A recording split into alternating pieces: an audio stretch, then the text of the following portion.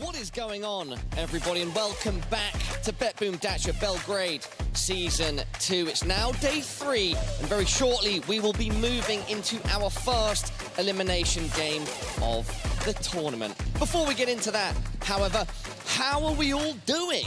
My name is Paula, I'm still one of your hosts. And my name is Heku, and together with Paul, we'll be hosting on this big stage of BetBoom Belgrade. Paula, this is another exciting day because, unfortunately, one of the teams is going to get eliminated. Yes, absolutely. A lot of action will be taking place over the course of today, and, of course, so much is on the line. We will continue rummaging through our BetBoom case for the finest of Counter-Strike action. Heku. Yes, when it comes to yesterday, we had so many series, like some of them like one-sided. One of them, actually, when it comes to like Eternal Fire and Aurora, it went to all 3 maps.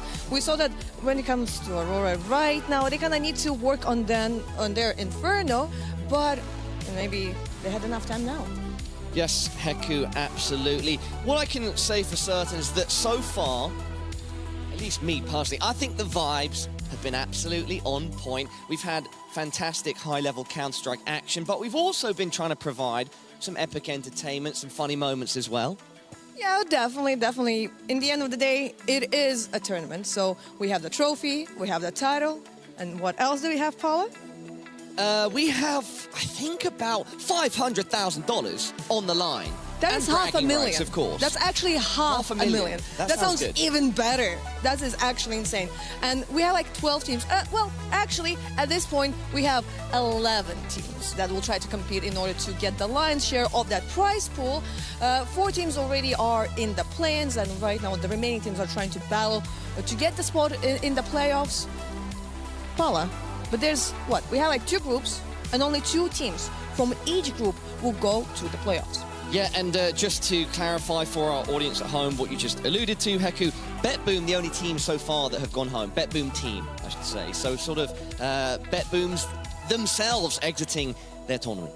Yeah, but if I recall correctly, they had like a similar situation like last time. They also got eliminated by Falcons. Like, it's kind of like a running team so far. Sometimes, sometimes you win, sometimes you lose, like sometimes a bit unlucky.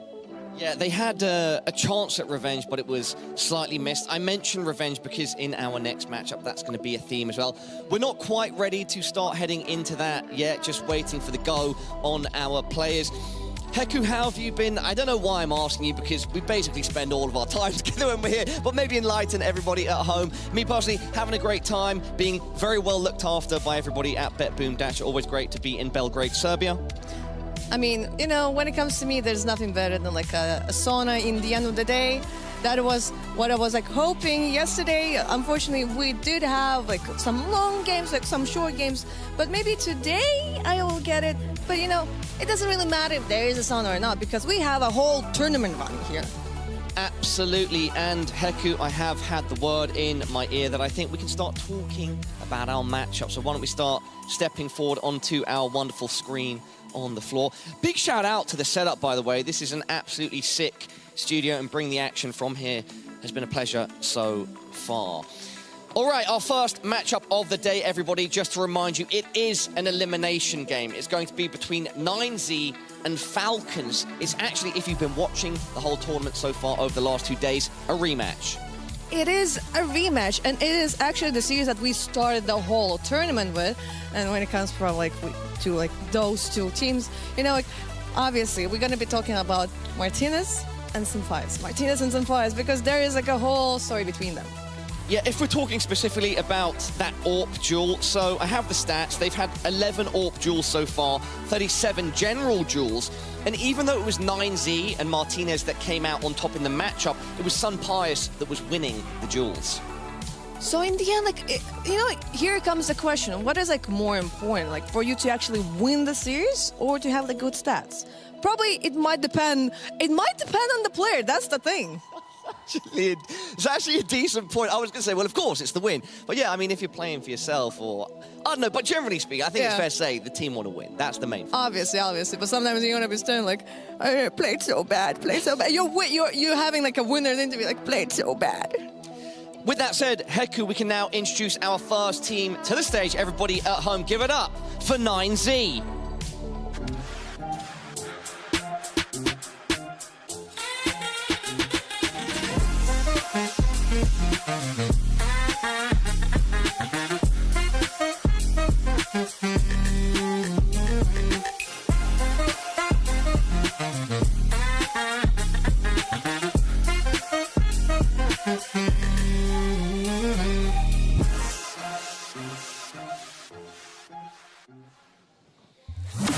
Entering the stage now, we have 9Z, Max, Buddha, DGT, Martinez, and Huaso Peak. Z in the name, but no Z's on the server, because these guys ain't asleep. They're awake, willing, and ready to go. Aurora and 9Pandas recently had some changes, and like their most recent addition has been on the team for only 7 days. This team, you have guys that played more than for 5 years, more than for 4 years, and even Martinez, he's been playing already for 8 months, which is like a good amount of time. Absolutely, there he is right now, going past us. We've got a shout as well coming from DGT. I think the guys are hyped. If we're talking just purely on observing the players and their energy, I can't remember which team it was yet. Yeah, 9Pandas before the match, they were super hyped, and then after they were super hyped, and they had a great performance. I'm not seeing the exact type of energy from 9Z, but they look ready to go. They look happy, locked in, Heku. It is an early match. Maybe a thing that we need to keep in mind, like, I'm not sure if they did have like a boot camp, so like, you know, we can always bring in the topic of like, oh, maybe it's the change of the time zones, maybe there's a chat, like, you know, like the usual, maybe like an A excuse. Hopefully they don't have it. Hopefully they're full of energy. Maybe they're not, maybe they are the type of people that don't really show they're holding it. But I just remember they're actually like South Americans that they usually just like unleash it like all the time. So at this point, I'm actually not sure. Maybe they are actually tired. Heku, one point that I have to bring up before we turn our attention to Falcons.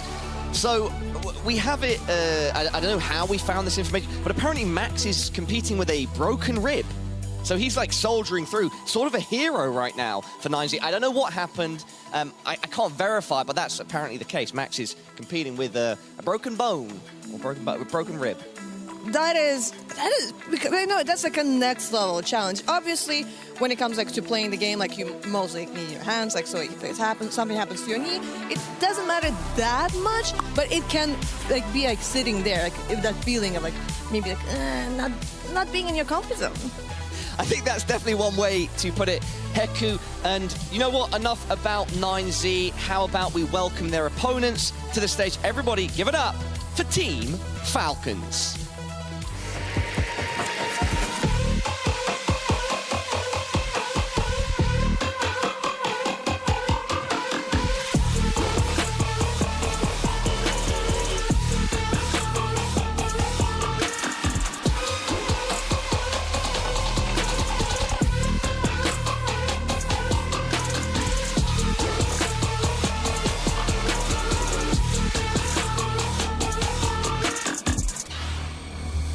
Well, if we're talking energy, Heku, Falcons certainly seem to have a lot of it right now. You can see a big grin on the face of Snappy. He almost came out too soon. These guys cannot wait to get on the stage.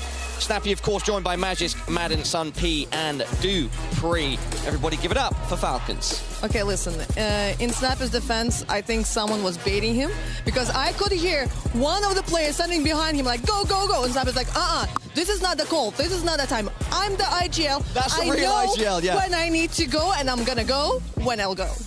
Yeah, and of course, coming out slightly behind them, we've got Zonic, legendary coach hailing from Denmark. So far at this tournament, as we already mentioned, a loss to 9Z. This is the rematch. That was 2-1. But then they smashed BetBoom Team 2-0. Yes, they were the first team that managed to eliminate someone from this tournament. Those two teams, they are international teams, you know, on one side. Okay, one is like really Danish and there's like a little sprinkle of being international, but they're speaking in English. The other team speaks fully Spanish, but there's like a big part that is like South American, and then there's like one little Martinez that is like representing Europe there. Opportunity for Falcons to revenge themselves here. I think we also have to speak about the fact that their work rate right now is insane. They're playing a lot of matches outside of this tournament. And I'm surprised to see so much energy out of them, considering that And this was the first tournament where these two teams actually got to play against each other, and now they get to play against each other again. So maybe in some kind of way, Falcons they were maybe not expecting a few things in the beginning, but now they're like, we got to play against you once. We played 3 maps, now we're ready to go. Heku, absolutely. And everybody at home, let's not waste any more time. Our first elimination matchup of BetBoom Dacha Belgrade Season 2. We've got MOUZ going up against Falcons. Ladies and gentlemen, we're here. It's day 3. It's BetBoom Dacha. My name's Henry. This is Anders. How you doing today? You enjoyed the pre-show?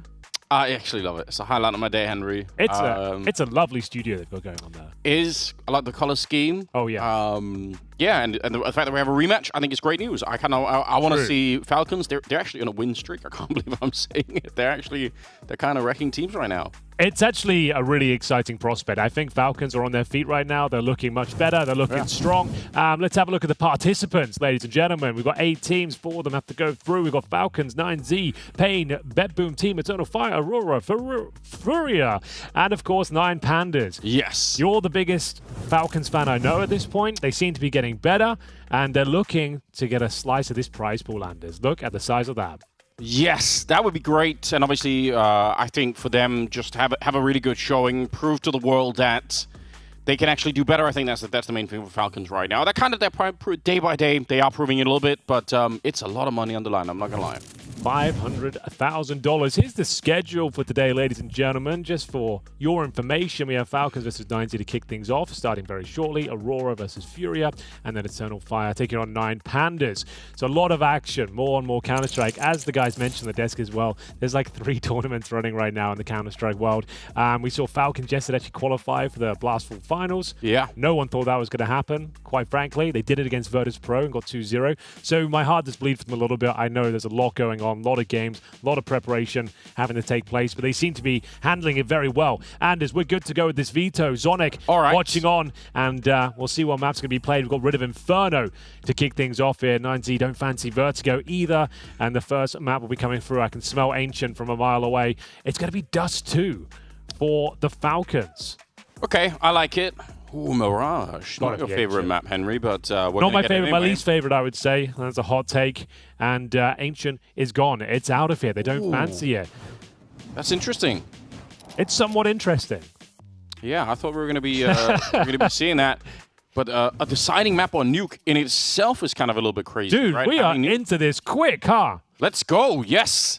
9 seed starting on the CT side. It's Falcons on the T side. We're on Dust 2 to start the day with. Yeah, for context as well, winner of this series is going to the main event. You don't win the group. Damn. We have another game, the group final, to decide seedings going into the main event, but you will be guaranteed to make it out of the play-in. So a lot on the line here. This is a rematch. MOUZ took down Falcons on the first day of the tournament. Massive upset. MOUZ are a great team. They're causing upsets left, right, and center. But in my opinion, still a massive upset. And I do feel like Falcons are the heavy favorites once again today. I said that before, Anders. Whether only my words is yet to be seen, but with an interesting smoke. I have not seen that smoke before. Is it going towards CT spawn? Yeah, okay, that's kind of insane. That's cool to see, right? And it pops pretty quickly, right? It doesn't sort of linger around for a long time. Some Pius will open up the bidding, takes down Buddha. And now just one player left in the bomb site. Instant victory here. There should be almost no way to lose this round here for Falcons. Why that's so cool is because to throw the mid to B smoke bounces off the wall. Yeah, and also you have to be like in a weird position. You have to be like, you'd have to go from top of middle, down the ramp, and get behind the box. You'd be spotted the entire time. If you can get 4 players down towards lower B, no one gets spotted, and you've got a player in towards upper who can do the lurk and do the B split itself. Yeah. If you do it the traditional way, you have to get mid control first, push them back, fend them off, and see what's going on. So there's a reason you do it from outside B tunnels. That's your lurk player, and you've got 4 players that can just focus on Glock armor, not having to buy grenades, and get out as a squad. That is a really nice little strategy. It's quite simple when you break it all down. It's one smoke and then just making your way through middle. And we saw that from Falcons yesterday as well, Anders. They just bought 5 sets of Kevlar. Do you know I said I was going to try it? They did 5 sets of Kevlar and rushed Donut and Ancient. Yeah. I did it yesterday in my games, and it worked. It was great. I was calling Falcon strategies in my games last night. Stealing strats, some might say. And it worked. Yeah, when they're that simple and that easy to call, why wouldn't you? So nice work from the Falcons, and we will see some Pius and Co cracking open that B-bomb site. No problem whatsoever. That's a clean round. And we're seeing some investment here. Yeah, full investment on the force by Famises. They're bringing forward out in full force. Scouts for Martinez. We've got 2 Spanish Orpers on the server today with some Pious. They were asked if they were friends. They said no, which is fine, I suppose. They don't have to be friends. No, you don't have to. I like that, you know. Like, why make something up? Why not just say, nope, we're not. Just like, we're fine with each other. We wouldn't say we're friends necessarily. Kind of the same as me and Moses. Yeah, that's I think similar sentiment. I understand your position on that, you know, obviously. GGT, CT spawn. And on the other side, it is the dreaded 5-7. Pistol's been the doom of many teams, especially when you get a little bit too close. Scout here as well. It's actually a massive crossfire. It could be kind of lethal here, but we'll see if they can hold on, flash into it, try to see if Max could do a little bit of damage. Actually, so much damage done to Falcons, but they haven't lost anyone yet. Yeah, but this is a problem on Dust 2. Getting tagged by the Scout, players down to low HP, 3 of them in fact. Now you're up against the Pistols, and just like that, you can be chipped away at very quickly. You have to make difficult excursions towards a bomb site, crossing over towards shore, making way through narrow choke points like the B tunnels. I think the best call is going to this mid to B. I don't think they're going to win this round, Anders. I think 9Z have got him. Yeah, that's that's overwhelming. Martinez does get the shot with the Scout, and Mega's still alive. He's got some health, so, I mean, he's obviously a world-class player. The bomb's dropped in the middle with only 19 seconds left, so they have to run down, pick up the bomb, run back to the B bomb site, or try and fight to the death here. 10 seconds almost now. I don't think he can actually make it back any longer, so wow, that's the round done with. Unbelievable. You said it early on, the damage there, kind of slowing them down, making it a bit awkward, and it just falls apart. Just a nice call from 9Z, whether that's from tape and demo review, knowing that they like to go for mid to Bs on their anti-E codes or anti-force buy rounds. They had 2 players, one towards CT spawn, one towards the mid corner as well. Scout at the window. They were very sure that was what was coming next. So slowing down the Falcons early, clipping their wings, as they'll have to force buy in response now. That's a great round from 9Z. Yeah, they're not going to be recovering the Galils on that CT side. Like, obviously, they have a lot of people left alive, so they're going to have some M4, some FAMAS. But, yeah, apart from that, it's obviously brilliant. Falcons, in their turn, they're going to be forcing up into this round, more or less. Snappy and Sunpire, see if they want to buy anything for the rest of it here. But, yeah, this is a bit of a strange start for them. Yeah. Just took too much damage from the Scouts. The 5-7 tags. You can see they ran out of utility, couldn't smoke CT spawn. Bit of a mess, but I feel like it's more 9Z making a very good read and having that set up more than it is a misplay from Falcons. So just well done for 9Z in that, hitting their shots. Like we said, the Scout can be so potent. You don't need kills, but you just need to be inflicting damage. Speaking of the Scout, it's Madden is picking up. We see Snappy usually on Dust 2 pick up the Scout and actually do some pretty incredible things with it. For some reason, I guess Senpais doesn't like it as much, because it's always his teammates using the Scout. Yeah, he's switching out of the scope weapons in general. Like, he was a demon yesterday with the rifles. Especially, I believe, on Nuke, we saw him just run wild with it. But, yeah, maybe we can get him with the AWP later on. Oh, we certainly will. On Dust 2, you'd expect so, right? It's kind of a map that's made for it. No, it's just the weird quirk of this team. Like, their sniper doesn't seem to use the Scout too often. Anyway, we have got some basic control. Not much to write home about, but Falcons making their way towards short, trying to bait out any grenades they can. Smoke towards the double doors. And they'll make their way up towards short. What have they got left on this T side? They've got a major smoke and a couple of flashes. So can they smoke the cross here at short? Oh. That grenade's going to do reasonable damage. Yeah, it's a little bit too deep. Flash is going over. This next kill is going to decide the outcome of the round. Yeah, I agree. They got to find a way to slow it down here. GGT. Bomb's going to get planted at the very least, and he's a little bit too wide. He actually goes down. Snappy doing really good work at the moment. Martinez going to get overwhelmed, and just like that, Falcons take the round back. Yeah, a couple of flashes, some good timing. The nade didn't do quite enough damage there, and they're overwhelmed. After winning with their 5-7 on the Scouts, a little bit disappointing to only find one single kill on a pretty basic execution, but again, it's those Tech-9s, and I do really mean it. With our first kill decides the outcome, because the Tech-9s have so much momentum behind them. If you get a quick opener like that, and you're catching the CTs, their grenades out, they're scrambling for rotations, it can be very difficult to get back in position and call for backup. So, yeah, not the best outcome for 9Z, but well played too. Falcons, they go up 2-1. We'll save a FAMAS and an MP9 here.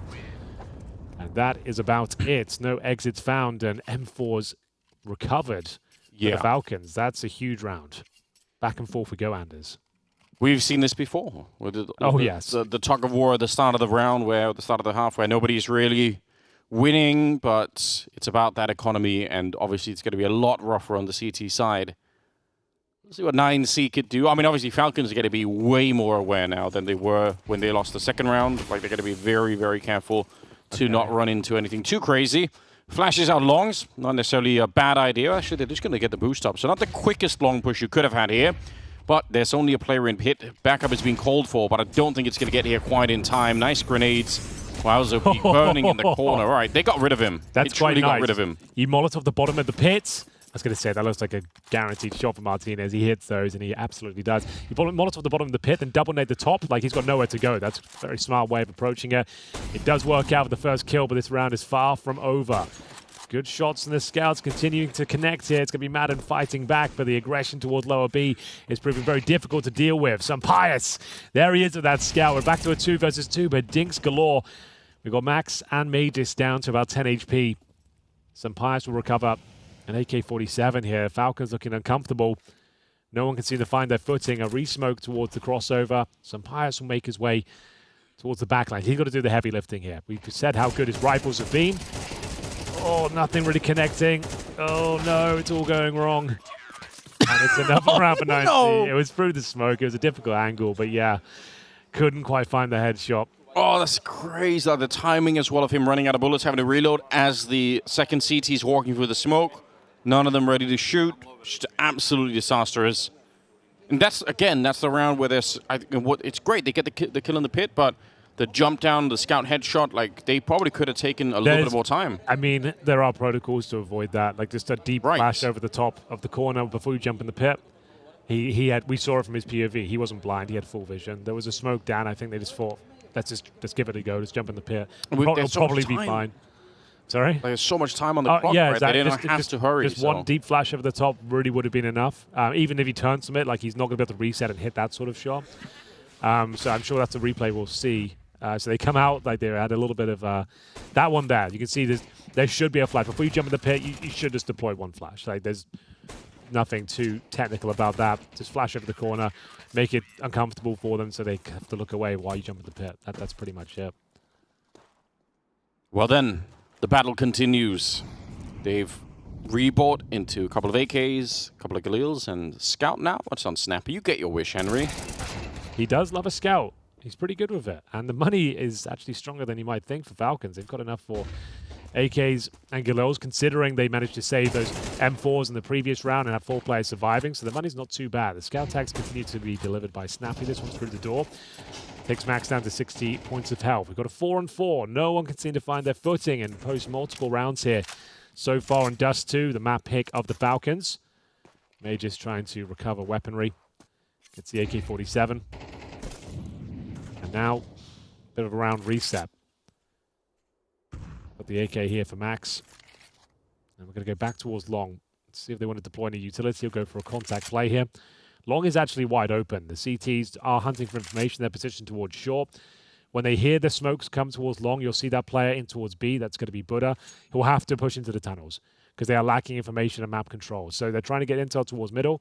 Once they hear that long smoke come over, they're going to have to explore B tunnels as well. So they're confirmed it's not a mid to B. And now you can see they're going to have to try and get back in strong positions because they know a long hit's coming in momentarily. Yeah. Actually got top of mid control. This is quite a nice flank coming in from Martinez. There we go, pretty quick, putting up the smoke, peeking instantly. Max goes down, so they don't throw the smoke from all the way at the back of Long so that it sort of bounces and there's time to react. There he is. They throw it almost instantly, you're right. The flank is already in effect and nobody's really ready for it. Magus goes down, Martinez having a great effect on the round. The bomb's been planted here, but they don't have a lot of health left on Falcons. This looks like it could be 9C winning the early force up here. Yeah, Falcons are winning this round. Yeah, it's doubtful. There's just no way. There is a kit in play, so 2 kits in play as well. So there's going to be the kills coming through. Sampaius and Madden both going down. It's Martinez at the end of it with 4 kills. The flank was just perfect. Yeah, it's a little bit disappointing. They don't consider that as an option. Like, you haven't got any map control elsewhere. It's fine to be making your way up towards Long. It's a pretty traditional strat, and RV were famous for doing it back in the day. But you do need to be cognizant that you've opened up the map so much they can come backstab you. The fact he's got 4 kills. suggests they weren't really ready for that prospect. They get the bomb planted. Another partial buy is available to them. But yeah, a little bit messy these last couple of rounds from Falcons. Nothing too alarming, but yeah, that flank is completely shutting them down.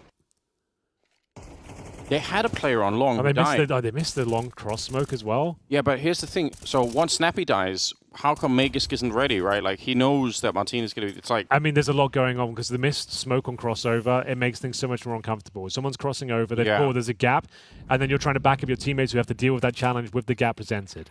So that's where it all collapses. So that's when that comes through, the round's pretty much over. You're missing that crossover smoke, you're probably not going to win the round, Anders, I'm afraid. Like, that's just like...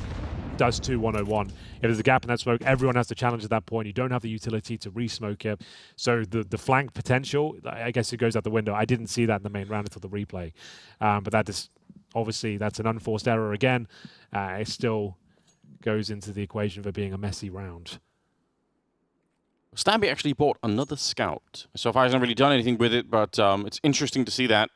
The hero scout, don't usually get to see those. It's Dust 2. It's the map where it makes sense. You have lots of long-range duels, setting up your pistols. If you just get 2 tags in a bomb site, another flank here. They're not ready for it. Everyone's looking a little bit lackadaisical right now. Timeout. Zonix going to call a timeout now. I think I would assume. These flanks and the fact that people aren't really switched on right now. How's his mouse at the way corner of the mouse pad? What's he doing? What's bro doing? He was using high sends. His mouse pad is like 20 times as big as it needs to be. He could just have that like tiny little square. I hope Zonic does call a timeout. I wouldn't be happy seeing all these gaps being exploited right now. Missed smokes. Let's wake up, lads. No timeout. See how it goes. Snappy's Snappy's on the scout again. It's a weird thing on their Dust too. Okay, good information, right? He's going to be able to call that out to the pre, saying they're definitely running into lower dark. So just that tiny bit of information could definitely change everything. And actually, they're evacuating. They might have realized that something is up. The protocol now is you normally want to be Molotoving lower B with your top mid players before you don't just want to walk down there knowing the players could be into that position. Good shot from Martinez, a classic boost towards shorts. Dupree goes down. Oh. And again, unfortunately, like Dust 2, you're playing it, you want to be flashing towards short before you peek lower B. Let's see what can happen here. Nice work from Madden, gives them an advantage here. Lots of damage on route. Crisscross smokes towards middle. That's actually crazy good work from Madden, which might not be enough here. Max and Buddha coming back into the round. A lot of damage on the Madden already. He did everything he could to try and win the round here, but now they have 18 health between them. It is a 2 versus 2. The bomb is going to go down at very least. No, they're going to have a little bit of a... Oh, it's close here, but Nade on top, flashes out. We'll see if he could actually do anything more. There's a lot of pressure onto the player on the bomb side himself here. Nice shot from Madden. Oh, he somehow found a knob. He's down in the pit. Hold on. Okay, that smoke actually gives him a winning opportunity. Really nice work. You see Snappy purposefully went for the long plant here, knowing that they don't have much to work. I think he's going to be hunted down. This is actually a smart play. I thought he was just going to run down there and take him one-on-one. Still hits the shot. Max, that's sick. Wow, yeah. That's, like, Madden was the only one doing any work in that round. Double on long, got the AWP shot. He did so much to try and win it. I think they just need to, like, get some full gun rounds here. They've got the AKs, but there's a caveat and a concession in almost every single round. Like, that boost was lower. Sure, it can work, but like the standard thing for many years now, you're getting a strong pop flash from the top and middle that lands towards short before you peak lower B to avoid that situation. Like, and you're giving them like a free pick, just like the scout, hoping they won't be there. Speaking of a freebie, Snappy on the scout again. Yeah, that flick actually connects. Martinez, we were missing his AWPs yesterday when they were playing as Pain. It was a bit frustrating to have him not actually show up, but today looks like he's kind of ready for it. Sampayas wants to chip away at him at range, but yeah, this is kind of falling apart very quickly. These are nice rounds from 9Z. They're understanding how to get under the skin of the Falcons. Calculated aggression, like this version of Dust 2 really does allow you to push up as CTs. And they're making things very uncomfortable. Martinez taking those picks, taking a lot of aggro for his teammates to push middle. Super clean round. Cleanest round of the game so far. This will be 6-2. Adam, nothing you can do about this one, I'm afraid. Missed the smoke on the doors. He'll get a plant down. Might as well have just taken it. Now it makes things a lot more complicated for himself.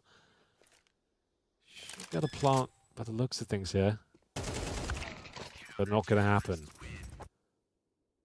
Okay. Falcons are struggling right now. I'm surprised they haven't taken a tactical timeout so far, because they are getting absolutely wrecked out there. So we've got the office umpires finally. AKs, Galils. See if they can bounce back. Just need to slow things down, go back to the basics. Get Sonic on the line. Like, what's happening here? Like, this first part of the half is just it's disintegrating right in front of our eyes. With, yeah, sure, like the early struggle back and forth, but now 9C kind of in the driving seat, 6-2 lead. They've got so much going on. They've got quite a bit of money to work with as well on the CT side. Stolen 2 AKs so far. And Falcons, not exactly the kind of start they were hoping for here. Especially not winning the pistol round. Like, you're expecting more than this. Look at this from Buddha again. All this intel, and they've just got zero information that the CTs have this. That's why you run the default, Anders. You want to stop all these prospects at the start of the round, make sure they're not getting intel for free. So the fact they've got a huge gap and they don't even know, now you can transition 3 players over towards the A site, 2 pincering in from lower. It's a really sick call from 9C, don't get me wrong, but the protocols and the default are supposed to be in place to stop this happening. Well, and also, if you don't run the default, then you have to be aware that it could be happening. You have to be calling it out and saying somebody has to watch from behind all the time, because we could be flanked at this very moment here. Nice little flank out long there for Madden. Again, he's doing so much work. Another double kill for him. He's actually trying his best headshot to take down GDT. It's really a one-man show in these last couple of rounds here. Yeah, they're keeping up in terms of the frag. There's another missed smoke on the... Is there a gap there? Yeah, there is. Come on, lads. What's going on today?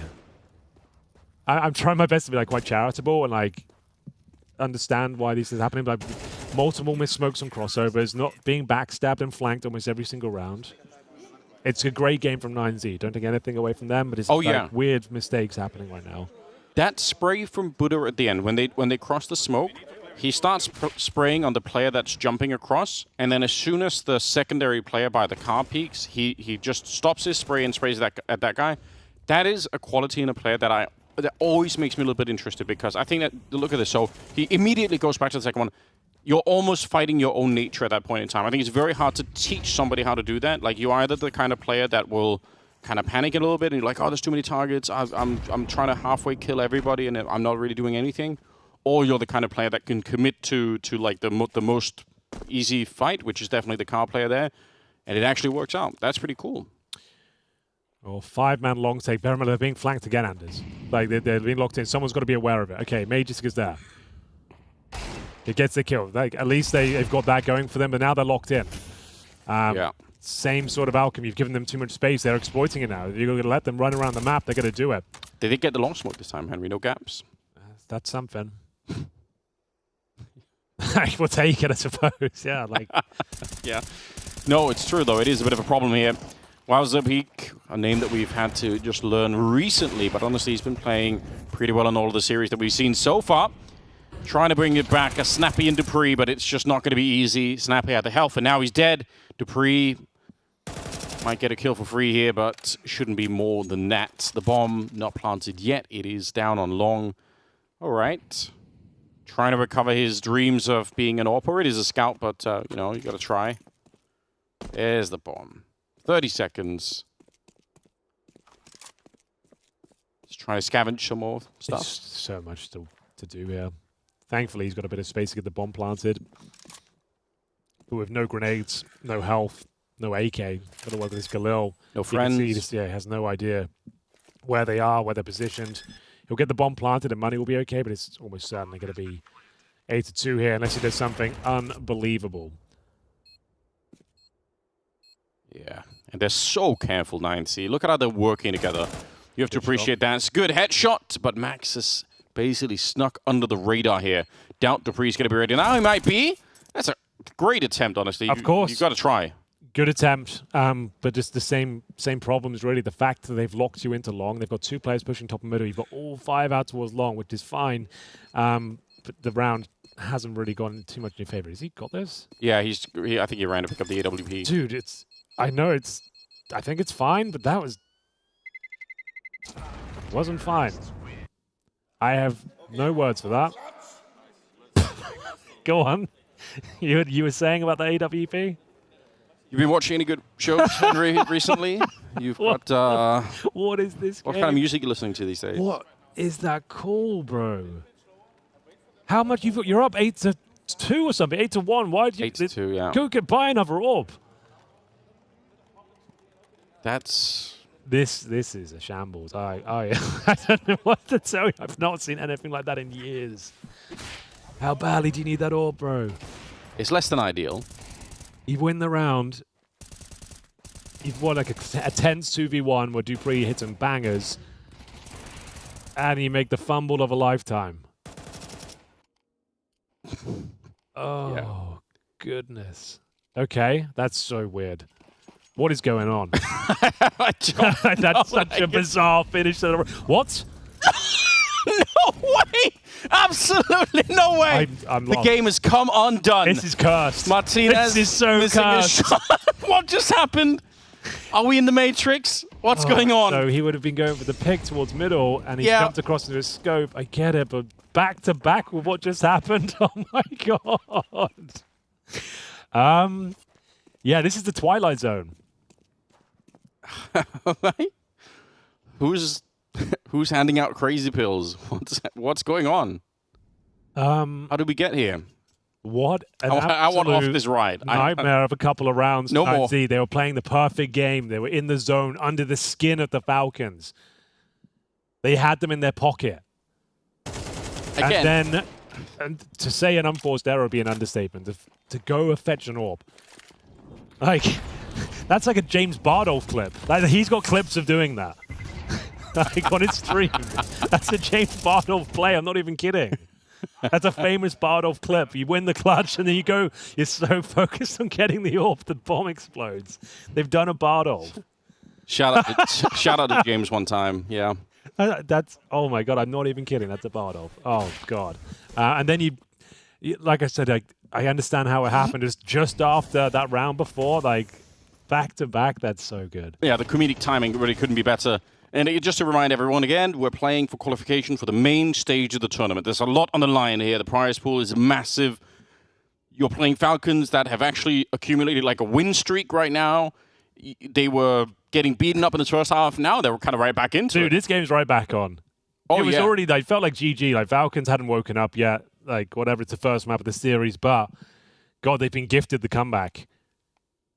Like, in a way that we've never seen before. Like, not especially the back-to-back nature of it. You're like, oh, that's it. Like, we're right back. Thanks, I guess. I want the clip on Reddit to be called 9Z Pull a Bardolph. If it's not too late, if it's not already up there, that's what I want it to be called. Make it work. If someone can make that happen, I'd be happy about that. All right. Okay, well, that's made things a lot more interesting, at least. The quality of CS wasn't that high before, but, like, those rounds of... I'm back. Yeah, because we were saying, we were being a little bit critical, saying, listen, those smokes for the cross on long for Falcons, you need them, but it doesn't really match up to the fact of trying to save an AWP to lose the round and then shooting your teammate in the head. Like, those are obviously more catastrophic errors on the side of 9C. Cost them quite a bit here. And, the money's almost gone. If they lose this round, it's going to be a 7-5 half here. Got an MP9 for MOUZ here to try and fight with Dupree. We'll get the kill on GGT to begin with, and they're trying to see if they can put a little bit more pressure on the middle. They're forcing out an enormous amount of grenades for the CT side, so they don't have that many left anyway, so could be a good time to go for that short position. Martinez on the other side of the smoke. They do line up for him. That's a massive double spray down. That is one of the risks. He actually found the best position possible. Coming out on long, though, Madden. He's been great at getting the entries out here, and Martinez a little bit overworked, you can tell. I'm surprised he even got the double kill to begin with. So, yeah, we're definitely looking at a 7-5 here. Molotov goes down. Bomb's going to be planted. Max and Buddha. Almost none of the utility needed here to try and retake this with. You could see Buddha just trying the best that he can through the smoke to find anything at all. One kill here somehow would really be welcome for them. But it's so far away. Max is going to defuse kit at the very least. But they're not finding any of the early kills here. Magisk. Very labored spray, but he'd get it at the end. Max will take him down, so they know exactly where he is. And he's getting chipped away here. Madden down in the pit, and wow, 7-5 at the end of it from a 7-1 lead, Henry. They just completely crashed their own game. I kind of, I love that half in the end. What a roller coaster. You're into it. No, dude, I'm super into it now. Like, it was a pretty middling game of CS until then, but now this is a barn burner. Like, you don't see things like that every day. Yeah, it's so rare. You're going to lose sleep over some of those decisions, what was the one game where they were celebrating the coach took us, like, stop the defuse? It was a big game.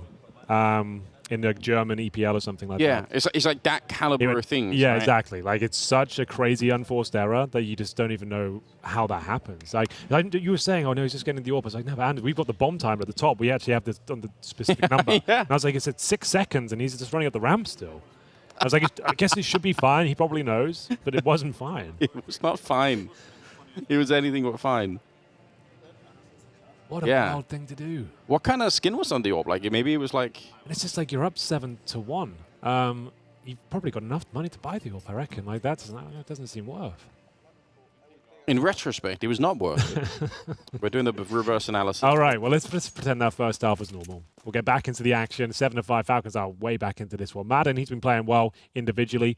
A little bit scuffed T-half from Falcons, but gifted a couple of rounds, got them right back into it. I could do that, Henry. Yeah, if you're just joining us, it's been a normal game so far. Yeah, we're in the second half. Welcome, everybody. Let's get back into the swing of things here. We got a double setup towards the B bomb side. Actually, a lower dark push as well, and a third man rotating over. So Falcons about to have quite a few members here, but the opening kills are looking good. Magisk, good headshots in return, keeps it a bit even. Madden, it's a run and gun. How does he do it?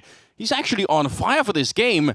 Doesn't even reload the USP, just keeps running, looking for Buddha, who's planted the bomb at the very least, see if he can actually survive. Madden, who seems to be the main force right now at Falcons. He is a demon. He's had enough, hasn't he? He's not been happy of how things have been going in this game, taking matters into his own hands. Brutal force towards top and middle to kick things off, finding a kill, backstabbing B tunnels, hitting every single shot en route. It's a fantastic result there for the Falcons. He's kind of growing on me as a player, Madden, a little bit. I feel like he's more and more I see him. He's super passionate and invested. He's a skilled player. I think his CS2 campaign hasn't been amazing. But like towards the end of events in CSGO, like it's a really reliable, safe pair of hands. You say passionate, but I think I read that as being very emotional, and that can always be like a little bit worrisome. I think he's just like he'll do anything it takes to win, and he gets frustrated if like mistakes are made and like they're not doing what they should be. I think he just wears his heart on his sleeve, which I'm totally fine with. And when he's playing like this and he's dragging them over the finish line, like you got to respect it. Yeah, and like. Think of who he's playing next to, and he's the guy that's making the plays to open everything up. I think it's actually super sick. Really fun to watch right now. Magisk does go down. The dreaded scouts are back in action. It's a 4-on-4 here, but should still be a good position for Falcons to defend with. They've pretty much got the entire squad here, and what an HE to blow open the smokes. Sunpires will find GDT through that one. Yeah, that grenade couldn't really been timed any better. So Falcons hold on to the round. Things are returning to normality. They won the pistol, they won the follow-up round, there's no madness going on.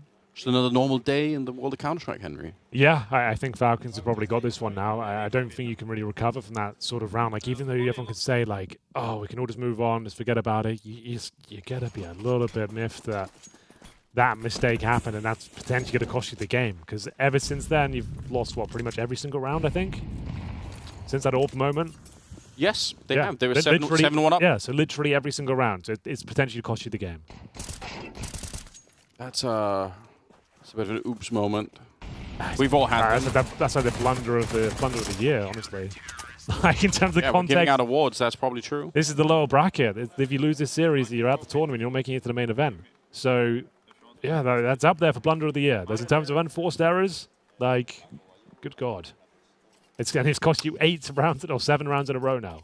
You know, you've lost the lead. God damn. I was in a Polish gym once. Okay. Doing some deadlifting as people do when they don't want to look cool on the internet. And I was distracted for just a second, and like I could just feel like something's like slip in my back, and it's like that's got to be the moment for 9C here when they wheel that round. It's like, oh, I've done it. I'm in trouble. I need help. Yeah. Let's see if they can get back on their feet. The game's obviously not over, but the fact you haven't posted a single round since that moment, like... It's actually, like, obviously you're looking at the results here, but just think about the mental in the team. Like, that's what I mean. Like, get back. You could have the best coach and the most positive people around you. But like, I can feel it now. I'd be like, I can't believe we've let that happen. Like, and then you got the team kill straight after as well, just to add insult to injury. Has anyone ever tried, like, maybe smelling salts to just reset their brains? Just like, I've never tried them, but I heard they're effective. Maybe they work for that. Just like brain reset. Yeah, like everyone forgets what they're doing. It's like, what happened? I just don't, like, let's play Counter-Strike, whatever. Like, let's just go. Yeah, you just don't even think about it anymore. This looks like a promising setup there for 9Z. Magus, though, he's very good at this window position. He somehow seems to find the timing more than often than not. But for now, it looks like this round should be over. Magus low. And after a streak of rounds, it looks like they've finally broken through. 9Z back on their feet to tie things up at 8-8. Yeah, important work right now. After losing so many rounds, like 7 or 6 in a row or something like that. So yeah, important to get back on their feet, make sure they can regain some confidence. Probably going to take more than the one round, but it has to start somewhere. Martinez on the AWP. He's got 15 kills right now. Max is on 16. So between the two of them, putting on a really great display at the moment here. Not the most exciting weapons to be saved with the MP9 there on the pre, Magus with an M4, and Snappy on the AK. So it's not too bad, but yeah, you'd love to be able to upgrade that MP9 into something better. This is a rematch as well. 9Z won it last time, and that in itself was a little bit of a story. Falcons, they themselves gave up some giant leads in that game the first time around when they played. Yeah, that's true. Returning the favor, I suppose. A little bit, yeah. All right, then. We're all tied up. Falcons saving 3 weapons. Their money should be quite strong. Rifles across the board have saved AK and Sunfire's Orb. It's going to be an uphill battle now for Martinez and co. Huge damage. Max damage grenade, in fact. Goes down to 44 points of health. And these are the defaults we were discussing before. These protocols, you need to be aware. Every little angle they could push up towards. Normally want to be flushing these lower B tunnels out if you have an idea they could be in towards that position. So far, so good for 9Z. Shorts open for them right now. Molotov to push anyone back behind the steps. Yeah, just working all of the protocols. Nothing out of the ordinary so far for the T side. Kind of really making sure that nobody's on that catwalk is Max. Could be a B-split at the end of it. They're kind of all grouped up there in the middle. Yeah. With the more traditional smoke that we talked about in the first half that we used nice to see. Setup, though. Very difficult to take that AWP out of the window. If you're going for the B split, that's the one thing that can shut it down. You can smoke that from outside B tunnels. I doubt it would happen, though. Like, see if they can apply pressure towards the tunnels and avert his gaze, momentarily at least. See, now he's aware of that prospect. Shot doesn't connect. Dupree does, I should say.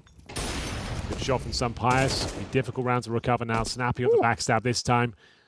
And that should be enough to win the round. Great shots from the in-game leader. Okay. Starting to wake up now. Falcons look like they're turning up in the second half.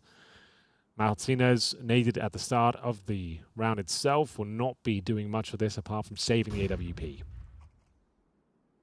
Yeah, I guess that window setup has the extra layer that if Sunpius misses a shot, as a T, you're going to be peeking in the middle of the reload, and then you're peeking right into the pre. So, good stuff across the board here. More importantly, they save a bunch of money on the Falcon side, so that's obviously secondary goal there for them on the CT side. They want to be able to keep buying no matter what. Well, if you are just joining us, ladies and gentlemen, this is the first map of the day. This is the lower bracket of Group A, the play-in of BetBoom Dacha 2024. Falcons and 9Z. This is a rematch. It was 9Z that took them down in the first day of the tournament.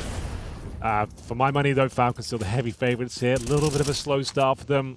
Not quite what we're used to seeing from them in general on their T side, but gifted a couple of freebies. And I say that with strong intent because, yeah, the rounds that were given up were a bit of a nightmare. And so is this one potentially. Max with the Galil managing to make it work towards short to get a double kill. He just absolutely deleted them. Obviously, the first one, they kind of mess up the boost a little bit. They basically fall right into him, but on the second kill, it was so swift. Wow, that's it. Down in the pit, there's a single player, but I don't think... There's no reason they should be fighting Snappy here. Just get the bomb down and let it be. All right, now they know.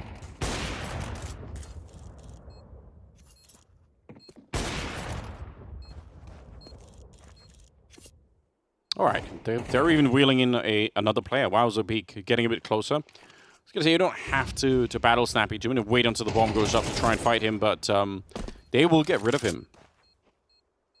So that bit of money that Falcons managed to build up, it's going to be required pretty much straight away, as 9C will tie up the game once again.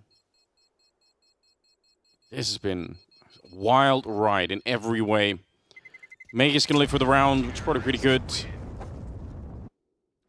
One or two of their players were under 4,000, so save the AK, bring it over into the next one.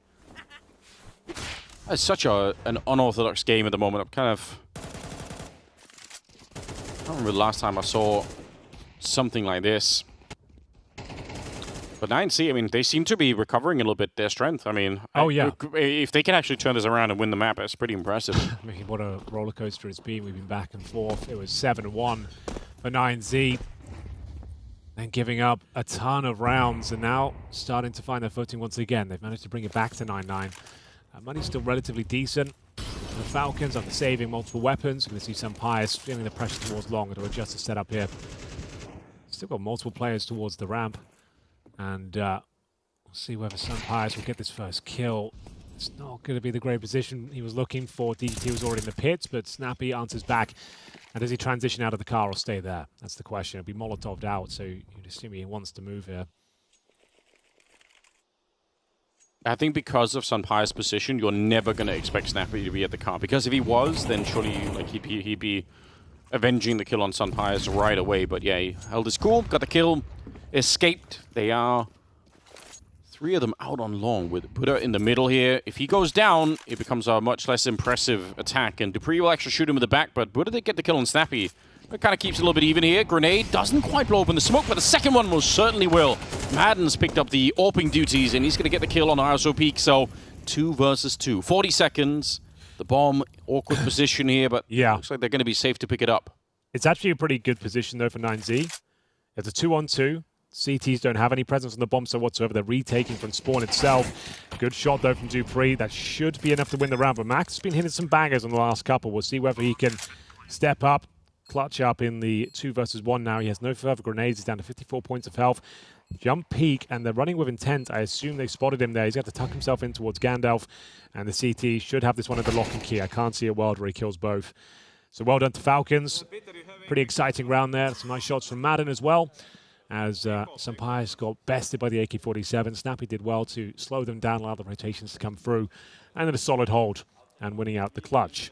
The bomb was planted. Money should be okay for the 9Z squad, but yeah, this one's going to come down to the wire. This is the pick of Falcons, and after a slow start, they seem to be picking up the pieces. Good shot. Yeah, it was. Still impressive as well as Madden here picking up the AWP. Just, you know, even that one kill making a massive difference at the end of it. Good work overall. Keeping it close, though. 1 round lead. And it's costing everyone a lot of money, right? No one needs really got a little bit of bank on Dupree and Sun Pius, but everybody else in the server is a little bit poor at the moment. Blue bin boost. A position I think is underutilized. Really nice for anchoring this position. Often overlooked. We'll see whether they can make it work. Have a default being ran here, waiting for CT aggression. Not much presented. The crisscross smokes, or at least the Chris, has been deployed. On the corner allows you to spot into middle, flush any CTs out of that area.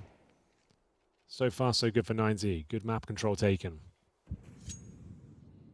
Players up towards shorts. They've confirmed there's no close range players in towards those double doors. Lurk smoke into B, just to keep the CTs interested. So they're potentially faking or suggesting we're going to do a B split right now. That is what it looks like, yeah. With the smoke going up with CT spawn as well. But, in fact, they're going to try to make their way out short. So we'll see if they can get past Sunpires. Good position for him here. The Molotov doesn't quite put enough pressure on him. He'll actually burn very low, but he got the opening and he nearly gets the mid-air shot. Misses it by an inch. 25 seconds left. The bomb is actually being brought back down to middle, so they've given up on that. Now they're trying to run it in. That's super dangerous. Madden is still over here. There's only a few seconds now. They're bringing it back again. They're kind of running back and forth. They're not really sure what to do. Might be running out of time here. 10 seconds to try and get that bomb planted. It's a 2 versus 3. Sunpires, he very nearly burned alive, but can he actually stop the bomb plant here? He's kind of close to it. He'll get the shot. Yeah, sure. That's a nice round of the Falcons. They lose 2 players, nearly a third in Sunpires, but they get to keep the dream alive. Now they're close to winning the map. At least they're enjoying themselves. It's been a bit of a wacky game, I'm not going to lie to you. But still, solid rounds, good retakes coming in. And we will see another round for Falcons. Like you said, like the Molotov wasn't enough to deny that initial kill, but he goes down to 8 points of health there. He did well to survive. Madden holding the extremities of the map. And we will see DGT. Here's some more bangers here, but Madden rock solid. Sunpires with a clean finisher. We go 11-9, Anders, but with the bomb planted and the loss bonus accumulating, there's still not quite enough for a full buy here. They're fully invested. This, well, not quite actually. I tell you that, they've got about $1,000 per player, so still money going forward, and a lovely shot. It would fit so well with this game, Henry, if they won this round, wouldn't it? Like, it'd be perfect. Yeah. Just a little bit of an investment. They will lose Martinez, so it's actually Magus. He's just going to get that 1 kill, pick up his trusty AK again. Interesting. Yeah, I feel like it'd be the perfect time for another wrinkle in this one. If 9C were to pick it up, but they don't have that much to work with. Deagle is out for Max. Doesn't really trust the scout at his range. Who can really blame him? Madden, 18 kills. So far, definitely the man of the match here. If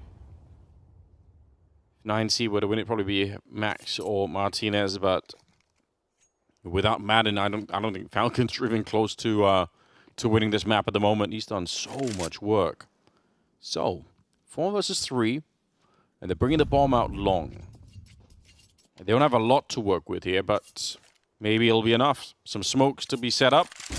See if you can get the cross in already. They're spotted, and they almost lined up there. Snappy could have easily been a triple spray down. Need to be careful. Could fall apart here for Madden. I love the fact that he disengages. Yeah, that's what he had to do. If he takes that duel and he goes down, that's a real problem. Now he's taking all that aggro, allowing this backstab to come in. That's such a nice call from Madden. As a fight or flight situation, he went with the flight option, and in that scenario, it was the better call. And, like, again, it's in his nature to be that kind of a playmaker, so it might be even harder for him to disengage in those moments, because he's like a very brawly player sometimes. Oh no, yeah, I think he understood the gravitas of that situation. Like, if he just goes down, they've got a clean, open runway towards that bomb site. Yeah, but he plays it very well. Yeah, but those are some of the mistakes we've seen Falcons make in the past, right? Yeah, so, well played for... It's been a roller coaster of a tournament for them, but they've had some great results. In fact, they're now through to the full finals as well. Blast, that's sick. Yeah. They're about to enter the main tournament. I say with bated breath, about to make it to the main tournament here as well. Like, they're having some good news this week for the Falcons and their fans, as we will see them go down to a 4-4 here. Nice little bit of aggression there from Snappy. Yields 1 kill, but it is answered back. I don't want to bring up the past, Henry, but it's a 7-1 lead at one point here. Oh, yeah. For 9C. I think, I guess after that, just one round, though, I'm not going to say it's deserved, but certainly you can understand why it happened. So hard to recover. Like, it just must mentally, have been. dude, just watching your teammate make that sort of blunder, you're just like, when the round's literally won, it's in the bag. Would have been 8-1. Yep. That's just like buy another up. I really am not trying the to most hang on about it too expensive much. I'm really trying my best, but that did cost them the game. It's costing them this series potentially. Maybe I'm going too far saying it's costing them the tournament, but you had this map under lock and key. Yeah, like it could well be. This is super crazy. The most expensive AWP of the year for sure. It's DGT trying to push out here, shut down, and it's a victory for Falcons on the opening map in the most extreme of circumstances. What a way to kick things off here for day 3 at BetBoom Dacha 2024. A real difficult one to give over. If you're 9Z and the fans watching at home, you had this game in your pocket. You were up 7-1. A couple of disastrous rounds, back-to-back, not only with the whole AWP save situation, then the AWP kill into the next round as well. So not only did he lose that AWP, you had to buy one anyway into the next round, then you blew your teammate's head off, and then it was back-to-back rounds like that. Yeah, they're going to lose some sleep tonight. Yeah. If they end up losing this series, and that's how they crash to the tournament, they are losing some sleep, Anders. Like on the other side of the coin, I would love to know what Falcons are thinking in that moment. I'd be so excited to hear, like, because they must have been thinking, obviously, if we lost a round, they're just kind of, scrambling for guns or whatever. Like, you're not thinking that that's going to happen. So then you, like, what? The bomb blew up? Like, what's going on? It's one of those things that's so bizarre, no one really knows what happened there. Because even if he didn't have a kit, there was, like, 15 seconds when he found the kill on Dupree. Yeah. It was a guaranteed defuse. It was done. But then he scampered off. He thought he had time. It's just an honest mistake. He's not trying to throw the round or anything. He just miscalculated it. But at this level, that sort of miscalculation, it might cost you a tournament because you were 7-1 up. You ended up, losing 13-9. So it cost them the game. I hope it doesn't cost them the series. Yeah. They can bounce back and at least give us a showing in the second map that shows that they can bounce back from this. They have to, right? That like to redeem themselves, it has to be a strong performance on that second one. It's going to be on Mirage, I believe, for map number 2. Yes. If we need it. So I don't think it's going to be easy. But at least this is pure cinema, right? That's what we, as commentators and kind of telling the story here. I feel like that's about as exciting as it gets. You don't see that every game. You don't see that every week. I haven't seen something like that since James Bardolph did it famously about 4 years ago. And I checked Reddit at halftime, and someone's made the thread saying Max pulls a Bardolph. It's actually there. It's actually happened. Good job. So happy with that, I suppose. And we're getting ready for Mirage. What a game to kick things off. Dust 2 looked like Falcons weren't up for it. They weren't ready to really run their T-side defaults. They were warming up slowly, but gifted an opportunity back into it, has led us to this scoreline, 13-9. And you can see the moment that the wheels fell off. Yeah. And it all just went horribly wrong for them, as it was that round there, like round number 9, and he gave up the last 3 after that. Then it's a flurry of rounds in favor of the Falcons. They just ran away with it. Madden, he drug the team over the line here. He put everyone up. Absolutely. Put them in the backpack, and he kept the passion going, the fragging strong. Some Pies had some nice moments towards the end as well. Magisk picking up the pieces when required, and that's just going to leave a bitter taste in your mouth. If you're a 9Z fan, MVP, of course, Madden, as mentioned, kept the dream alive more than once there. Like on the other side of it, WoW Peak, I think, with 6 kills. Every other game I think we've seen him in, he's been playing like either top 1 or 2. Like he's been pretty good overall. So kind of interesting to see him a little bit fall off maybe. Now I'm sure we're going to see a few clips about some of these plays here. And if you'd like to go check out some of those clips, we've got the Fisher Twitter account. True. If you want to go check out those socials, !Fish in the chat right now. Give you a link to all the socials, all the content, all the memes, all the clips. All that sort of stuff. You know what it is right now. Go check them out. Go follow the socials. And they brought this tournament together. So thank you very much to them. Highlights, of course. Some lowlights in there as well. It has to be said. But we'll leave you people with the memory of Dust 2. And we'll be back with Mirage very shortly indeed. Do not go anywhere.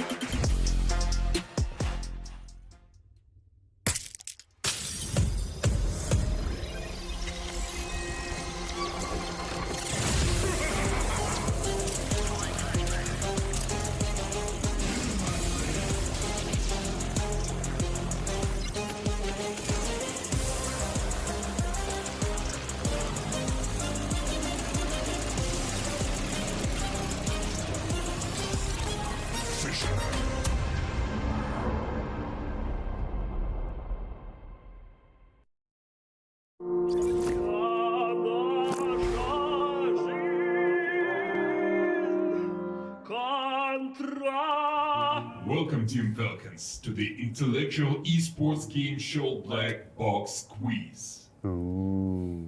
Mr. Captain, you may till the way. Come on. Here you go, my friend. And the first question is from cleaning lady at your boot camp. You have 14 major trophies on your shelves. I'm tired of dusting them every day. Let me know in advance. Are there going to be any more trophies? Mr. Snappy, you have to pick one player who will answer the question. I will let Emil answer this one. Well, Mr. Host, if it wasn't possible to win majors, I wouldn't be here. So we need to win majors in the future. That's for sure. Okay. You've just arrived, am I right? Yes, we just arrived. How are you, guys? I mean, everyone is good, except Emil. No luggage. No luggage again, as always. That's a pity. So this one is from Sasha Triceps. Okay. Attention, the average age of your team is 28.7 years. Isn't it too early for you to move to Saudi Arabia to play? I mean, I think I'm the reason it's so low. I'm 34, Mr. Hoge. I bring it up a little bit. I'm also old. So it's not considered like retirement yet. No. And that's the Blitz round. You have to pick one player who will answer all questions in Blitz round. That was a big problem. Okay. You have only 5 seconds for each question. Yeah. So let's start. Who will become the MVP of BetBoom Dacha? Sampaius, Mr. Host. Which map will be picked the most often? That's two. Who will play it in the tournament final? MOUZ against Falcons. Okay, thank you. And that is the most interesting one. That's the black box question. Okay. I'm so scared now. Yeah, you have to be. So you will have to say what is in the black box. In the early childhood, children play with it. And then they grow up, they must see it in CS2. And when they become famous eSports players, they might live among it. What is in the black box? 30 seconds. Isn't it just a football then? You leave on it. Yeah. Yeah, your organization is from Saudi Arabia? Yeah, and it is situated in a big desert full of Sand? That's two sand. Oh, there's sand in it. Yeah, you play with sand when you're a child. Okay. Yeah, you get it? That was a joke. That was a good one. Well, dear players, only one question remains. Who will be the winner of the BetBoom Dacha? But the answer will not be given at this table. This was Team Falcon. See you at BetBoom Dacha Games. Goodbye, everybody. Thank you, gentlemen.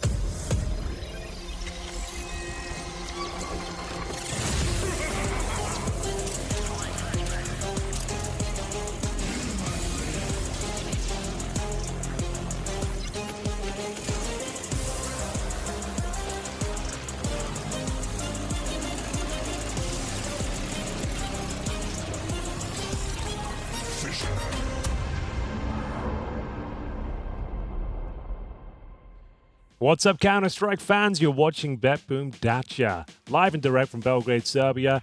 And we're here at the lower bracket final. Map number 2 between Falcons and 9Z is about to go underway. The madness of Dust 2 is behind us, Anders. The dust has settled in more ways than one. And hopefully things go back to normality from this point forward.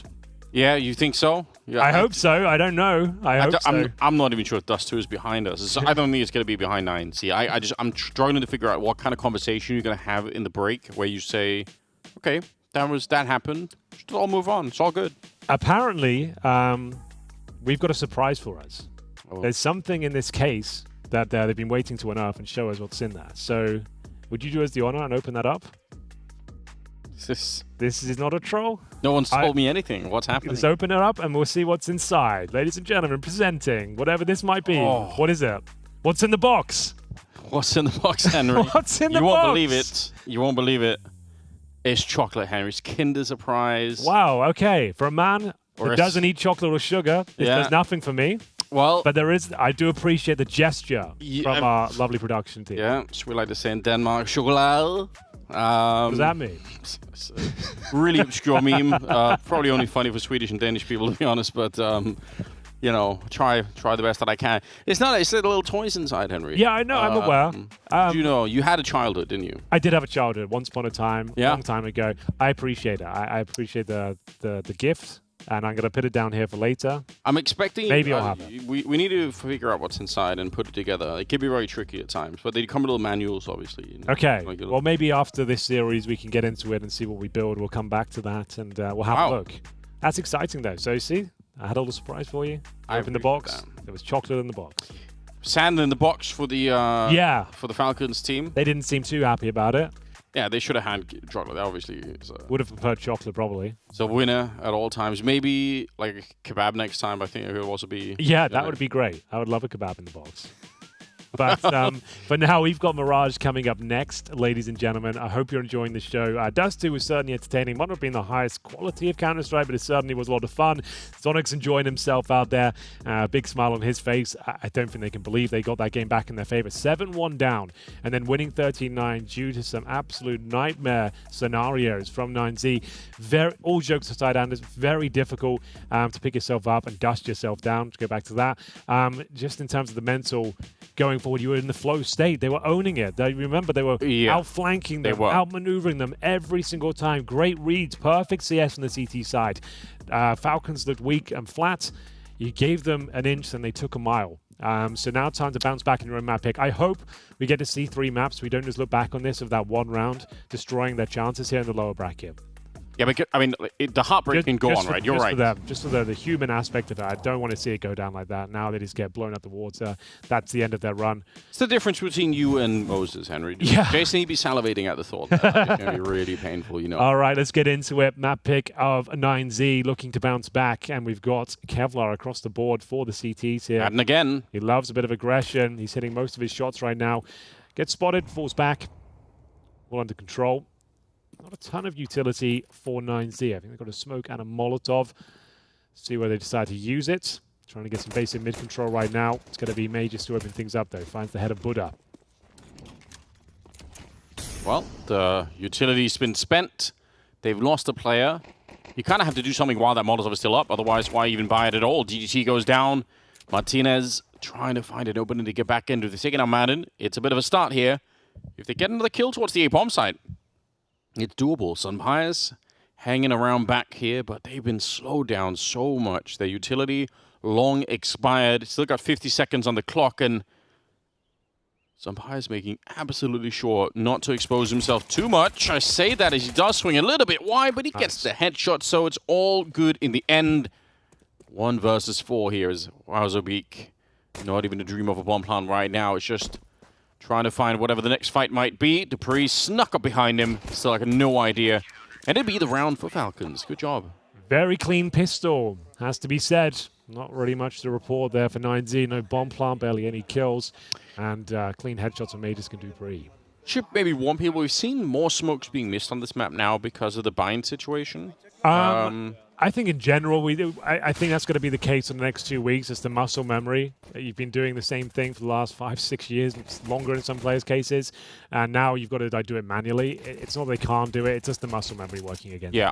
That's all. Like it's going to happen if you're going to change a fundamental core mechanic of the game. Expect there to be mistakes. It's no one's fault really, I suppose. But yeah, it will happen probably a couple of times this map. The thing is, I think people will just evolve. They'll find, we always do, we'll find a new way to do it without a running jump throw, perhaps. Bear in mind there was no plant, so there is ecos, but a little bit overzealous there for Snappy. Nice shot from Max. Still very little chance they win this. Didn't just storm the bomb site. Got to wait for reactions to come through. CT's lying in wait. And here comes the ball. A little bit out of position, Dupree. You have to stay alive as well. Oh, pulls up the USP. I mean, at least getting the 1 kill there, but it's very awkward, isn't it? Giving over the MP9, not necessarily a big deal. Giving over the M4, though, that's a bit different. Oh, nice shot. That's the M4 gone on the back line. They really want it. You can see the T's are running back to the bench to try and pick it up, but it is not enough here. Wow. Scary. They play that well in the end. A little bit out of position there for Snappy and Dupree. Caught their pants down somewhat, but they play it well, knowing there's no utility to deal with and no armor on these T-side players. You wanted to storm the bomb site before they can set up and get comfortable with that aforementioned M4, right? So a little bit messy. They were going to buy next round regardless. The only real problem is you just weaken your own economy. If you do lose 1 round now, you'll be down to a kind of eco situation yourself. They win the round, so it's not massive alarm bells, but certainly wasn't a comfortable round without that nice shot. Might have been a different story, but they handled it well. They didn't panic too much. Sometimes nice shots will land with the Glock. So there we go. It has cost them some economy, though. They will not have the AWP early. Martinez certainly will. Window smoke cam. That one lands no problem. Yeah, good job. Can be kind of risky. Like, if you think you're throwing that window smoke and it fails and somebody peeks into it, like every once in a while, get a teammate kill like that. Snappy will start. He had some pretty banging shots towards the end of Dust 2, so it was good when your in-game leader is having a good game and feels pretty good about everything. First buy round here for 9C. You guys know how important it is. Right now, I think we're still looking for the recovery here for 9C to try and mentally get back into it. It's Madden in the middle, taking down Max, and a 3 versus 5 to ensue. It's looking pretty rough at the moment for them. I don't know if they can easily get back into this round. They kind of need, I think, a couple of mistakes here for Falcons, which admittedly, I'd say Falcons are pretty good at making mistakes these days, but they are on a win streak. We've seen less of those kind of mistakes. There were a couple on Dust 2 where they didn't throw the smoke quite properly, but I haven't seen them needlessly throw themselves into too many fights here. Just stay put, play for the crossfire, don't give anything up too easily, and it should be all right. Snappy here. It's another good kill. Yeah, he's playing it very well, repositioning, waiting for his teammates to rotate into the battle. Dupree goes down, but he did significant damage. Should be enough to secure the round. Hold on a second. Getting a little bit uncomfortable, but should still be fine. Martinez would have to do something unbelievable. Nice shot, good flick. Only captures the leg of MOUZ, though. He's running away. Back to the TV. Yeah, he's going to have to save this AWP now. It's going to be 3-0. Nice round from Falcons overall. Did you know, Henry? Go on. I don't think those CRT TVs could exist if not for Einstein. That's a wild thing to bring to the broadcast. Go on. What have you got for me? It's because they shoot photons, right? Yeah. And without relativistic calculations, you're not going to be able to hit, like, you're not going to be able to sync up the screen. I suppose you're right. I never really considered that angle of the monitor in the apps. Where were we before Einstein? Nowhere, really. Things weren't looking good. No, he kind of hooked us all up. I hope he's shout out to Einstein. Resting well. Hope he's doing. Hope the family's good. You are right. That's a good point. Thanks, Henry. I'm glad to know you got my back. Little adventure we went on there. All right, 3-0. Strong start from the Falcons. And bear in mind, this is the lower bracket. I will give you the context one last time. This is the lower bracket final. Winner will go on to play in the main tournament. This is the BetBoom Dacha play-in. Similar to what we have in Cologne. The main tournament starts from tomorrow, maybe the next day. And right now we're trying to find the teams to join, the likes of Spirit, VP, MOUZ, etc. Might not be 9Z at this point because after a nightmarish Dust2, where they had the game, I can't stress this enough, in the palm of their hand. It all comes crashing down with a Bardolph-like maneuver with the AWP. Never go full Bardolph, is what they say. 4 versus 5 here. Mac 10, a little bit close. Madden does get traded, but still, they should know what is coming. It's very suspicious when the T's are at the top of the connector there. The bomb is being brought in as well. Bit of a backstab here, and that's disastrous, because now the attack is only coming from the middle. Means they're going to be walking into a giant, at least 2, maybe even a 3 or 4-way crossfire, because they're actually coming in from that catwalk position over at the B bomb site. Yeah, you can see Snappy's there, so just absolutely locked in. Bomb is not even on his back, so you're going to try and save the M4. The disaster kind of, we're still feeling the rippling effects of it. Yeah, unfortunately, like I said, coming into this game, one thing I'd like them to see is just to kind of shake it all off and have a really competitive second map, take us to a third, and then if they do lose the series, they're like, okay, it wasn't just because of that one thing. Like, yes, the 3-mapper. We might not get that, though. They don't look like the same sort of team. Like, Falcons have found their groove and mojo, and 9Z just haven't recovered since that moment. Well, it's early days here. They can still win this half, getting a bit ahead of ourselves, but these have been very convincing rounds. That the closest they've got is when a full Glock situation in towards B. Clean kills from Dupree, good timings, feeding it, and perfect backstab from Aegis as well. Now they're the ones flanking. They're the ones who are finding these timings and gaps. Yeah, they look and feel way more confident at the moment.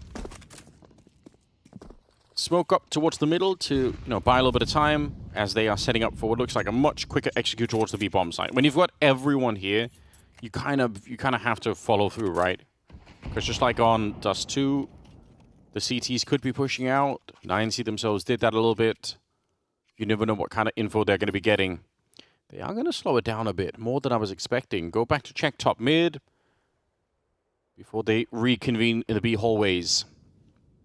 Over at the B bomb site, speaking of which, potential for a crossfire and a third man's been wheeled in. It's Madden. So they are actually going to have a brilliant defense right now.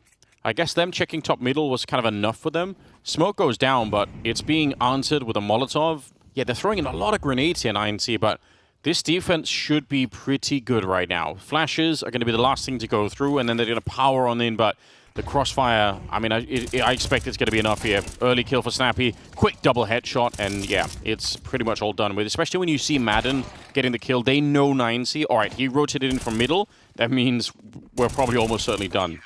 They knew what we were doing. 5-0, very clean once again. Nice positioning. Didn't really have to break a sweat there. They're up against the pistols and a Galil too. Not a full gun run. I'm sure that's coming up next. But yeah, this is starting to spiral now. 9Z. They will be absolutely gutted if this is how they exit the tournament. All right. Important rounds here. If they can find a comfortable one, get a nice default going, good execution. Speaking of execution, looks like we're doing that straight away, which is absolutely fine. When the wheels fall off, right, going for an A execution off the bat, honestly, is a nice reset. Just getting a bomb plant down and getting a clutch scenario. Can make the team feel a lot better, just to feel like you're making progress here. So, pretty standard execution. Oh, well, look at the counter grenades coming out. Dupree lining up a double. That Molotov that went down in front of the smoke is just devastating. They're already so slowed down. Dupree will continue to rack up the kills. 3 for him. Gets the assist onto Max as well. I was just saying, like, yeah, you'll get the bomb down at least, and you don't even do it. Getting way ahead of yourself, Henry. They're not even there yet. I'm trying my best. They've got 8 kills in total on the 9C team. Yeah, that's not great. Saving this orb. He's good. He might be able to do it, I suppose. But it looks like he's been out-positioned. Uh-oh. Uh-oh. Yeah, they're coming for him. Yeah, do him the courtesy and don't knife him, just like... He's got no chance. He might be able to get 2 or 3 kills. He's that sort of player. There's the first. Here comes the second. Now it's getting like a little bit uncomfortable. Your Falcon's okay. Maybe this might not be worth. Still fine. Still good. But maybe just stop hunting it. Let him go. Let him be. Yeah, you gotta see the difference between them fighting. Like as soon as they're not, there's not much he could do. Like he can't really get out there and pick up the bomb again. So they repositioned. They're back to covering the bomb on the bomb site just to make sure they don't lose the round in some wacky way. 9C have already proven how that can play out. So I'm sure Falcons don't want to experience something similar here. 10 seconds on the clock, and he's actually moving a little bit closer. He's just trying to get in the most unpredictable position if possible. Not a bad idea, quite frankly. True. He gets taken down in the end. Did well to find a couple of kills, I suppose, but no bomb plant, and dupreeh absolutely manhandling them there. I'd love to see how he got those kills. I believe it must have been through the smoke. He was at the top of the steps, right? So he's up here. Yeah, it's smoked up. Very nice kills. Like, unlucky if you're 9Z. Like, that's just unfortunate. He even got the last one. Yeah, right. Like, why not? It's a bit unfortunate that he gets those kills. It is just rubbing salt in the wounds. And back down to a partial buy. No orb saved here. They're going to try the same thing again, Anders. Maybe just a bit more of a rush this time. Didn't even get close. Like I said, it was unlucky. There's no reason to be dissuaded that it won't work the second time around. It's already going better. Big grenade, though. They recovered the AK-47. This round is on in a way. They can find a kill with this AK. There's something to be said about it, but another double kill through smoke makes things so much worse for them. Again, goes down in a disappointing manner. And still, all right, this round is on. Like, it's not a foregone conclusion that they give this one up. A bomb plant would be nice. It's got a plant down at the very least. I don't think the bomb's gone down a single time yet. Yeah, there actually is a bit of a change of pace, isn't it? Get a little bit of a bonus. They picked up an M4 in the meantime, too. If you can win this round, you're onto something. The problem is Martinez has got the AK, and he's the one player that doesn't buy Kevlar because he's got to get the orb going forward. So he's super squishy. His teammate's gone down, and not going to happen. Bomb planted, though, somewhat of a victory, if ever a small one. But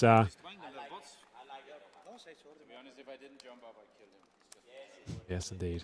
Well, I mean, also the fact that, like we said, not many kills happening on the side of 9C at the beginning, which means Falcons are going to have a lot of money, right? These last couple of rounds, they've lost 2 players, but they're still building an economy, right? They're still doing all right at the end of it, so here we go. dupreeh, nice backing down from that shot. 7-0. Look at the money there on Falcons, even after the buy here. Buying up a couple of extra guns that they lost, but they're so rich. All right, what have you got for us? The Stratberg might go out the window at this point when you're 7-0 down. They're going for a bit of a B rush, Anders, and we managed to strike first blood. Great grenade from Snappy. A boatload of damage inflicted to the ensuing 9Z players. It's an absolute massacre. Oh, no. This might be GG. We said coming into this one, they might not be able to shake off that Dust 2 finish. That disastrous round. Back-to-back disasters. And it's being reflected on the current scoreline here. This is their map pick, and they're 8-0 down. I don't think... what a way to go out the tournament. You got to learn from this, boys. You'll never make that mistake again. No AWP is worth that much. No. It's just not. Fortunately, dude, like I said, Max is going to be losing sleep tonight. Like, that's the fact that no one could find their game after that went down. Well, that's a really nice way to do it. So... we used to call it the Jame nade from the smoke open. I've not seen it like that before. That's pretty cool. I mean, the idea is it lands just to the right and you're covered by the wall. You don't take any damage from it. Yeah, I like it. They keep being inventive. Okay, well, I mean, I'd be so curious to... like, I wish we could have like a real debrief with the 9C team afterwards. Obviously, they're not going to want to talk to anybody, which is understandable, but... yeah, it's like kind of a once-in-a-lifetime experience for them, hopefully, for 9C.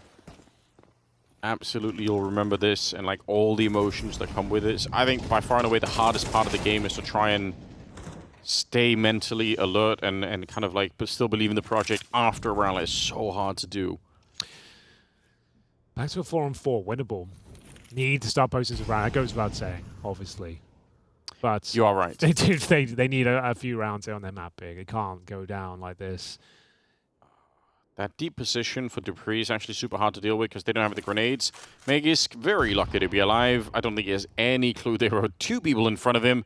Gonna go back and check. Yeah, he's gonna go down. I still think, like, the 30 seconds, they don't have a Molotov for dupreeh's position. If they end up going to the A-bomb site, the bomb's actually been brought back, so it won't be an A finish. 20 seconds. It's gonna be B for sure. So the question is... and they stick around. Good awareness. Oh, he's rotating out. Look at Sampires coming back in to catch them here. Going to get the 1 good kill. Now down to 11 seconds. And dupreeh making the long trek over towards the B bomb site. But the bomb will get planted here. John out and a no-scope. That is disgusting. What has he just done? Buddha now alone versus 2. And horrified. His teammate deleted from the round. By a maniac Spaniard who's come for him now. 1 versus 2, and yeah, Sampires will take him all down. That is sickening. Oh, man. It just gets rougher and rougher. That is a godlike play from Sun Pius. We've been doubting Azor the last couple of months, but that is a truly world-class sequence of events from him. What a fantastic moment. Just when it looked like 9Z were back in the game. They've got themselves around. It was locked in. It was done. They made the perfect call, but this shot's just unbelievable. What a play. Love that from Sun Pius. Cool as a cucumber as well. Business as usual. 9-0 for 9Z. Yeah, getting beat up every single round, it feels like. You're right, though. That one was it. Like, that was their ticket back into the half. They could have had, like, an 8-4 maybe. That's obviously what you're dreaming of at that point in time. But Sun Pius, I love the extra spice of no-scoping that shot. Like, it just feels so much more disrespectful. You're like, sit down. Yeah, he has owned you there, to be fair. Default. Bomb is way back, so we know that 9C are going to be vying for a little bit of something. Oh, I'm always so nervous about this. When the T's are this deep in, I feel like surely you'd want the bomb with you. You could be 1 kill away from occupying the entire A bomb site. Now look at the timing here. Oh no, Snappy's actually walking up. If he runs to Martinez, could go down to Snappy and they could win the bomb site and lose the round. They're in great positions for an execute right now. Oh, and the timing. No, he falls off the steps. Oh no, he had it for sure. Oh, it's like, this is just, everything has gone wrong. 9C collapsing in front of our eyes. It's one disaster to the next. Hold on. They're trying to bring it back. There's still a chance. Yeah, but the bomb is all the way back at T-spawn. Don't worry about it. I am worried about it, Henry. Don't you worry. I've got a good feeling about this one. I couldn't be more worried. Snappy goes down here. He doesn't actually need to be part of this duel now, Snappy. He could have failed at that point, but that is the round. He can literally just run away. There's no chance to plant. He can literally just bail out. Yeah. No reason. His backup is coming as well, so Sun Pius hunting it. Dualies. Okay. Doesn't do anything. Exciting. No, it doesn't, but get to save the AWP at the very least. Oh, the fight for Martinez is... He actually has to kill. Like, it's on. It's super on. He just slipped up from the stairs. It was crazy. All right. Almost don't want the replay. It was so, it was so brutal. Almost don't want to see that again. Yeah, just don't. Oh, this series. Oh, what a showing. It's art almost, you know? This is a beautiful thing in a way. Tragically beautiful. Oh, no. Are we going to see it? Well, that's... Like, he's just... You can't really see it necessarily from Snappy's point of view, but Martinez just slips off, and it obviously adjusts his recoil in terrible fashion. You're right, though. I guess, to be fair, everybody has to have a couple of these games throughout their careers. Every pro player I've ever known has like a couple of games that they still remember. Sometimes even like decades onwards from it happening. Like it might not even be like the size of the game. It might just be like it was such a bad screw up that you just, you know, it still kind of haunts you a little bit. Oh, yeah, that's putting it lightly. And I mean, that's what stops you from doing it in the future, right? Like it's so painful. You're like, I'm never doing that. That's what I said earlier. Like, you're going to learn from this, boys. It hurts now, but that won't ever happen again. At least there's that. Hard to appreciate in the moment, I'm sure. Oh, of course, yeah. I wouldn't be saying that. If I was the coach, wouldn't be mentioning that right now, perhaps. Maybe when we do the demo review in a couple of days' time. On the upside, this was so stupid, you'll never do this again. Yeah, exactly. Look at the bright side. Yeah, it's just the sour note as well that this is like the lower bracket final. You've already beat Falcons. This is a rematch. I know. And you were 7-1 up on their map pick, and you haven't recovered since. Truly and now you're down them, 10-0. So like that, even that kind of context of maybe they win map number 2 convincingly, they go to map 3, and then it doesn't really matter. Like you took it to the distance. But now, yeah, you're looking down the barrel of 11-0. Snappy has been rock solid over towards B here so far. Maybe not finding a boatload of frags, but he just slows them down. There's so much damage. It's being a nuisance for them. And now he's repositioned. He hasn't played Van yet. He's always been benched. And he won't get first contact. So Manning gets first contact. It's all the aggro. Snappy peaks. It's just textbook. And Dupree, he's already, like, he is essentially part of the push here, Dupree. He's literally walking up right behind them. Yeah. They didn't need him, but even with a bit of success. What's DGT going to do now? Just relax. It's at HB. Everyone's dead. The bomb's down. You're saving a Galil. Yeah, take a moment to enjoy Find the an AK, scenery. I guess. Oh, it's another Galil.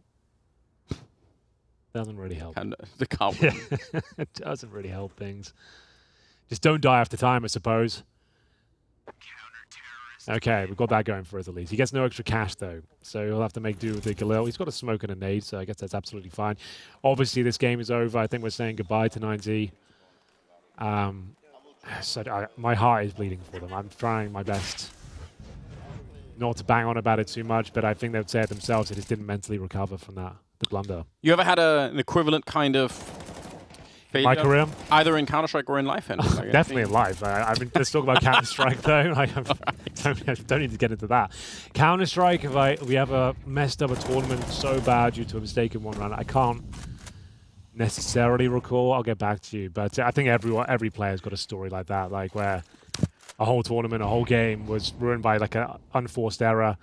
On more than one occasion, I've seen teams where like friends literally stop being friends, stop talking. Like just, you know, like I was on a team called First Rank Assassins. It's a really sick name, Iconic by the way. org. Especially good because Danes often can't pronounce R, so it becomes like a W. Okay. First Rank Assassin. You can do that. Okay, I can see good times, why that'd be difficult. It was really good.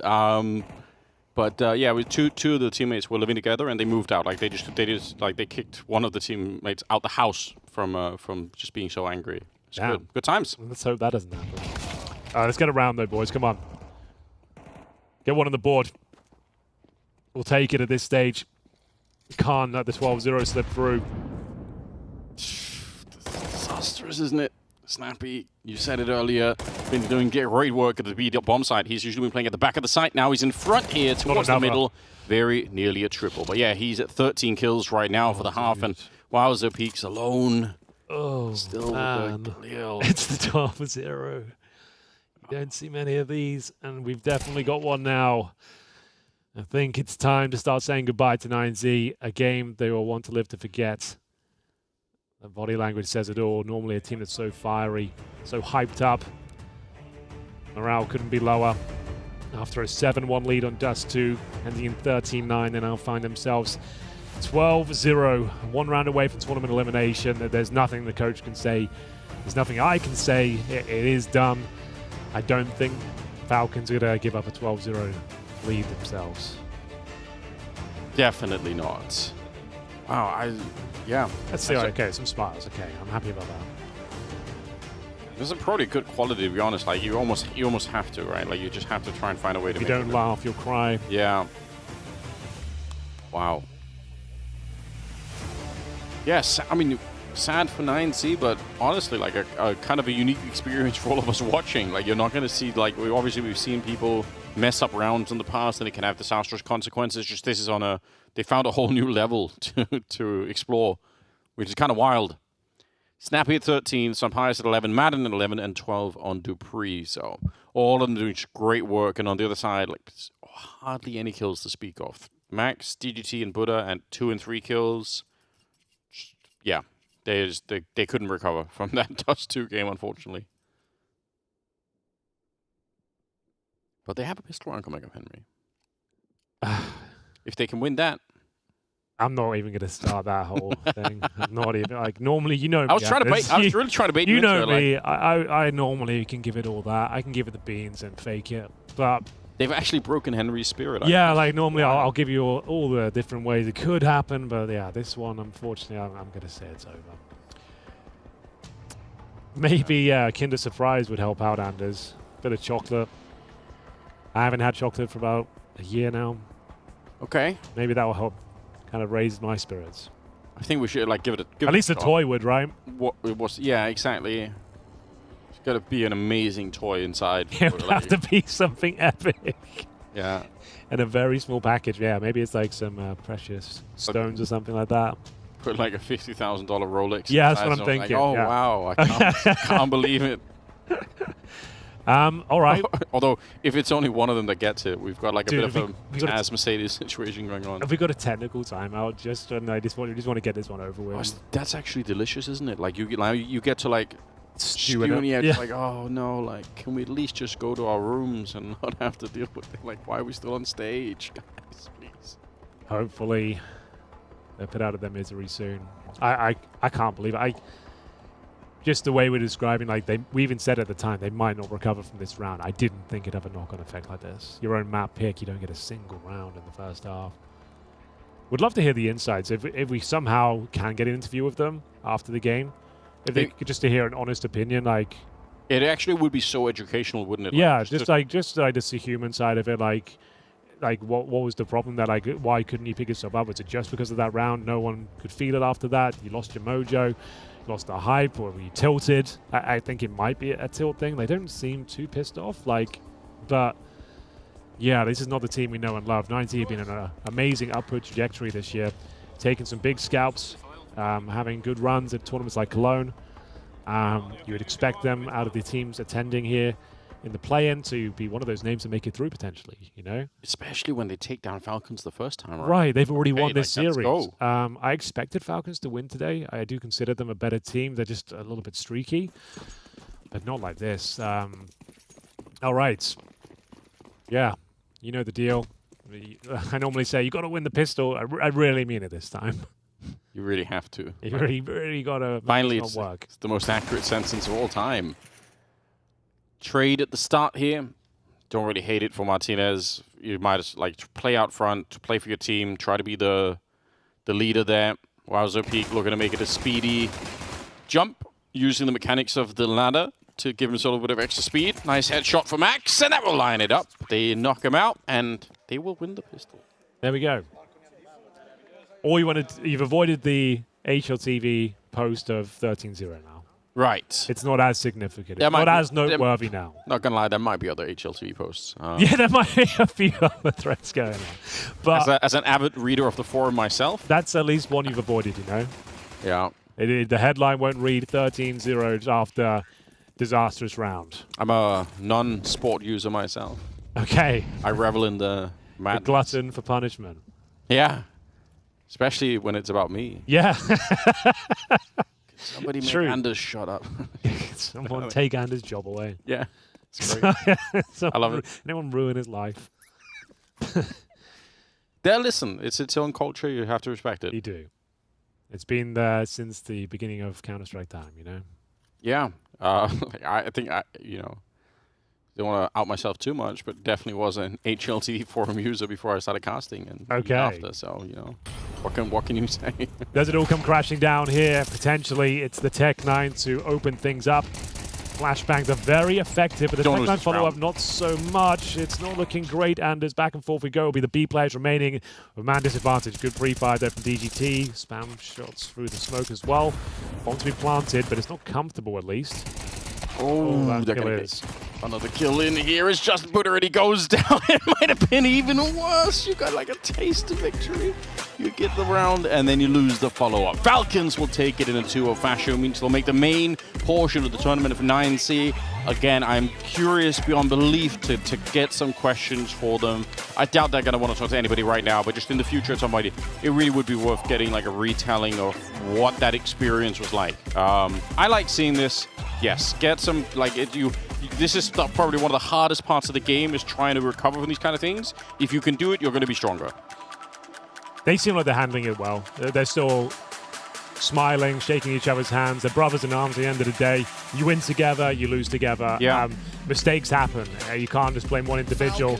Let's hear from Parler and the boys. In absolute style. Not just 2-0, but in that second map of Mirage, 13-1. Everybody at home and Heku. I was really looking forward to seeing this rematch, because this was the series that we started the whole tournament. It went to all 3 maps. It was pretty close.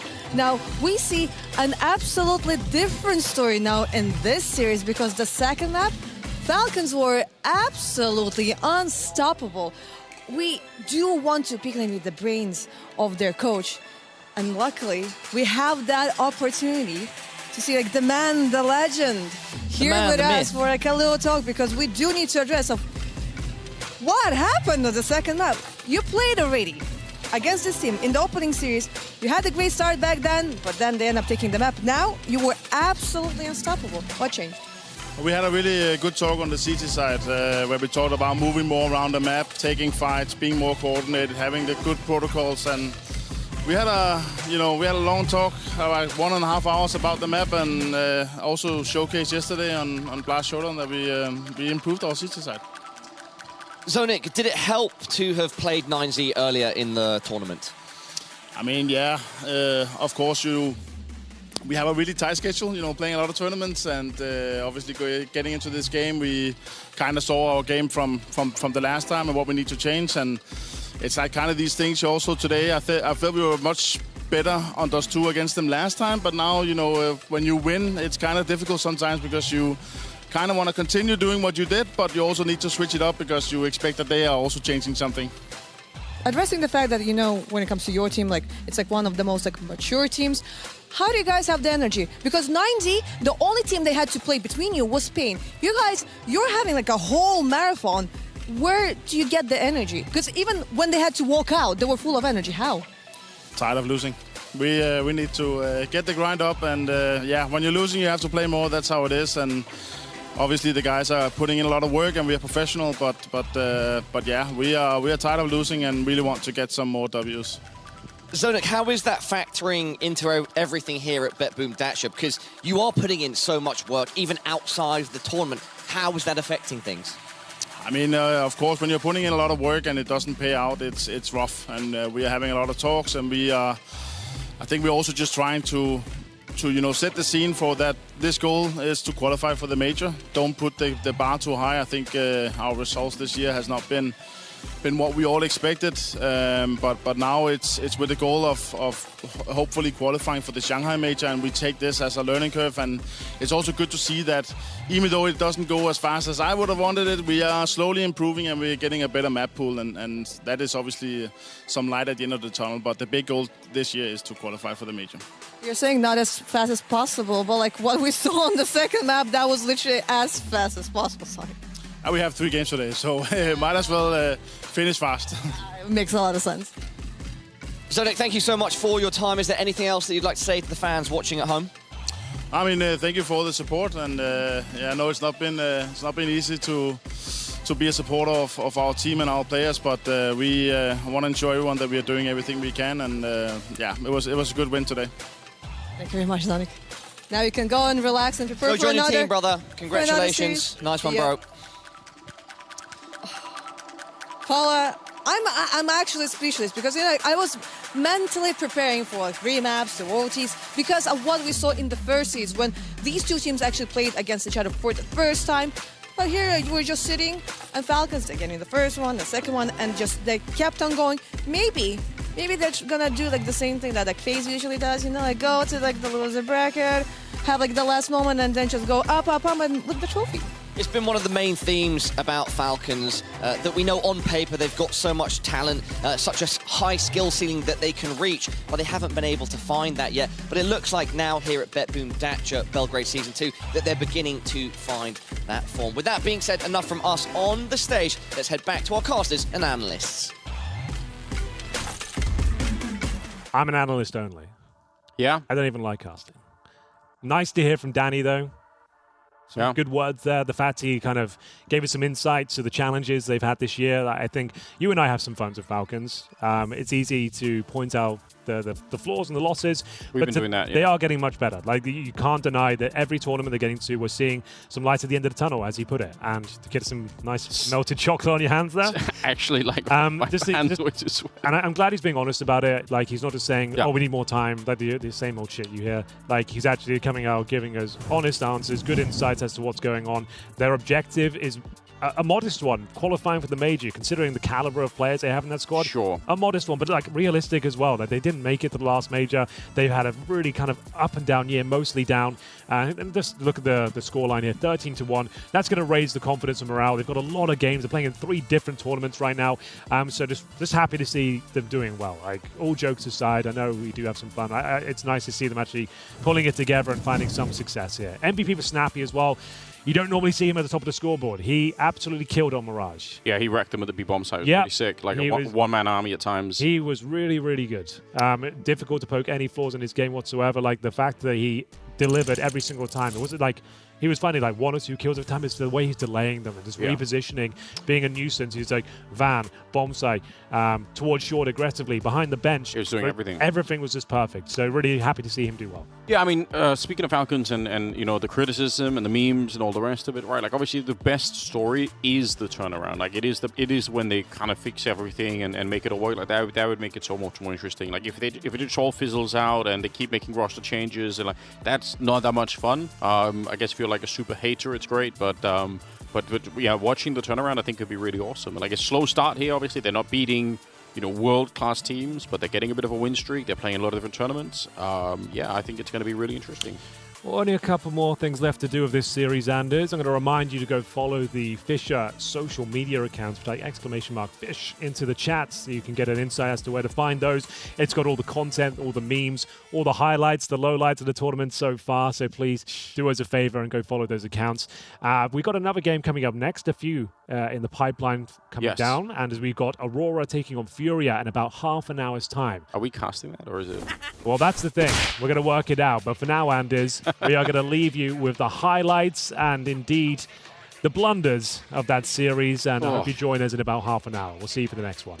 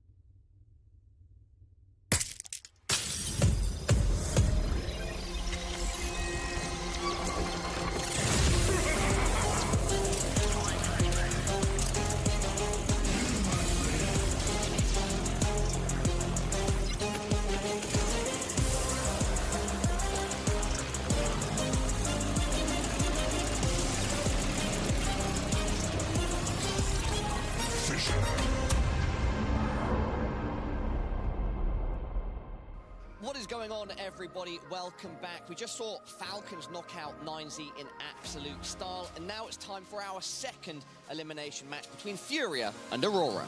It is going to be between FURIA and Aurora. It's going to be the CIS region against Brazil. And, you know, when it comes to FURIA, we have the godfather of Brazilian CS. So, you know, we can never say, like, you know, what we should expect, what should not expect. There's a lot of expectations from Fallen.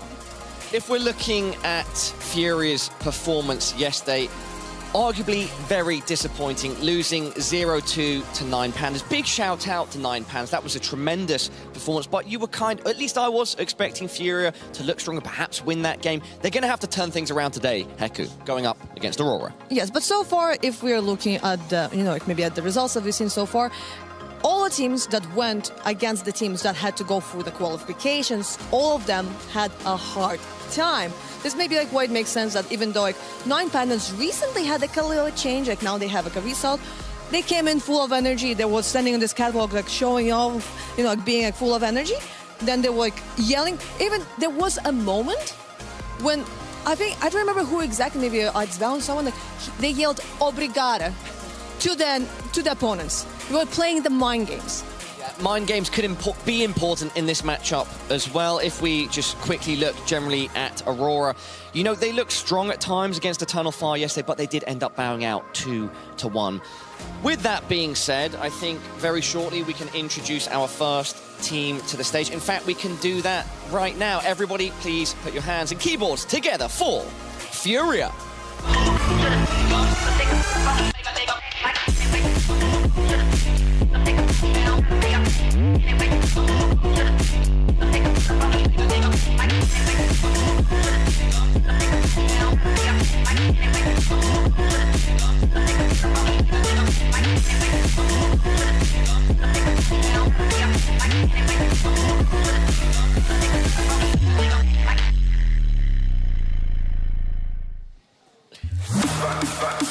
Coming to the stage now, FURIA. Of course, consisting of Fallen, Keserato, Yuri, Cello, and Skulls. An elite team of Brazilian Counter-Strike players here. We're going to be looking for them to bounce back from the defeat they suffered yesterday on the server today.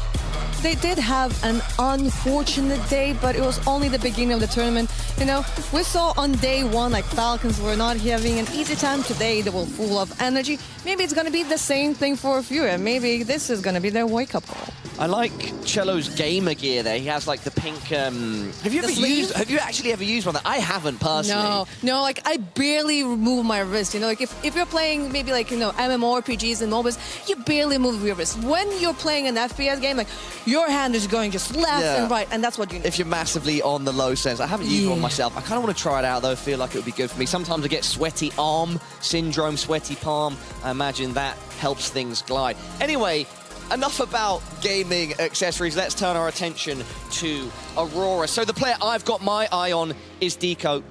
Is there a preferred pronunciation there? I've been saying Deco. Is it Deco? I kept on hearing it Deco, but you know, okay, honestly, throughout this tournament, when there's Siren on BetBoom, and I was like, Siren. Then I listened to the Russian broadcast, and they're like, Siren, which means like lilac, like the flower. And I was like, what? I came over to him, and he said like, yeah, there's like the English version, and there's the Russian version. So like, I would go for Deco for now.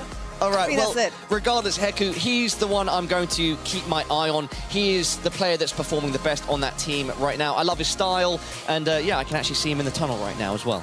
Yeah, I mean, when it comes to Deco, he is not very vocal. He's like, you know, like playing like cool, like being like, oh, like, in a way, he's like Rocky with like all the yes, no, maybes. So the question is like, if he can perform in a similar way on the server. Well, Heku, let's find out and start by introducing this team to the stage. Everybody at home, it is Aurora.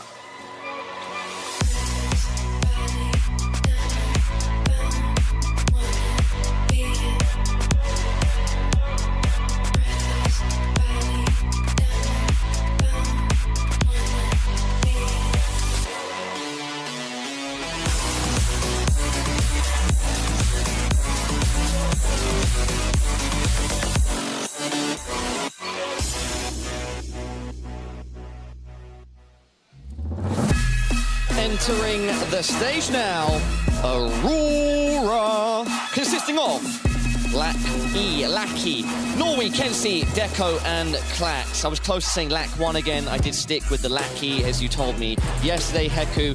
Great to see these guys back out on stage.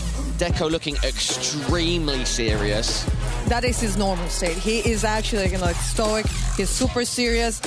You can barely get a word from him.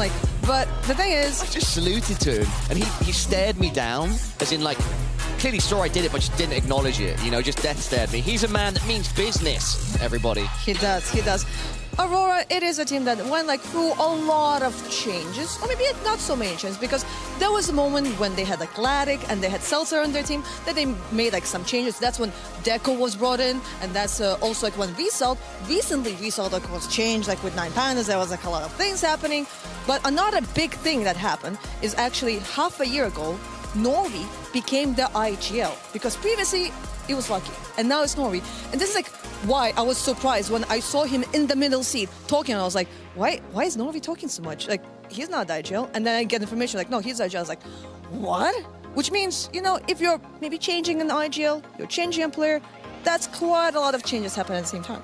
Great points, Heku. We've got just a little bit more time for some final words. Good to note that Aurora and FURIA have met each other 6 times. I'm not entirely sure over what period that is, but FURIA have been coming out on the winning side, winning 4 of the 6, Aurora taking 2. So these two teams, at least in some part, have a lot of experience against each other. They do have a lot of experience, but when it comes to Fallen, we need to keep in mind that he is both the Opera and the IGL. So maybe there's a few things that he's limited to, because if he is holding an angle, he can maybe collect all of the information. So he might need to really rely on a teammate to give to participate in this whole calling thing. All right, Heku, enough from us for now. Everybody at home, this is an elimination game here at BetBoom Dacha Serbia Belgrade Season 2. Don't go anywhere. It's Aurora versus FURIA. Up next, our casters and analysts. Thank you very much, Paula. Both teams on a 3-loss streak today, Jason. One of them will now make it 4, and someone will end their loss streak. I wasn't aware that FURIA even played a game yesterday. Yeah, they really did not show up in any way, shape, or form, did they? No, they didn't. They looked really ugly yesterday. Yeah, really disappointing yesterday, and it better not happen today. Aurora, as we saw, can also mount some resistance. They're a team that can actually put some rounds on you. So FURIA has to be really careful. And that loss yesterday was so shocking and so just depressingly flat that I don't even know what to think about them anymore. I mean, it is just it's a pretty similar team. It's just a step down from 9 Pandas' current form. So Aurora Gaming, they're a 25th ranked team. They have, of course, Deco as their Opera Lackey. We remember him from the the days of Entropic. So that's probably his most memorable stage of his career, I'd say. Probably. Looking to obviously make some new memories in this lineup, I'd say. Here's FURIA. We know him. You might love him. You might hate him. You might just be disappointed in him like me.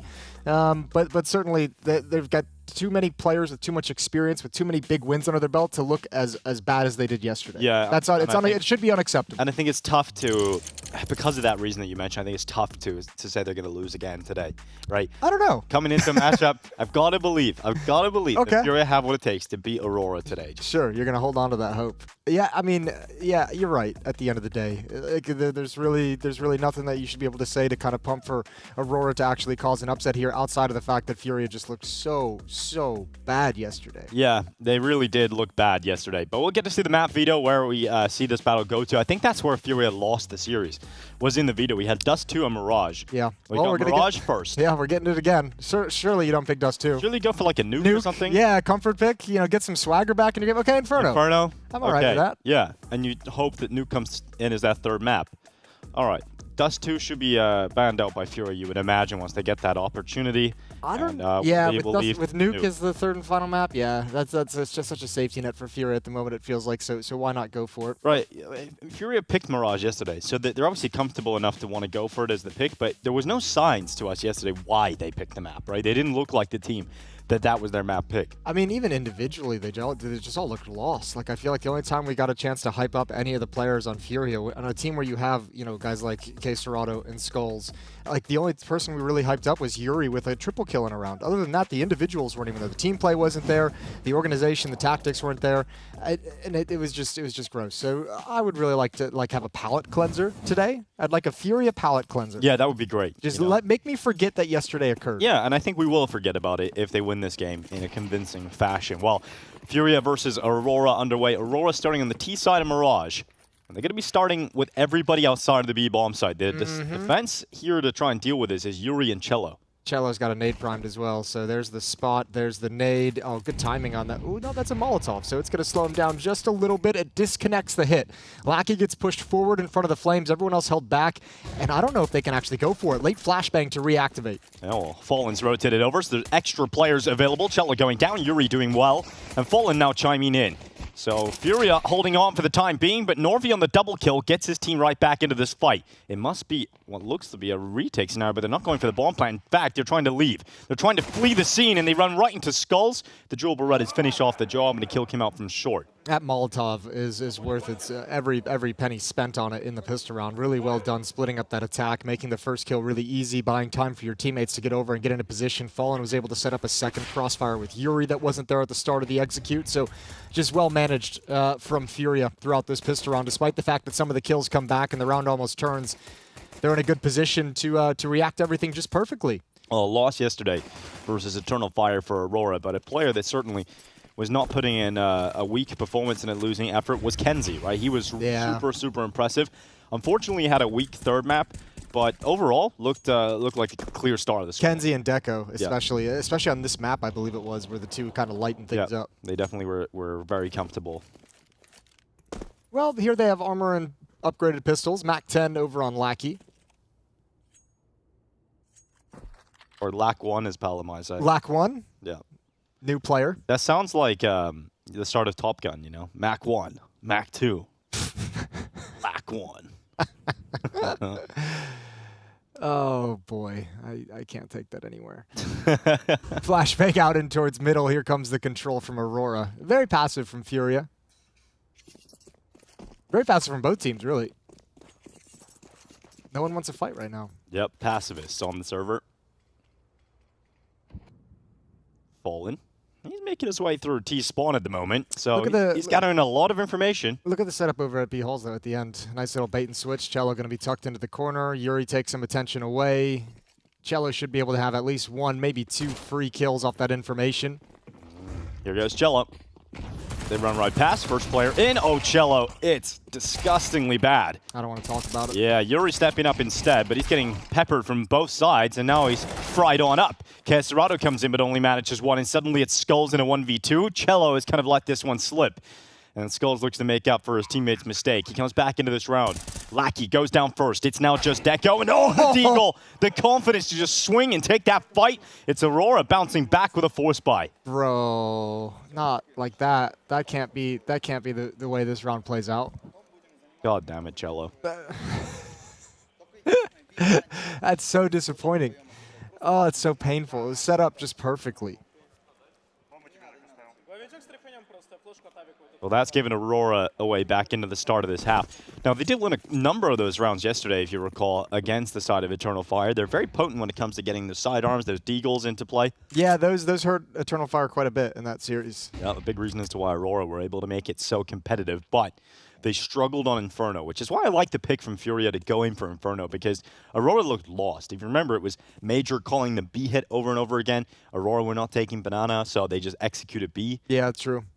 I'd imagine that's something they've adjusted based on their performance. I'm sure there'll be a little bit more game focused around taking Banana control. A difference, too, is, you know, Eternal Fire has Xanteros, who on Inferno was playing well yesterday, getting some kills in Banana early, like maybe made him a little bit nervous. You know, who on FURIA is playing at that level? No one at the moment. Yeah, exactly. Sadly, no one. But they have the potential, but we haven't seen it yet here in BetBoom. Who's the Brazilian Xanteros? The eternal question. csgo has to be right. Yeah, you'd imagine. All right, well, 3 players left here for FURIA. They've lost the initial 2 to Kenzie and Deco. That duo that we mentioned earlier that can be so potent, so difficult to deal with. 45 seconds remaining in the round, and Aurora sending 2 players towards B. They've got mid control completely occupied. It's really only Yuri who can do anything about this, and thankfully he steps in front of the Molotov, so there's no sound cue. Oh, he's been spotted. He went back into it. Yeah, I mean the smoke's fading. You're kind of your hands forced a little bit. So second round for Aurora. Yeah, 2-1 up here for Aurora. Now this is an elimination game, and you know, in terms of what this would mean for FURIA, it's not going to be the biggest event of their calendar, right? There's a lot coming up, but it is a pretty disastrous result if they go last in this competition. In the play-in to 2 teams that they really should be beating every single day of the week, right? Yeah, especially when you listen to the conversation that they themselves are having in interviews of like what the expectations are. Like they were a team that was saying our expectation is set at making the playoffs here at Cologne. And I mean, not only do you not accomplish that, but then you come to the next event and get wiped out. That has a slew of teams of lesser caliber than we're at Cologne. Yeah, it's true. Yeah, and I mean, again, you're supposed to you really want to be capitalizing on the kind of positive energy you have going with the roster changes, with Skulls coming in and looking revitalized, with Fallen as an IGL having this team playing better than we've seen previously. You want that to actually yield some results. And I said this yesterday. At the moment, every feel-good thing we have about FURIA is all eye test. They haven't backed it up yet, and that at the end of the day, that means absolutely nothing. It's just like, yeah, they look better. They look like they've taken a step in a different direction that's making them look better. But if you don't actually get the results to prove that true, then it's like, whatever, what are we doing here? Mm-hmm. Yeah, and there's a lot of important events in the calendar coming up for FURIA, and not looking like they're going to be doing much damage. Going into them with a positive attitude, with a happy vibe in the team. Absolutely. And it's not a happy vibe in this round. If Fallen does his best to get as many exit kills in the last round as possible, he did pretty well. He'll still have his M4 and Kevlar, but everybody else on a USP, apart from Caserato, who's able to pull out that deagle. But we're not really expecting too much here from FURIA. It should end up being a 3-1 start for Aurora. Now, play the buddy system with Fallen. Try and keep that M4 in his hand for the entire round if you can, all the way to the end of it. Yeah. We've had a lot of crazy news going on. A lot of positive headlines around Falcons. They're actually getting wins, Jason. That's impressive. Yeah, Magis just tweeted out. It hasn't happened since last year. Falcons suddenly has 4 wins in a row. Yeah. to be fair, I swear 3 of those were yesterday. Yeah. So one good day of Counter-Strike. Well, they're all playing for their spot now. They're all playing for that spot. Nico's coming, baby. Yeah, Nico's coming. So you don't want to be the one that gets kicked out of the squad. And I'm excited about it. I want to see those players do well, There goes that M4. There goes the idea of keeping that up. Yeah. Yeah, it would be nice. I feel like this could be a great event for them to build some confidence. I have no expectations. The Falcons guys? Yeah, being able to win the event, but as long as they do some damage, that's at least better than what we've seen from them. Sure. When the bar is set that low, you truly can't be disappointed. Yeah, you got to play some limbo. Seen MOUZ touchdown today in Belgrade, so the big squads are arriving. The top teams going to be gracing our screens shortly this week, and we'll get that main event going, that group stage. That's where FURIA and Aurora Aurora's really desire to be. Slow playing this round. I mean, there's no danger of them losing it. Just, final 10 seconds plant. Yeah. So, there we go. Scumbags. An AK, yeah, they waste all the time. But chilling out with an AK. It's those rounds when you have a USP and you're like, why are they taking so long? Yeah, that's like me in matchmaking every day. Like, do I really have to play like serious Counter-Strike right now? These guys are just going so slow. I had a horrible experience today playing Valve Deathmatch. It's terrible. I haven't played it in a long time, but it's. I don't mind it. Can I just throw that out there into the world? What do you like about it? I like the med packs. Yeah, those are okay. Like the stims are fine. I like the med packs more than I enjoy. But the amount of times you die putting the med pack in is. I know it creates a new strategic angle to the experience. All right. Yeah.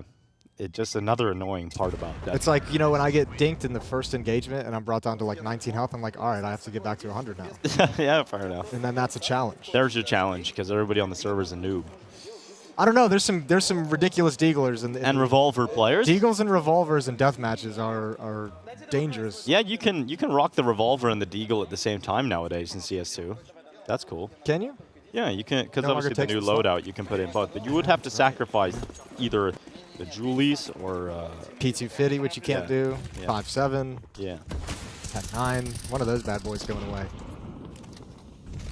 All right, first gun round. Fallen's got the AWP. FURIA's down by 2, and Aurora's going to take this one slow and cautious to start looking for some of that aggression. There's all the utility being spent up mid. Lackey here's the Molotov raining in. Doesn't want to mess with it. Doesn't want to cross over into the flames. And plenty of utility being spent to activate the mid-aggression, and unfortunately it leads to a K-Serato death. Yep, first kill again. Aurora picking up the entry, and no trade potential here for FURIA. But they have got a pretty strong crossfire in middle. You've got players in short, in connector. But Aurora are starting to crunch on this. So Molotov goes into Con, that forces Skulls away. They no longer have that strong crossfire. So Yuri has to fight alone, and he'll do pretty good work in terms of taking Kenzie back. So evens out those numbers at 4v4. Oh, they did hear the Molotov tick onto Skulls, so they were prepared for a fight over in Con. He slid behind the box through the smoke and gets wrecked. And that's the only A defense there is. Flashbangs are coming over desperately from FURIA, but they're like, or excuse me, from FURIA as they try and slow down this hit, and nothing's working. Yep, they go through the smoke. Deco's ready for Yuri, and that's the round locked in again. FURIA forced into the save. Well, so far, you know, it is not the FURIA that have gone to bed last night and changed how they're going to play Counter-Strike the next day. This is very similar to the FURIA we seen yesterday. Yeah, at least at the start, first 5 rounds, so a chance for them to rebound. But yeah, yet to see any fight come out of the FURIA camp.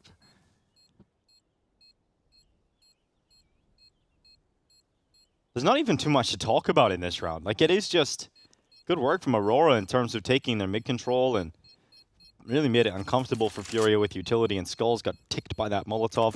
Had no support from short because the smoke came up. He actually escaped out of Con and then went back in once Yuri gets the kill. Yeah, I mean, you're trying to catch him a little bit off guard, right? So, I mean, it can work. I think it's easy to judge it after the fact. I mean, it's not a play I would make. Based on results, if I had if I had the mechanical ability of Skulls, if I was a younger man, you know, you never know. Maybe I would be back. Maybe you could try it, yeah. A few more sessions in the Valve DM servers, Jason. Yeah, exactly. Get you there. Hey, I won one with a Galil today. I won a deathmatch. That's impressive. I just kept trying to find you on the server. Yeah. Yeah, you did. That was my only goal. Well, it's the return of the cat for day 2. Is it back? Yeah, it is. It's not an owl. It's not a prairie dog. Nope. It actually is just a shapeless cat. Well, Paulo was talking about the gaming sleeve of Cello. Have you ever used one? I have not used the gaming sleeve. I have. I think they're a little bit nerdy. I actually found it made it more uncomfortable. Okay. Like, I don't know.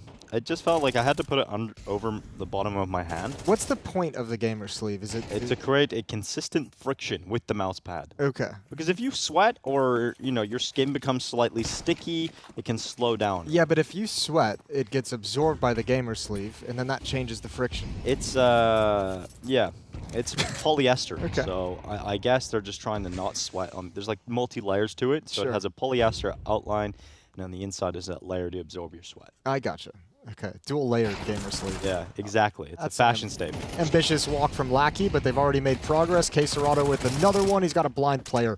Oh, this is nicely done from FURIA. Aurora might have dropped the ball as they come up ramp, not deploying utility before they just blindly cross over to jungle, assuming perhaps the bomb site was clear. They were dead wrong. And K-Serato now has an AK-47. Yuri's got one as well up on the stairs. This is a good crossfire setup, and Aurora, for the moment, just has to sit here and wait, hope for a mistake.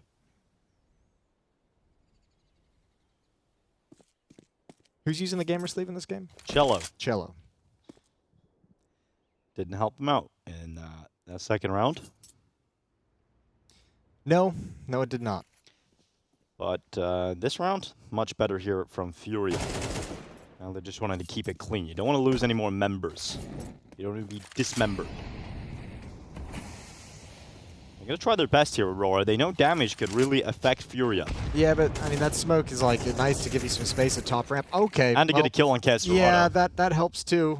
Okay, it's back on. We start to believe in Aurora again, but Fallen makes the rotation over, and Fallen, he's like, fine, I'll do it myself. Yep, I'll get the off kills. Nice and easy. Hold the angle. Flashbangs up in the sky don't affect him. Good shooting from Fallen. Good job from K-Serato with his MP9 to start things out. Double kill for him on the play up ramp.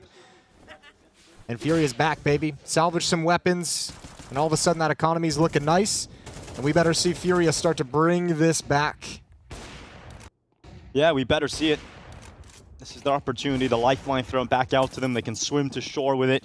Aurora still have a good buy, though. Deco on the AWP. 4 AK-47s out around Aurora. Fallen with some good movement, getting himself up to short. That smoke will not be broken open entirely as the grenade does not go deep enough. You can see, though, FURIA is really looking for these early mid-fights. They're spending a lot of utility. I mean, as we see frequently, Molotovs, nades towards top mid boxes, but they're breaking open the smoke. They're flashing underpass. They're flashing and mauling everything to be able to get your rifles and your AWP to have those aggressive stances. Yeah, and Aurora not having anybody yeah, early. They're like, cool, spend it all. We don't mind. We'll chill for a bit. Yep. Not a huge amount of utility for Aurora, but enough on Kenzie and Deco. Oh, a little bit of a fumble with the gymnastics. That's information picked up by Yuri, and you can see his rapid movements of his lips, that information being passed on. Yeah, 2 under window, going for the boost. Yuri just biding his time and waiting. Messing it up. I don't think they're expecting it whatsoever, this position from Yuri. Maybe they are a little bit looking for it, but Kenzie gets caught off guard, and Yuri makes his escape. And that's a big kill to find because Kenzie had the brunt of the utility, right? He's down, and Aurora now in a tough spot. They've lost B control. Cello's pushed through the apartments, and now he hears them coming towards him. He'll plant his feet in this Snacks Wonderland. He'll get ready to hold down this attack, but it's a little bit of a whiff from Cello. He'll stay composed and still get one out of it. He goes back in for a second, but it's just 1-for-1 for Cello. But the rotation is already over here. Kesserad is covered off connector, and this B play really has no legs to it because there's still 2 defenders within this B bomb site, and Aurora have been stalled out. It is a 3rd round for FURIA. Yeah, well done from FURIA. No progress made whatsoever. Some kills towards the end. They can still actually get in and get this. Oh, no, the bomb's dropped all the way back. Yep, there's limited time. Yeah, I knew there's 8 seconds, but like they were right there at the end of Halls. Just, you know. Ooh, good hold on to the AWP for Deco. 3rd round picked up for FURIA. And back in the game, Jason. Back in the game. We have to believe that FURIA have what it takes now. Yeah, I mean, yeah. Let's see how it continues. Oh, timeout taken. Aurora a little bit stumped. That anti-eco, that anti-low buy round that they played really screwed with their momentum a little bit. So gonna try and pick the ball back up.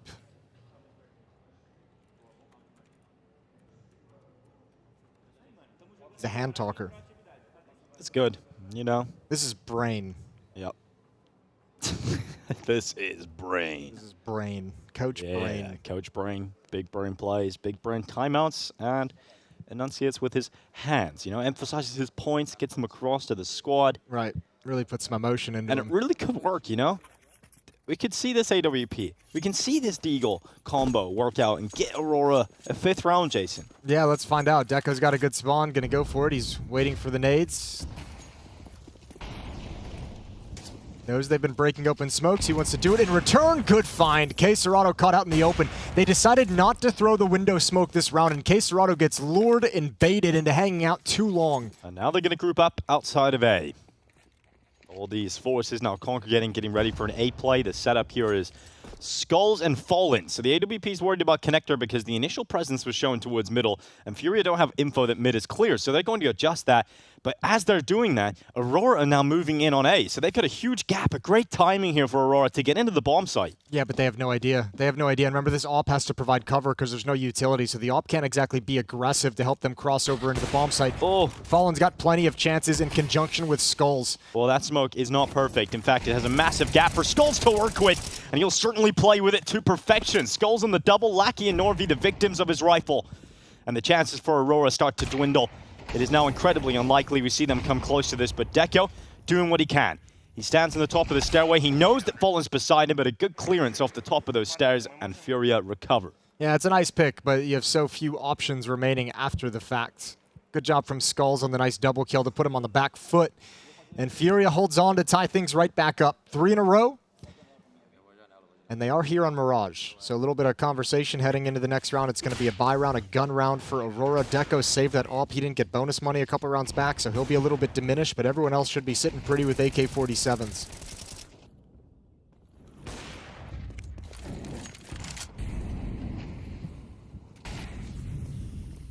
Fallen going for an underpass peek. Oh, it's a little awkward for Fallen. He didn't quite get the angle he desired. He's seen the feet of Kenzie. And obviously, Kenzie's seen a lot more of Fallen. Kenzie's got some game. He's keeping this impact up across multiple series now. Eternal Fire yesterday, and obviously FURIA in these first 8 rounds of play so far. Off that one pick in middle, Aurora's going to group up towards the B bomb site. 4 players. 5th is going to join up with him. That's Klax. What does the setup look like here? It's just Cello on catwalk. That's it. Yeah. Cello's going to have a big round, and he's played into the open. Not a single kill. You'd imagine now a save call from FURIA? I think they'll test it a little bit. Maybe not with his deep Molotov in towards Market, actually. That nade might have ruined everything, and indeed, yeah, you have the save call. Keserado's already backed off. Yuri's kind of trapped. He'll have to fight for escape, but that's good job getting the mid kill to allow him to fall back. He's actually going to have a little look towards Kenzie, and now they've got it into a 3v3, but 25 seconds, and it's so far away. Yeah, you've called for the save. I think it's too late to change your mind and go for it. That's just a recipe to lose all these weapons. Yeah. No, yeah, they did think about it. They are coming over like, okay, should we go for it? And then someone's like, guys, there's only like 14 seconds left. There's not enough time. It ain't happening. Well, Deco stopping Keserado from getting into that next round. That's the AWP down, and oh, Deco, it is a massacre in middle. It's the same result. They probably should have went for it at the end. Yeah, you might as well have at the end of the day. But that's also a product of the indecision, right? If you stick to your decision to save, you might be able to get set up in those positions a little bit earlier. There's you might not catch right Deco at that timing. You got to be decisive in life. Yeah, a little bit brutal, or a lot brutal, I should say. So money goes back to crap for 3 members of FURIA, 0 and 50 each on Yuri and Skulls. Keserado's bought down to 250. It ain't pretty. Aurora have a chance to really extend a lead right at the end of the opening half. If they can win this one.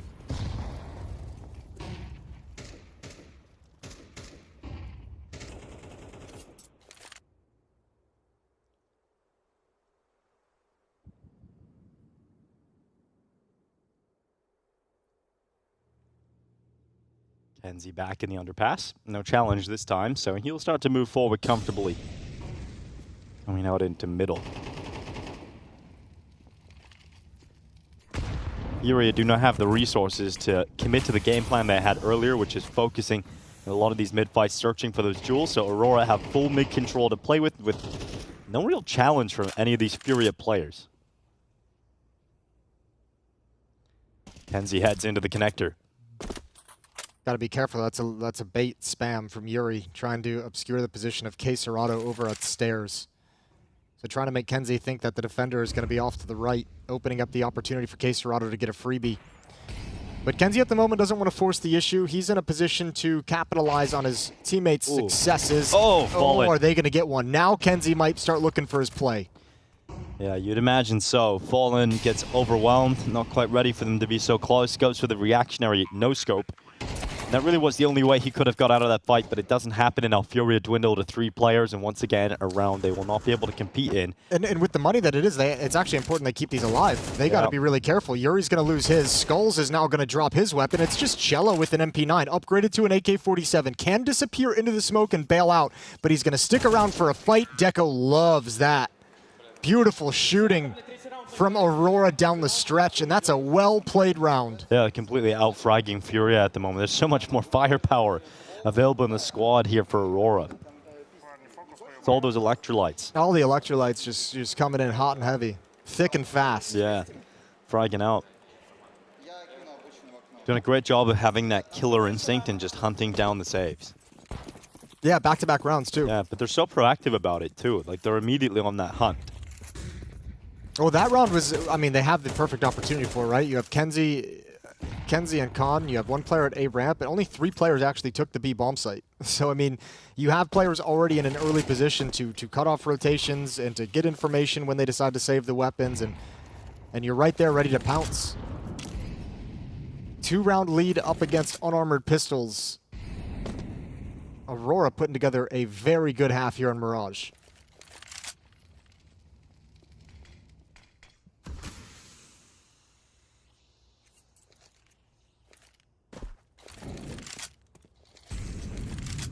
FURIA. Not anything worth talking about in this round, really. I'm just hoping in this game so far, really. Yeah, well, that's also true. This is the entire tournament, actually, if you think about it. Well, there is actually a lot to talk about. None of it positive. That's fair. Yeah, that's a good point. We did have the opening game today that was 9Z kind of a nightmare showing. Kind of weird to see 9Z drop off so much, considering they had a great run in Dallas, obviously made it to the playoffs, a decent run in Cologne, and now a terrible run here at BetBoom. Yeah, been a rough show for them, hasn't it? Yeah, it's wild. So hopefully it's a classic lifespan of a team, though. Is like you hit that ceiling, like you show some good things and then you hit a ceiling. You show some good things and then everyone kind of goes into matches with you and they're like, we'll look a little bit harder, we'll look a little bit deeper. We're not going to just kind of overlook this and let it slide. And then you plateau, and then you got to figure out a way through that one. You got to find your way through the plateau. Break those glass ceilings. Yep. Here goes Norvi out towards the Sheriff. A lot of people call this Delpan, Jason. That's the OG call, right? Is it named after a player? Delpan? It is. It is indeed. Where was Delpan from? Sweden. Oh, we are loving that. Now, Cello down in the site. It's Klax that falls Lackey. The second player dead to the hands of Furia. And now 3 players left here for Aurora. And now it's all crumbling. It's all falling apart. It's Deco and Norvi doing what they can, and Deco certainly getting himself into this round. Aurora right back in it. Back in with a fighter's chance because Deco's AWP delivers death. But now he needs everything, and he knows he's got a 1v1 fight, and he feels himself. He's confident in this duel, and he takes damage on that initial attempt, and now he's worried about that second player rotating in. But he still has seconds. He still has a few moments here. But that short rotation is already in, and Deco is stopped by Cello. So a 5th round secured for Furia right at the end. Yeah, that's just barely holding on, though. I mean, just look individually the way someone like Deco can just outduel multiple players from Furia at different positions as well. He's so good in that scenario. Not a great half from Furia. That's not the half that I wanted to wake me up. No, but it's not terrible, I don't think. Like 5 rounds, you can work with that. The number is not bad. Yeah, the number's not bad. The visual is yes, is worse. That's definitely worse. But, you know. And remember, this is 5 rounds and a half where they won the pistol as well. Yeah. Well, you did what they could to stay in it. Did everything they could. And that's what matters. And now we got to see what their T side looks like. Fallen has to call a good game here to break apart the CT side of Aurora.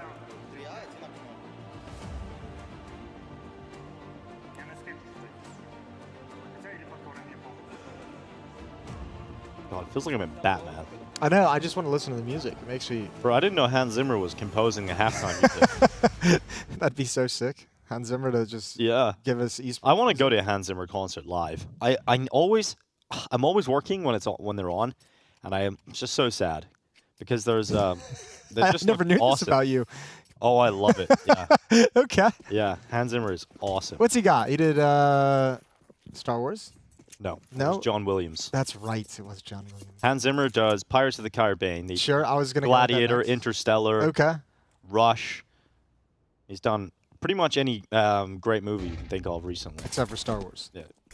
Except for Star Wars. Klax underneath the wood. Good headshot. Cello goes down. Klax on that follow-up. Lovely work from Klax as he claps some heads. Oh my God. And that's pretty damn clean. Oh, that is very clean. Good shooting with the USP. Furia never even knows what hits him. That's a disgusting start to the half. So 8 to 5, I should say. Yep. That's how adding works. Yep, it does work like that. Well, Furia do not win both pistols. They didn't even convert the first one, so it's a bit of a crazy scenario. I mean, they're not force buying in this, so should be the ability for Aurora to get up to 9 relatively easy. Going to be a straight up A hit. I don't see any utility either, so these M4s should just have a field day. All Glocks, I think a P250 is mixed in there. Good nade towards the base of ramp is going to help clean them up. Klax, just like the pistol round, going to grab another headshot, and nobody is able to close the gap. It's 9 to 5. They made that one nice and quick, didn't they? They made that real quick. We appreciate that. While Cello's on the server, back to the Hans Zimmer point, they have I think you'd be a fan of this, Jason. They have Hans Zimmer has this badass woman who is the main cellist, and she's from Shanghai. And she is just like this crazy cellist. Okay. You know? And she's pretty awesome. I think you'd That's all you got for me. She's you'd awesome enjoy her work. She's a crazy cellist. Yeah, Tina Guo, she's called. Okay. For everybody. Well, you know the cellist. You know the name of the cellist. Yeah, of course. She's like the superstar. She's like the main character of the whole thing. Okay.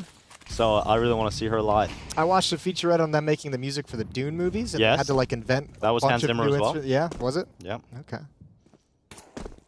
Use some ancient instruments.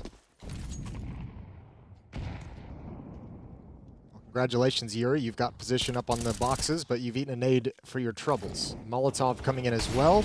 They want to force him out of position, and they will. However, Cello's found a kill elsewhere. Skulls is starting to just probe out of Palace. Klax has got to be really careful, and he's not. Deco couldn't watch that. Probably calming it the whole time, but now he's alone at this A site, and he's got 3 Furia players encroaching upon his position.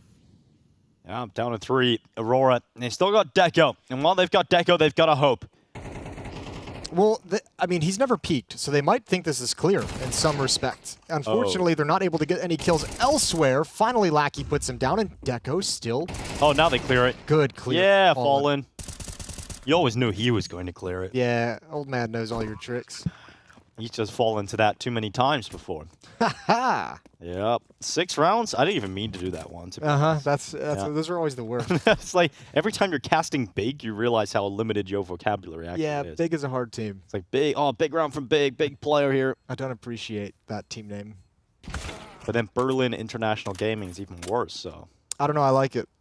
Yeah, but you can't say that while live, you know, in the middle of the play. Have you tried yet? Berlin International Gaming. Yeah, look how awesome that sounds. Yeah. That's like a real hype moment. Use the full name. It's like when you get yelled at as a kid. Well, if they use your full name. If they ever win a big trophy, Jason. You're going to go Berlin International Gaming? Yeah, I'll do it. Do it for me. I'll do it for them. Might be, you might not be, you know. Around? Yeah, you might be retired. I might be dead by then. By the time Big won a big trophy, but. Who knows? You might be coach of them. You know, you might have your German-speaking era. The second shot at my coaching career. Sounds fun. Back.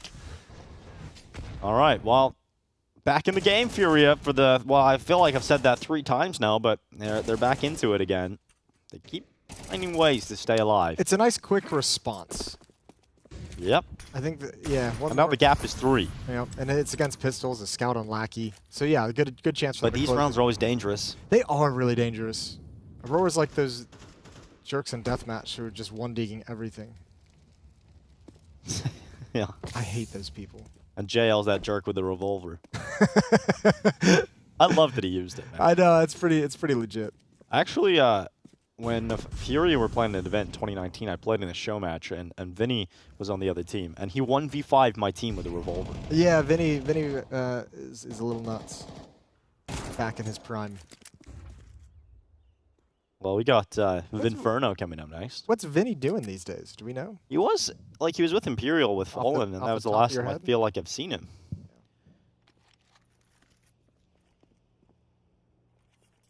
Still playing for Imperial. Yeah. Well, good luck to Vinny, 25 years young. Got a bright future ahead of him. Ooh, Fallen should go down. Oh, nice little tap ski with that Galil. Beautiful work. Okay, so 7-9 as FURIA makes sure nobody's in this B-bomb site. Yes, indeed. 30 seconds to hold on, and they've got the round here. They'll plant that bomb. And FURIA up to 7, so the gap is now shrunk to a 2-round deficit for FURIA. And they're looking to close that as quickly as possible.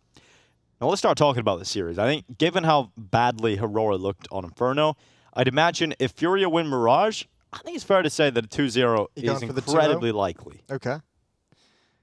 I would go the other way. I think their Inferno is going to look better today than it did yesterday. I mean, it would be hard to look worse, right? Like, they didn't take Banana. That's an easy adjustment. Yeah, and I think too, like I don't think, like I said earlier, like who's the equivalent of Zontar's on this team at the moment? Like no one's playing that way. Nobody's kind of cracking, you know, the solid opening aggressive player. So I think, you know, they're going to be more confident to actually play in Banana this time around. Yeah, I mean you're on Mirage and Castorado is the bottom fragger by far on the team. Like that is not a good sign. That's a sign that FURIA are here playing like their D game at the moment. He hasn't reached his peak yet, Dinko. Yeah, that's true. He hasn't peaked yet. Certainly not playing at his peak. All right, round 17. Guns are back in the hands of Aurora, all back in the hands of Deco. He's got 17 kills. Kenzie's at 14. They were the heavy hitters yesterday against Eternal Fire.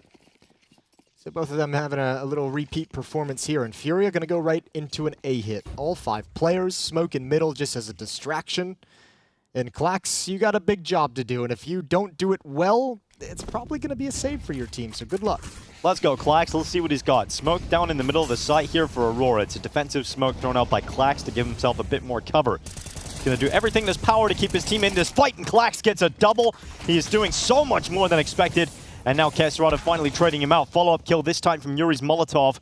And a 3v3. It's still doable here for Aurora, especially because they have Kenzie already deep within the site. And that could be an element of surprise, but that's now given away. He'll go back to Castorado at ramp, and that kill locked in. 3v2 retake here for Aurora to think about. And they know where one is. They know one is back behind the boxes. There goes Yuri. They know Fallen's position. Oh, he's got to be aggressive, and he's got to hit some bangers, and he's only got a Galil. Fallen dancing. There's the first, but he never knew Norby wrapped all the way around. Victory for Aurora, and they stay in the lead. You talked about Klax having to deliver. Well, he does that, and then some. He does it so well also. Like, he's really patient with it. There's a Molotov at Palace. A pop flash comes in over his head from a teammate so he can actually peek those boxes for someone holding his position.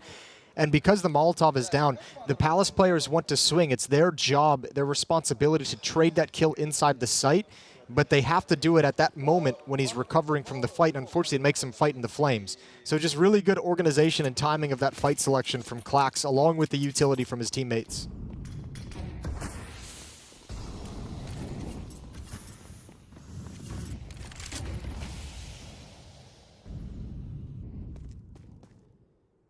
FURIA have 3 smokes tossed in mid early. They're going to start challenging. It's Lackey to go into the fight with Cello. He comes out worse for wear, and FURIA up a player here. Cello barely gets hit in that engagement as well. Yep. Only down to 90, so Lackey just missing his shots at the moment. That smoke goes a little bit taller than they would have liked. It obscures all the vision. Klax is going to run right back into this but Fallen. rotation. Back. Oh, he's under the scope. Under the scope, but he still got it. Klax never saw the op. Yeah, Fallen able to make up for that mess, but FURIA still only 1 player up. They know a player's just pushed through spawn, so they're going to make sure no one else is there. The bomb sprinting back. Norvey might want to back off and just go to CT spawn and group up at the A bomb site. I mean, he's only got an MP9, so it's not the biggest deal in the world, but I think this round will probably end up with Kenzie and Deco looking to save. Well, Norvey should go down here. Cacerado eradicates him. Big swing from Deco, instantly trying to trade out Cacerado, and they want to go for this. Deco just charging in, getting in this fight. Kenzie also taking Fallen out of the equation. It's now Cello and Cacerado who have to close this, and fortunately for FURIA, Cello's on that flank. But his teammate's gone down inside of the site, and now they're considering the flank immediately. Kenzie turns back, and this combo, Deco and Kenzie, is damn unplayable. Oh, that round really fell apart for FURIA. 3 players alive attacking into the B bomb site, and none of it was connected. Cacerado opens things up, but what a disgusting recovery from Kenzie and Deco. As you mentioned, that pairing for Aurora is just so strong right now. Yeah, FURIA looks so disjointed, even in their rounds. They just look really uncomfortable. Cello took a little bit too long to get that flank going, and Cacerado unable to stay alive long enough for it to prove effective. Desperation buy. They've fully invested into this. Tech 9's Mac 10 on Cello, armor picked up. FURIA is going to go for it, and once again, it's right back to the A bomb site. Klax again is the only one here. Charging out of the ramp, right into Klax off the top of those stairs. Cello's dead. Down and out. Advantage siding with Aurora. See how long they can hold it, as they now get that bomb traveling into the side. Cacerado looking to plant it here for FURIA. It's going to be locked in, so it will be a retake. And you'd have to favor Aurora in terms of the weapons they've got available and utility. Plenty of time, and the rotations are already pretty close by. And Aurora's cleared out middle before this all begins, so they know they don't have to worry about that 2-front battle. This is the big one. If Yuri can win this fight against Kenzie and secure jungle, that would be massive, and not able to get both. The Kenzie effective trading. Klax coming in to clear out the bottom of those stairs, and now 2v3. FURIA down in the post plant with 1 at Sandwich, 1 at Tetris, and Cacerado. He's trying to build them back into this round, but he just can't do it. Klax over the top, and Aurora at 12 rounds. FURIA have not been in Mirage to any real extent, and this is Aurora walking away with it. Yeah, this is beautiful work from Aurora so far. And, I mean, the plant is going to help FURIA get another buy coming in, but it's not going to be the prettiest thing in the world. So Aurora's not only got them beat in terms of how they're playing at the moment, but even in terms of the money. Advantage is swaying the way of the CT side. They're looking like they're about to close out this opening map. Yeah, it really feels like it. And then FURIA, you are loving the fact that the next 2 maps are pretty favorable to you, but with this kind of firepower problem right now for FURIA, I don't feel confident whatsoever. Yeah, I don't know where the strength is of FURIA at the moment with who's playing well and who's delivering. Is there anybody? Yuri's got 16 kills. I don't know where they all came from. But it seems like none of the kills are having the impact that they'd like.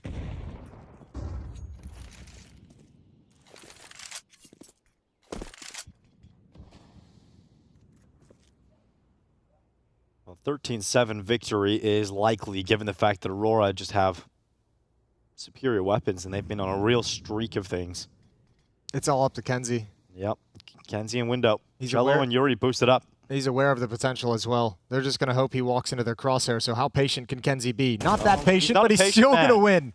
But he is gifted with a blessing of aggression. Yeah, but there's one more. That might just sell him down the river, and indeed it does. Yuri gets that trade. And Deco, they've now got to back off because they can get backstabbed, but Klax stands tall.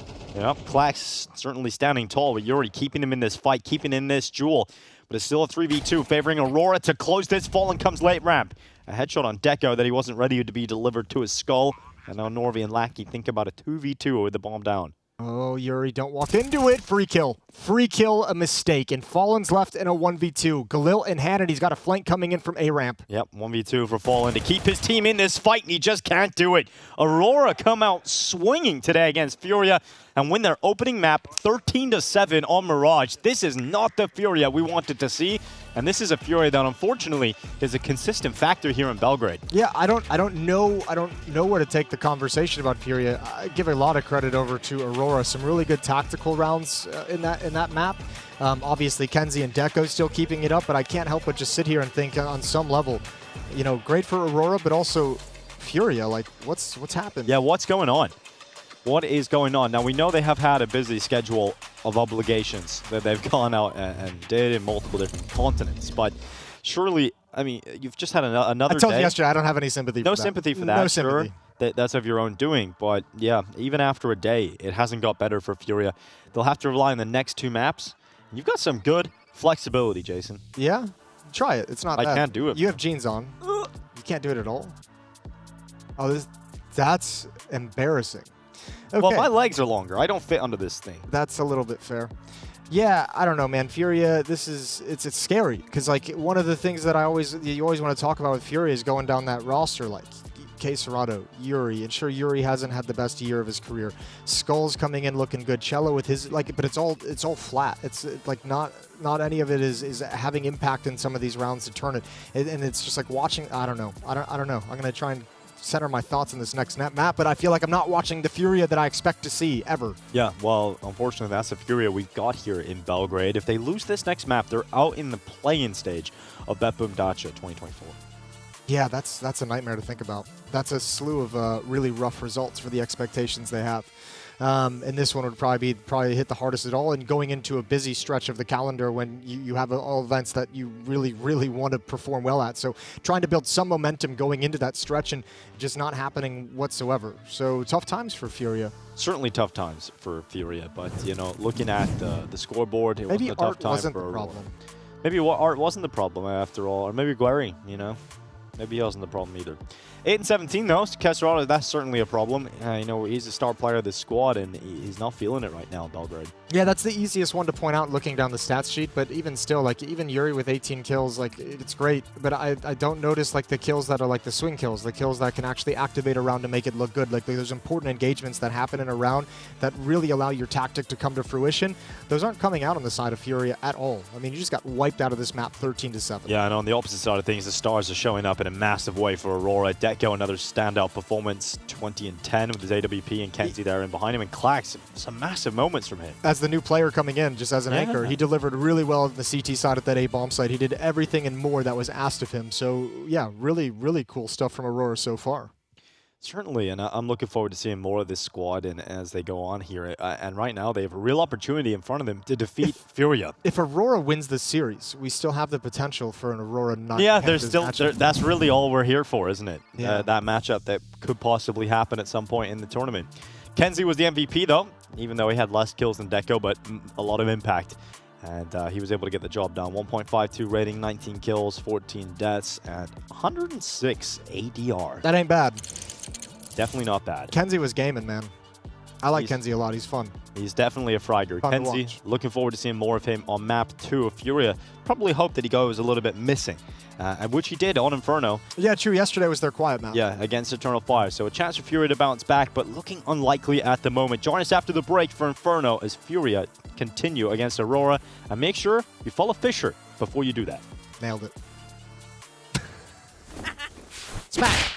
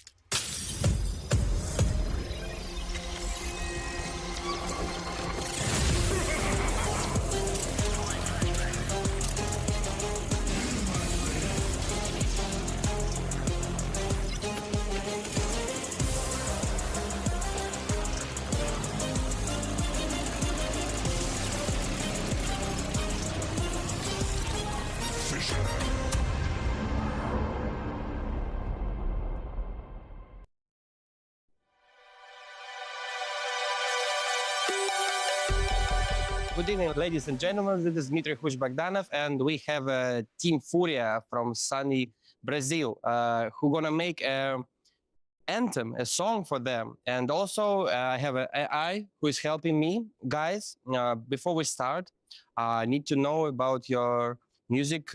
Which music do you like? Like, which music do you listen on the daily basis?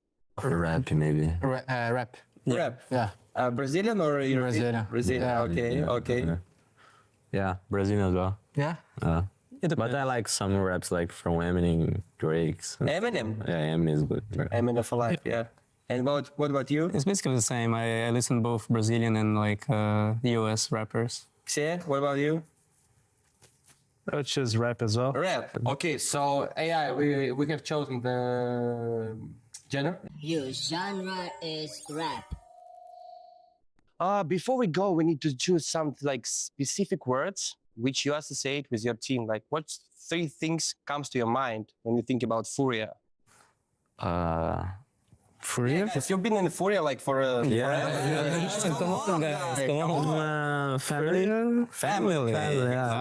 Family. Yeah. Family.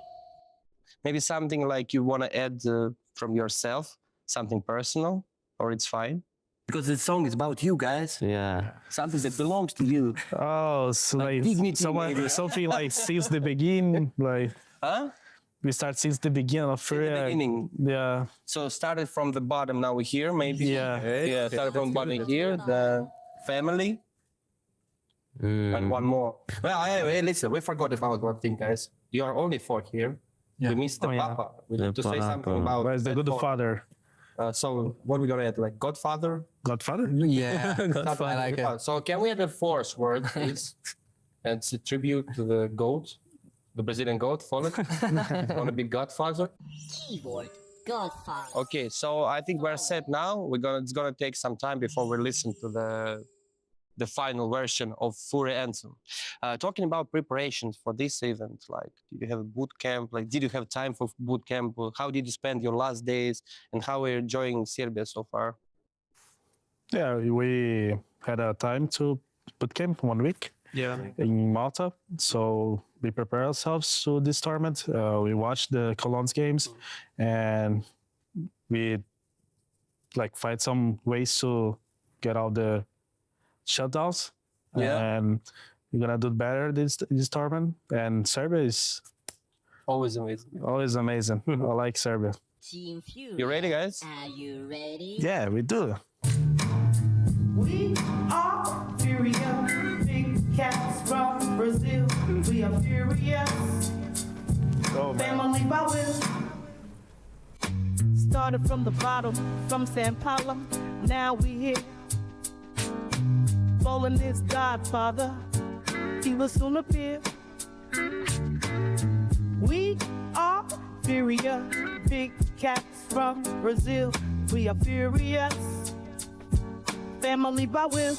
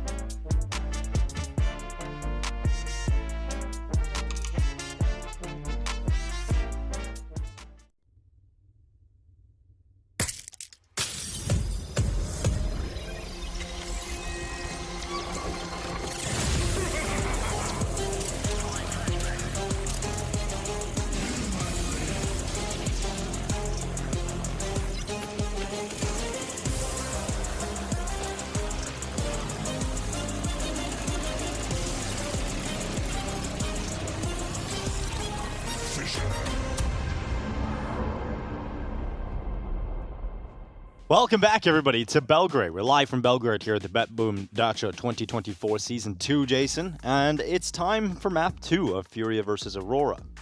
It's Inferno. Will it be FURIA's home ground, though? I mean, yeah, imagine I mean, I think you've set it up well. Not only did FURIA pick this, they probably noticed a little bit of weakness in the game yesterday. Major had some words to say about the weakness of Aurora on Inferno, saying they didn't really play Banana at all, so we just kind of got to walk up and execute, so I just kept going back to it. Those were his words in the post-game interview. It's like, why change it? If they're giving it to us, we're just going to keep going with it.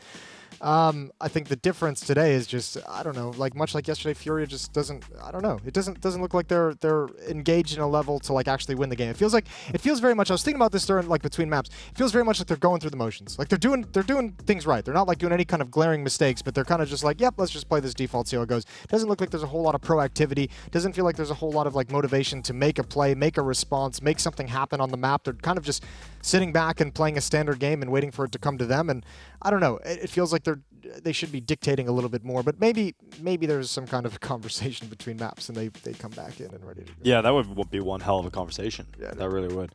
But I think for the side of FURIA, I mean, we always talk about it, and we've mentioned it a few times already in this game, is you want to see Caserado show up on Inferno. Like, he's bottom fragging for FURIA in a significant way on Mirage. Can't be the same here on Inferno. Yeah, he's got to be the one who takes over. You need more production out of his positions and his roles, for sure. And I mean, that's going to be a big piece of the puzzle. I mean, if he has a fragging game, it's gonna look a lot different just by default. But yeah, I mean, he's had quiet maps all through this tournament so far. I don't think we've had to talk about him too much. Haven't really had to point that out. And it's really been Kenzie and Deco as the guys on Aurora who are the big playmaking personalities in this series at the moment, the ones who are actually dictating how this game is going. I think we're going to see a better Aurora on Inferno. That doesn't mean they're going to win, but they're going to be better than yesterday. I think we're going to see them take a little bit more Banana control. I think we're going to see them more willing to fight for Banana. And then FURIA's going to have to overcome that.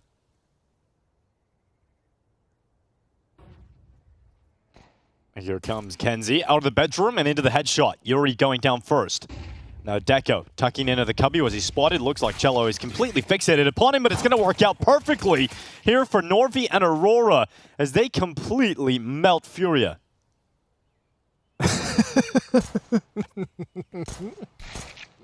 They were just so focused on the cubby player, Deco. And Norvi just messed them up. Yeah, he really did. He picked the first one jumping around the corner out of the sky. It just deletes the second. But this is what I mean, too. Look at this play from Kenzie. Like, this is what I mean when I say, like, they're actually, I mean, not that that's, like, the smartest play in the world or anything like that. There's certainly risks involved. But it's like the players on the Aurora side are like, yeah, I'm going to go make this play. Yeah, I'm going to go. Yeah, they've got a lot of confidence. Yeah, I'm going to take this risk. I'm going to be willing to go see what I find on this in this kind of a peak. Well, for FURIA, they didn't even get close to a bomb plant, but they're still going to go for that force buy, which means it's just Tech 9s here for FURIA. Clack spotting out second middle players. FURIA have many numbers outside of A at the moment. They're going to just try and overwhelm the defense here. Clax and Deco together. They might do it. There's not a whole lot of utility on these M4s, and look at all the Tech 9s that are up there. Now Clax has to fall all the way back because of a three-man start to activate this push. Oh, now it's coming crumbling down.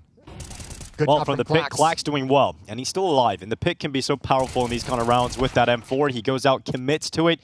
Not exactly accurate on his first bullet, and that'll cost him his life. So starting to back away is Kenzie. They've conceded this round, and FURIA bounced back with Tech 9s rushing into the top mid play. Yeah, I wonder if they got the information, if they heard the utility and counted it, that there were 3 in Banana, and that's why they pushed up mid so fast. But yeah, when you don't have any utility, like a smoke to delay that kind of mid push from FURIA, no nades, no flashbangs to activate repeaks, it's like you just lose the advantage of numbers. Even the M4s can't save you. And Aurora was not prepared for that timing whatsoever, so tied up. Did Clax actually see anybody on his jump in the apartments? Yes, he did. Because you see 4 players running up second. He didn't see 4. I think he saw 1, maybe 2. Okay. 2 max. That makes more sense. So if you see more than that, I mean, you got to call for a third player to rotate over, so definitely didn't see the majority of players outside of A, and that has cost Aurora the round. I don't think they expected FURIA to just kind of walk up mid at that fashion, at that timing whatsoever. Because you can see like the cubby player kind of swings a little bit wider, doesn't expect them to be already at brackets. The lane player Clax wasn't really peeking, so that crossfire never had any true impact. Well, Aurora forced into a pretty weak position when it comes to weapons. So they've got the noob tube? Yeah, they got one of those big old XM1014 noob tubes. Let's see what Norway's able to do with it. Important thing is the utility. Do you have the patience and the discipline to hold on to those smokes as long as possible so you can run down the timer and force FURIA to attack into the situations you want them in?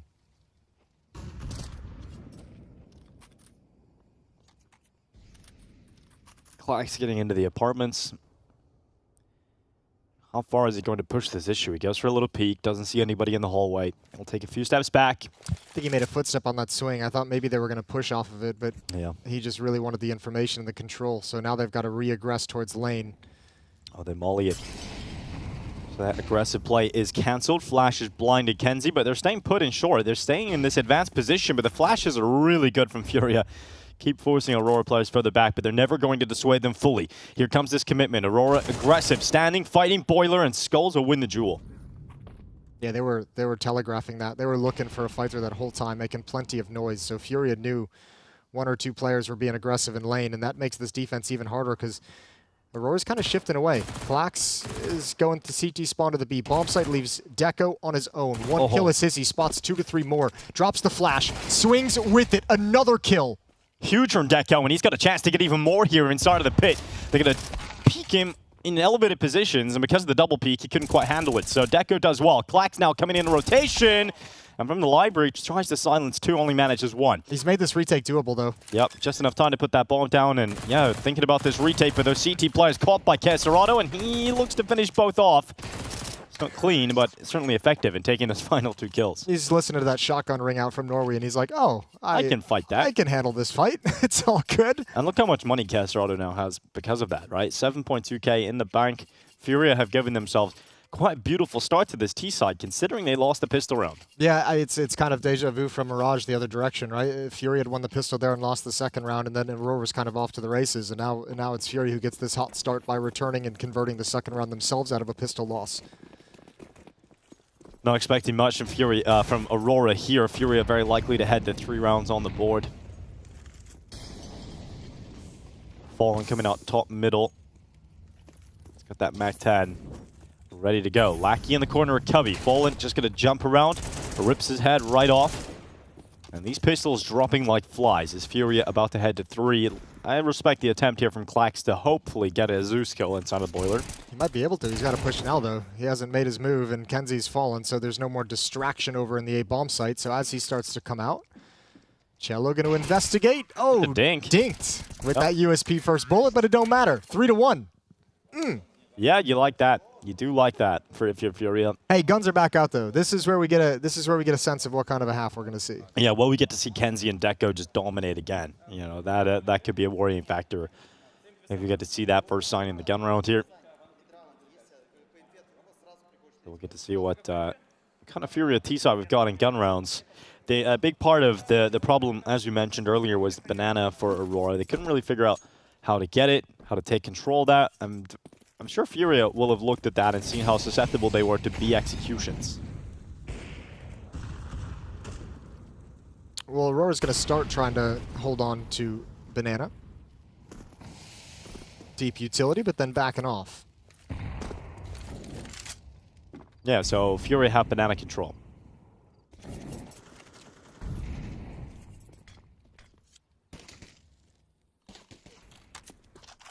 Lackey knows that they have indeed conceded top banana. Smoking towards CT.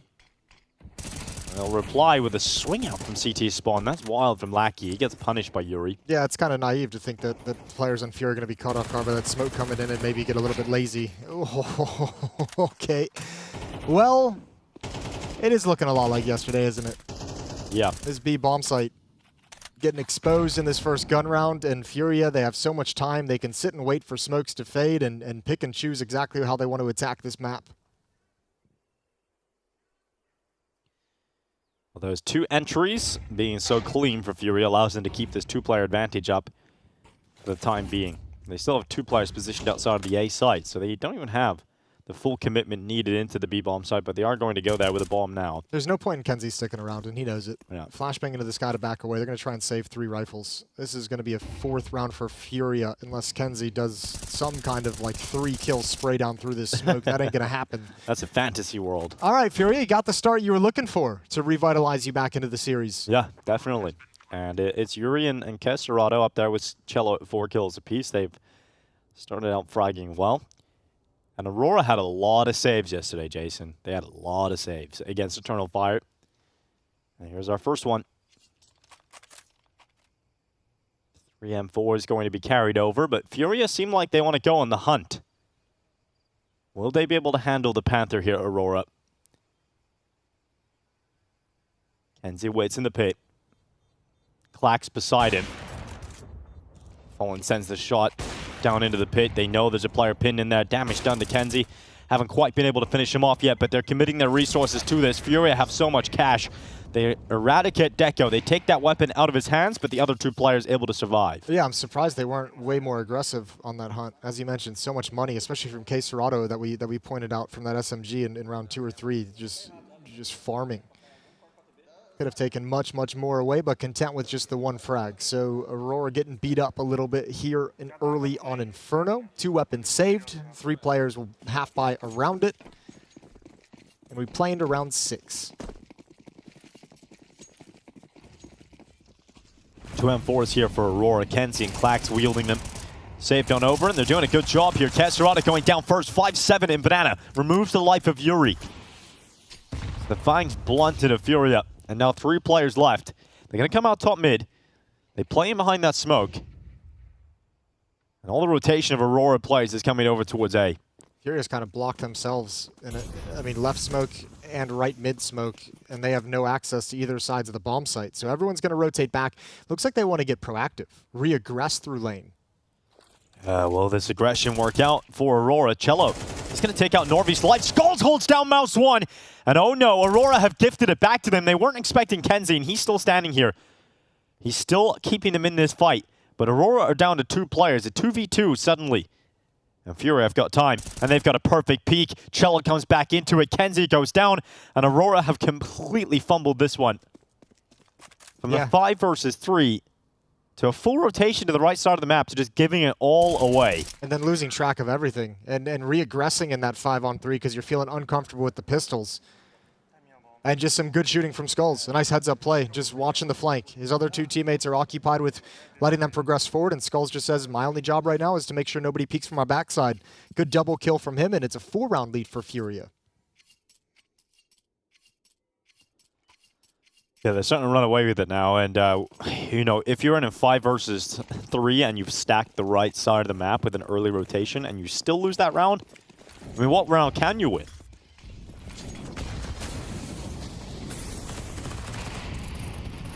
Well, at least that round did just have those 2 saved M4s and pistols around it. So Aurora do well to get themselves into that position, I guess. We'll look at it with a positive spin. Clax taking out Cello as he walks out top middle. Follow-up fight towards Kenzie, who actually got blocked by his teammate. Deco making up for it with a trade. Yeah, well, the Hulls pop was lining up as well, but I think with that kill, they're going to back it away. You also don't have Kesserado towards the right position to activate them out the halls with utility. Deco pushes up, sees one, and he does grab it. Thank God he gets that kill because Skulls is fast with the trade. Yeah, really quick work there from Deco. Good reaction time to be able to get away with 1. Now, FURIA down to 2 players. That 1 kill from Deco keeps Aurora ahead on player count. And given Clax's position out here in the balcony, it's pretty powerful to close this. They've struggled in these situations, though, in this half. They've lost a couple mid-rounds with advantage player counts because they've been maybe a little bit too eager to kind of close things down and be proactive on the map. So you can see Skulls and Kesserado happy to be patient for the moment, looking for the mistake from Aurora that's not coming. 1 in the bomb site, 1 up on the balcony. Really tough to break into in a 2-on-3. Limited time, so there's no option to go back to B. It's into the belly of the beast on this A bomb site. Lackey with a crossfire with Clax up on that balcony. He's still worried about the apartments, but soon they will detect both players at short side, and Clax is going to get ready for this. They're just hiding away, but Skulls is going to clear it. And now they've actually separated this into winnable 1v1 fights. Lackey now on the site. Oh, big headshot from Skulls, and FURIA recovered again. Just poorly played. Norway's got nothing to do. 15 health, yeah.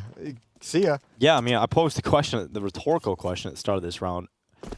If you can't win rounds where you get 2 clean entries and you stack the right side of the map, what can you win? And clearly, they're not winning anything because they just had another advantage.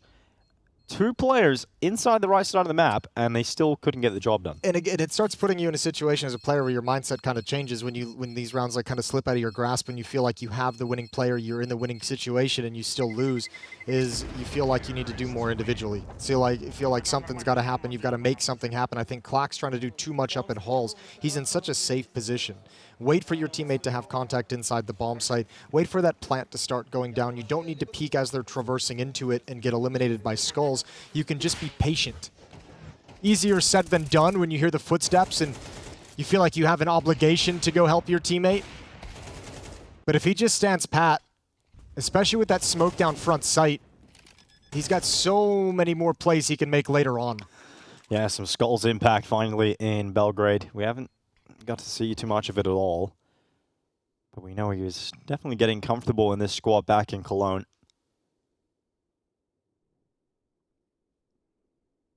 I think a large part of this Inferno showing is, yeah, FURIA are playing better, but it's so obvious that Aurora just don't feel comfortable in this map whatsoever. Yeah, it's a different vibe to what Mirage was like, you know, yeah, like big time. Yeah, the reactions are a little bit differently.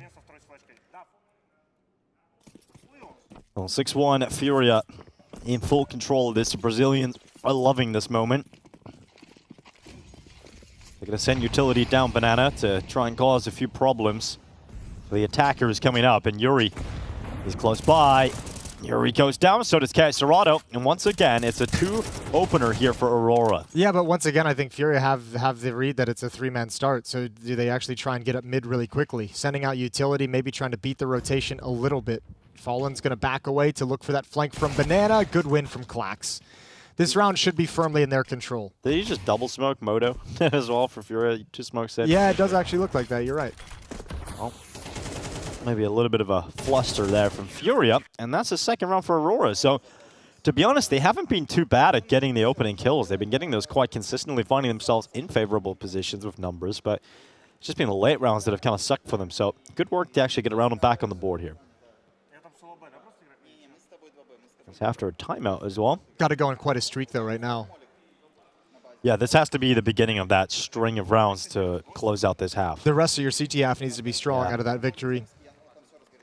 Let's see what they got.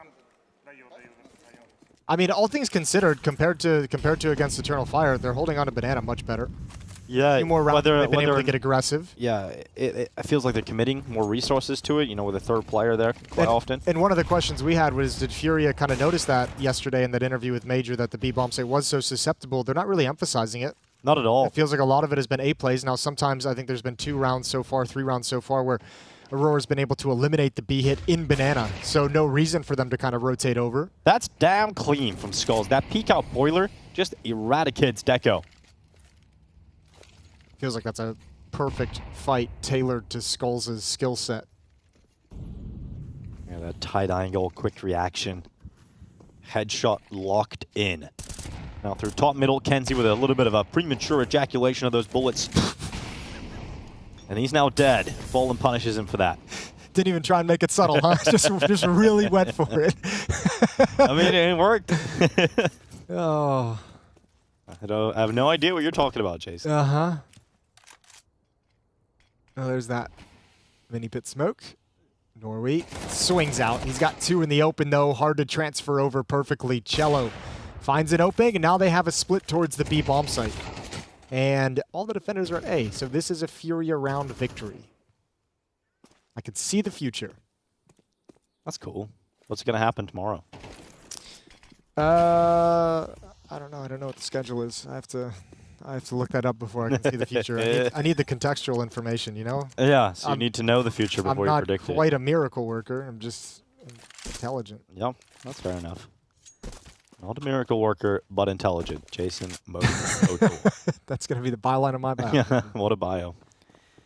Well, it's 7-2 now as FURIA bounce back immediately after conceding a round. Yeah, it feels like Nuke is looming up large, doesn't it? Like I can already feel those silos kind of getting into vision. And I think this now will favor FURIA.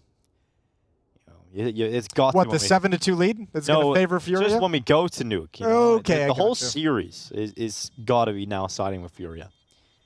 Aurora looked good on the puggy maps, but not so good when they have to be a little bit more disciplined.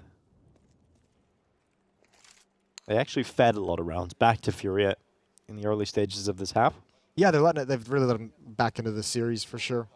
I mean, dropping that second round is really painful, but the fact you haven't been able to get a grip of it since is worrying. Good job from FURIA working the map.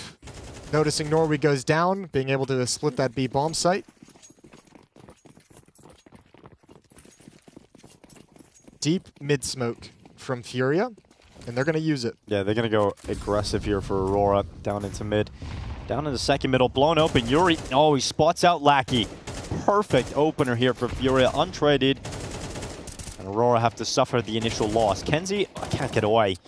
It's such a telegraph, though. Like, they haven't thrown that smoke at all throughout this half. So it's like, as soon as that's thrown, everyone on FURIA goes on notice. And it's like, yep, we know exactly where to check. Check towards alt mid, check those stairs for that peek down. You know, check the left, the bench area. It just kind of allows them to know where the fights are going to happen. It was never kind of set up in any way for that aggression to be effective. Yeah. And now Deco's got to overextend to try and bring this back. And even then, he's got to get a multi-kill. Can't leave it all up to Clax. And Deco down to 1 HP. He'll retreat back towards spawn. 55 seconds left in the round. Clax is going to have a look down mid. That's the bomb coming towards him. Clax could step up here. Good first headshot on Yuri. Now Fallen should realize, I don't really like that. I don't like that. And he goes back into the open. Fallen goes down, and suddenly this round is back on. Yeah, this is very strange, very weird. But another smoke towards left mid. K-Serrato can join up with him. Yeah, they do. It's going to blow open that smoke. Skulls getting into it actually works perfectly for Skulls to get a kill, but Clax gets another one. Deco's on 1 HP. And he's got that AWP. No, Skulls has gone out towards the archway. He's going to chase after him. He's going to hunt him down. He has to walk. He can't actually beat Skulls. No, he can't. So Skulls is able to just sprint. He has no idea. He's still looking towards Banana. But eventually those steps surely will be heard. Will Skulls... Oh, he's in the open! And oh, Deco able to win it here for Aurora. That is so wild that Aurora able to get back into that round. I cannot believe they've won that, to be honest. That is just mental. Oh, that's such a hard situation to be in if you're Deco, because you feel like you've made the outplay. You've made the play, and you only have 1 health, but Skulls just books it. But Skulls never hurt him. That's so sick. All right, well, that's somewhat of a miracle. That's a 2-on-4 won by Aurora. Clax and Deco to bring that one all the way back. Clax with 3 kills, Deco with the final. Lead is cut down just a little bit. Oh, that's a little bit of a stinging round for FURIA, though. You don't like to lose those. But Aurora had their fair share of advantageous round losses. So it's finally their time to get one of their own back.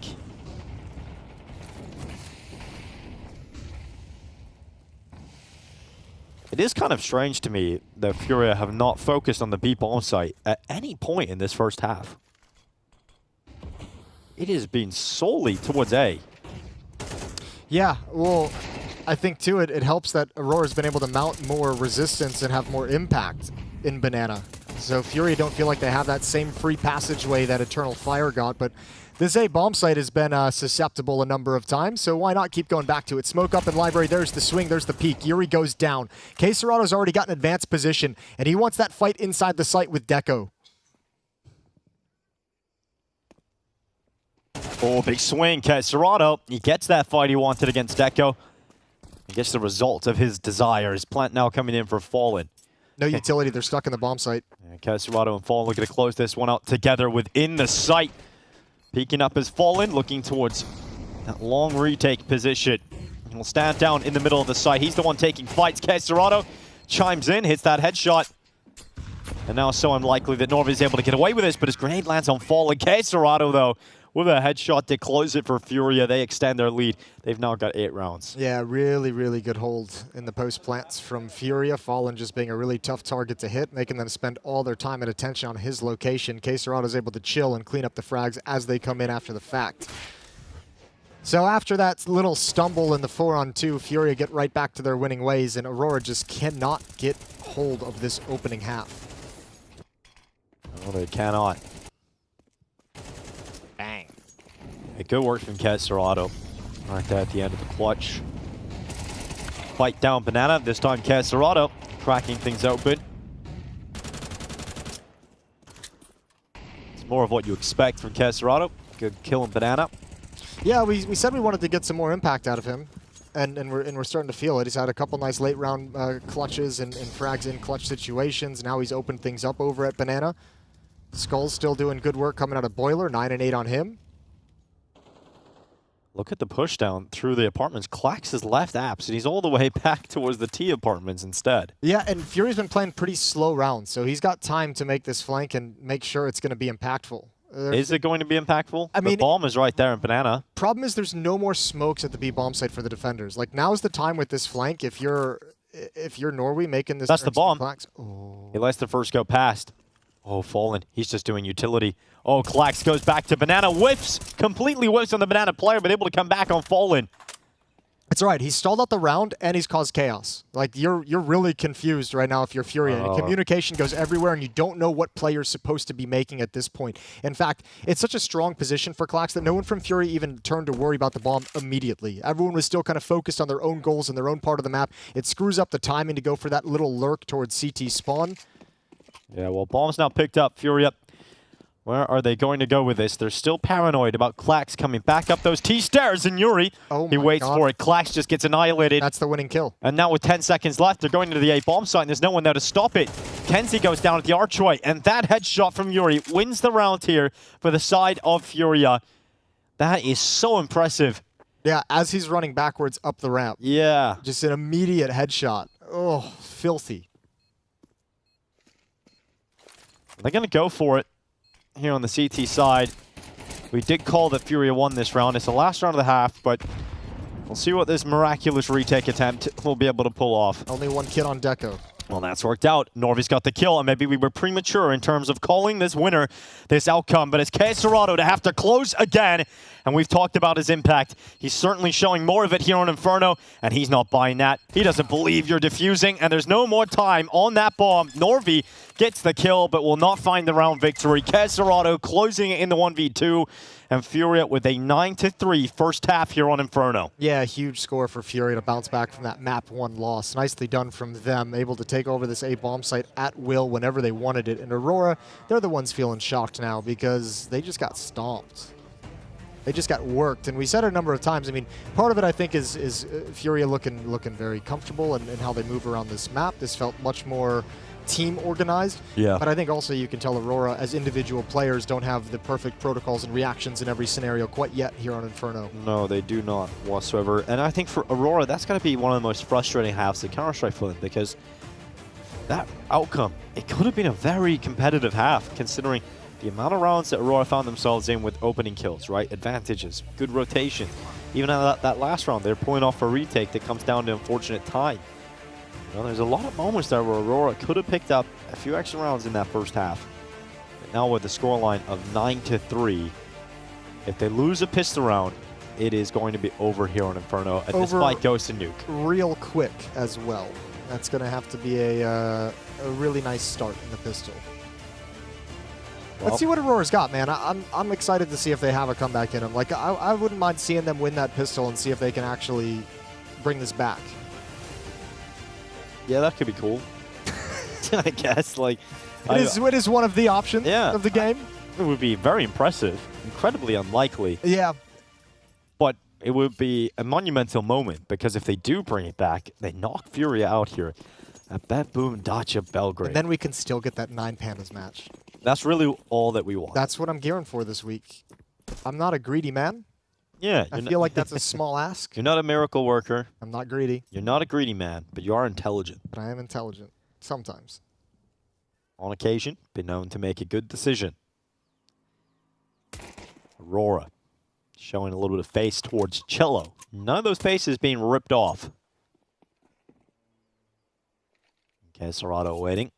He's got the God Flash setup. Oh, they've got the God setup here, bro. They have 3 players on the B-bomb side. Yeah, but a lot of this leans on this flashbang and how good it can be, right? Like, if it's not clean, if it's a little bit early, a little bit late, those Glocks will respond.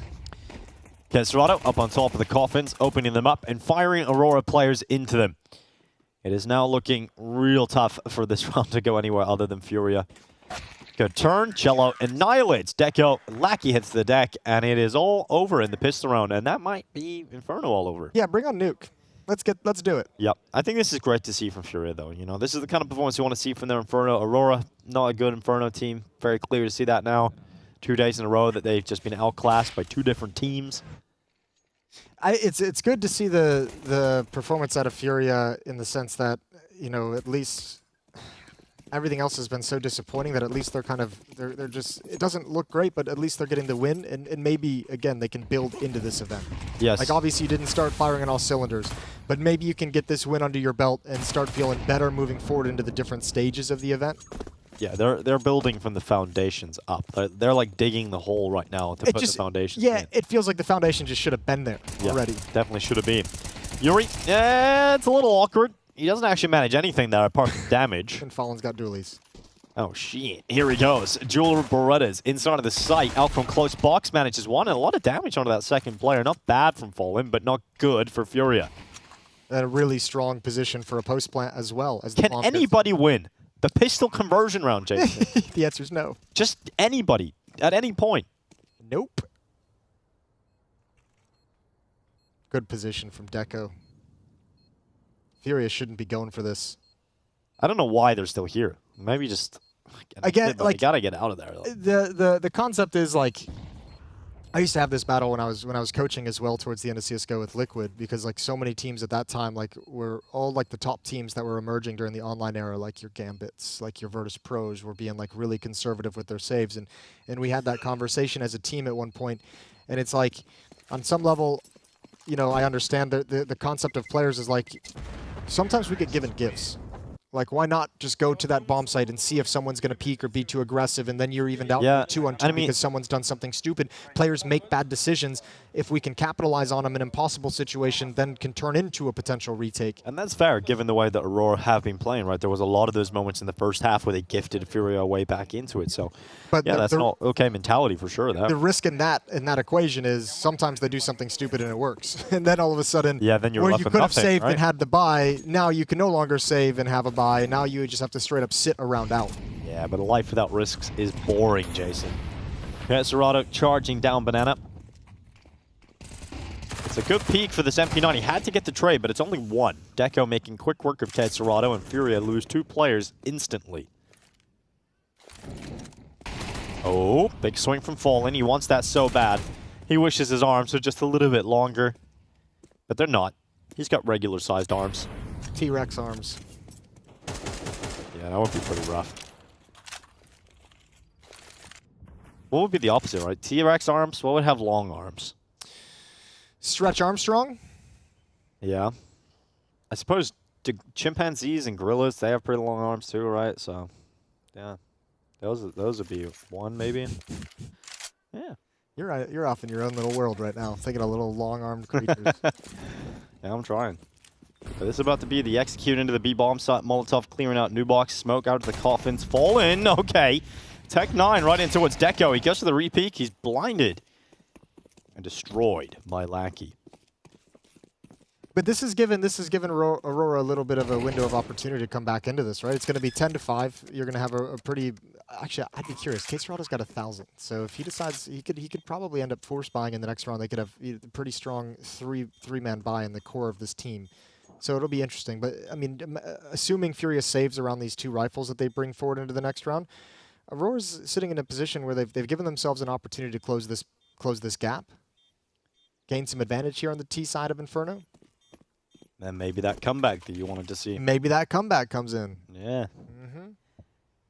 Oh, the M4 is called Stop Blowing My Mind. In the hands of Yuri. Yeah, Machine Loving those royalties. Yeah, those name tag royalties. Flowing in. They would love that 25-cent cut.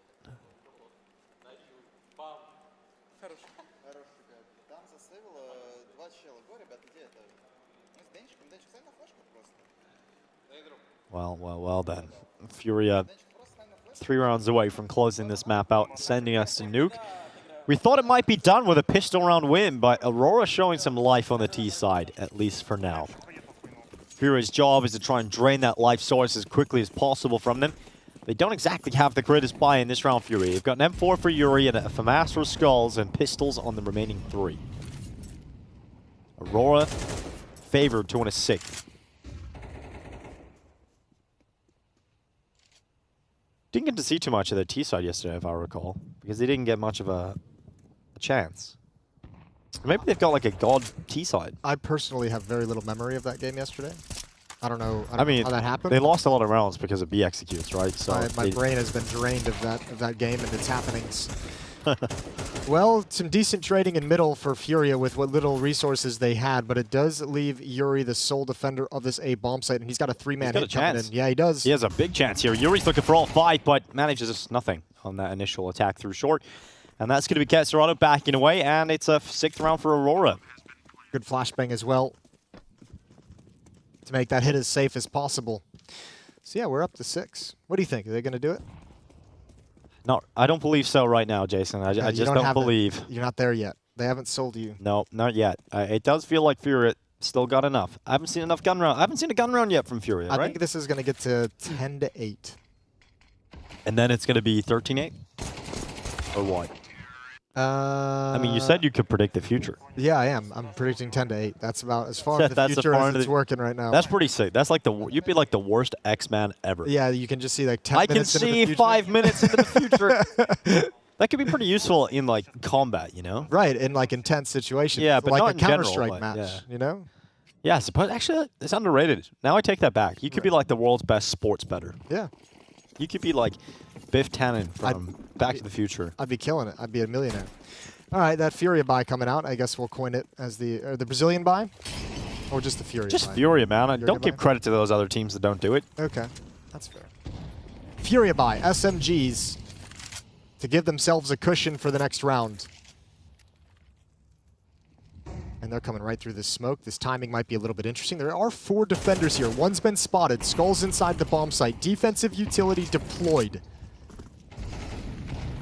Nor are we going to wrap around very, very quickly for an opening kill. Oh, through the smoke, another one. And now they're sniffing out the stack. Now they see all the bodies and all the players and eliminate the SMGs. It's going to be 10-7.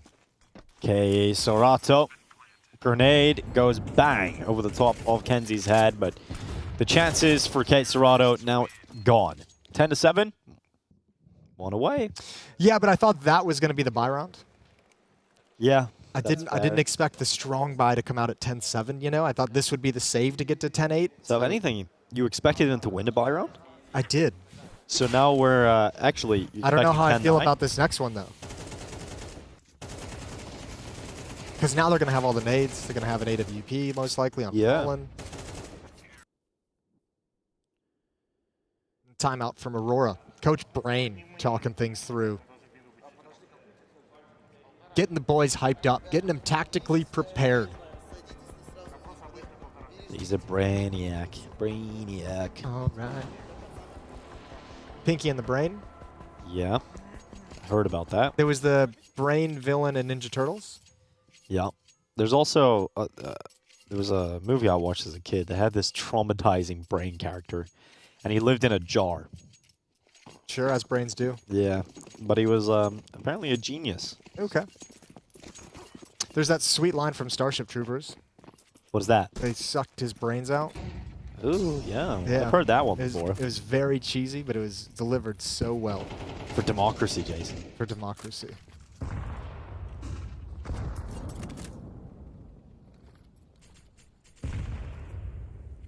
Here we go. Aurora attacking into what is a 3-man setup for FURIA. And they're ready. They've got a little clothesline setup here, and it's Skulls and Cello to annihilate the first 2 players. Oh, that's such a weird way to try and get an opening. Oh, Cello. Oh, Cello's in trouble. And he goes no, down how's it gone back the other way so quickly? I don't know, but that's a crazy way to try and find openings. Just sit in that mid-bracket smoke and let it fade. What is that? Yeah, well, it didn't work initially, and then it did. And then it did. Yep, and so now we have a 3v2 Furia. Do they want to go for this? I don't know, but they got to cross into the bomb site and get that bomb planted before that smoke clears. Oh, well, that nade kill makes a big difference in Caserado this round. What a shot from Deco. Fallen stood no chance. Now Caserado has to clutch up again. And they went before the smoke, Deco. Aurora's, they're doing everything they possibly can to give this round back. Yeah. I mean, Caserado's had a couple of clutches so far. He wants another one. Flashes up. Not going to be given to him this time. Clax will celebrate with his squad because that is an important victory. Is 10-8? No, it does ring out, but they did everything they could to make that uncomfortable. Yeah, they really did. There was a few mistakes in that they could take back. But I mean, this seems crazy. I mean, it's a 5v3 recovery from Aurora. I think part of it, I mean, this kill is amazing because once you have two players in lane, that's such a weak point. When they start coming out holes behind you, it's really hard to turn and take that fight. But even Fallen's position isn't ideal. Dude, what do you do if you're Furia now? Like, it's 10-9, Jason. I know. What if you lose in Inferno where you had such a huge lead? You'd be very sad. And you won the pistol in the second half. That's the only round you've won on the CT side. You'd be very sad. Aurora's starting to handle all this pressure very, very well. And they're challenging aggressively when these smokes are up and deployed.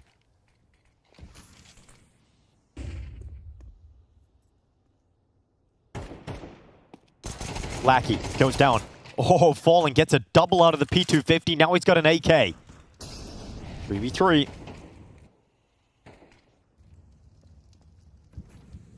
Fallen worried about multiple different positions, but that bomb is now safely crossed into the site. Digits to be punched in. Bomb to be laid safely on the ground, and Cello left with 20 health, alone in the world. Nice attempt from Fallen, though. The 2 P250 kills the AK-47. He was a big point of danger that Aurora had to think about and avoid the entire time. So a pretty admirable attempt, all things considered. But we're just one round away from being tied up. Aurora's bringing this all the way back. Cello's found himself an AK-47 to save. Not going to win the round, just bail out with the rifle. That'll be some cash flow to help out later on if Furia still encounter struggles. But CT side not looking good so far. No, you can say that again. CT side not looking good so far. Yep. That's some emphasis for you guys at home because it really is not looking good. They've won the pistol round, that's it. They've had a couple of gun rounds. They've had a couple of chances. But none of them taken, none of them found. And Furia about to be tied up. They're about to lose their lead. And this half was 9-3, then it was 10-3, and now it is 10-9. Aurora in this fight again, and the dream reopens for a possible 2-0 versus Furia to stay alive in the competition and knock Furia out without a single win. Oh, decent nade. Oh, Caserado can't get the adjustment. Cello's gone down. Thankfully, there's flames in the way of Aurora. They can't progress off the kills, but God, they would have loved to. Yeah, they would have. Furia lose the first player. Not looking pretty for their chances to extend their lead. How do Aurora close this? How do they go about closing round 20?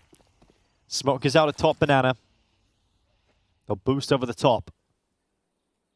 Caserado ready for a Aurora player to come through the smoke, as they so often do.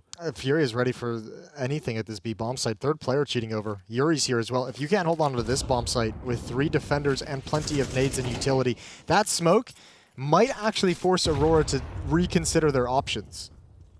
Well, they are going to take a few steps back here, Aurora. You're right. They are reconsidering those options, and it feels like they've come up with a different one. I never know what the philosophy should be in this situation, because it's like you have 3 players there. Like, you almost want them to attack into the B bomb site, so why deploy the smoke? But at the same time, you don't want Aurora to just have that free angle inside the bomb site. Yeah, but you're almost like telling them, go somewhere else. Yeah, exactly. That's what I mean. It's like, what a dangerous game, and now they can throw this fake at the B bomb site. You've already got players here. Oh, this means Fallen is backed away to kind of shore up this B bomb site. Furia really sense a B hit coming in, and they were right for a moment, but now that Fallen's alone at the A site, as soon as they get in and smoke off small pit, it's over. Thankfully, he's got one more kill, but how do you retake this once they get in? Okay. I thought for a second he was about to find Deco. But Deco able to react fast enough to get that AK headshot on Fallen, and now it's a save call. You don't even go for it. Yeah, you're repositioned. You're outpositioned on the other side of the map. You have an AWP that you want to keep in. Money's not great. You have 3,000 built up on Aurora from the saved AK-47 that Cello had in the previous round, so you've got money to drop over and rebuy. Just, man, FURIA cannot get a grip of these gun rounds. 10-10. 10-10. We are all tied up again. Aurora were down at 10-3. Smack. 7 rounds in a row. If you're FURIA, you're just like, you're in a pit of despair. You're just depressed. You need someone to help you get out of that, Jason. They need some help. Who are you going to call? Kassad. Kassad. Oh, I would love to see that. Search help. Search help. Well, he's got a chance still to make it to the major. A second chance. A miraculous chance. I bleed for bleed. I bleed for Kassad.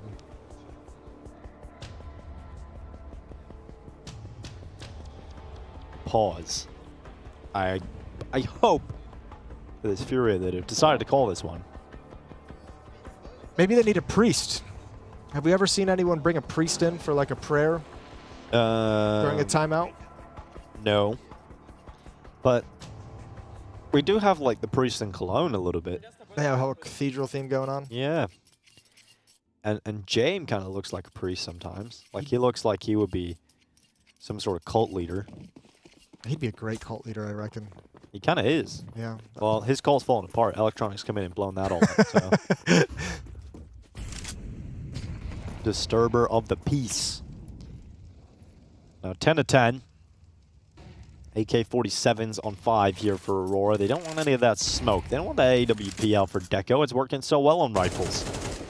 And they've brought it this far. You don't want to just go down and out like this. You don't want to allow FURIA to close out the game. If you've spent all this time coming back in to tie up the scoreline 10-10, you better go all the way, Aurora.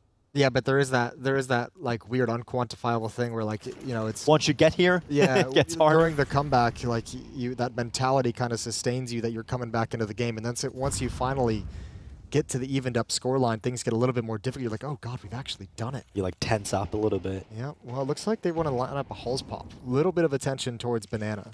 3 players in hulls. Fallen. Ooh, he knows there's one in Boiler. But Utility is going to force him further back, so he can't stand in that position any longer. He's blinded. He goes back to it.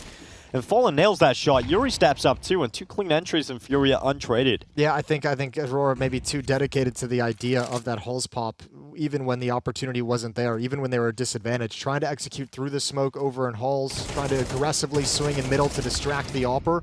Lackey's got 1, and Fallen's going to trade it off. And all this time, Norway found his way into CT spawn, but never tried to help out and backstab towards Library, which could have been very useful. So after 7 rounds in a row to tie up the scoreline, FURIA win 1 back, and they do it with 4 players surviving. It's always the way in Counter-Strike, isn't it? you win 7 rounds in a row, and when you finally tie it up, you lose the next round.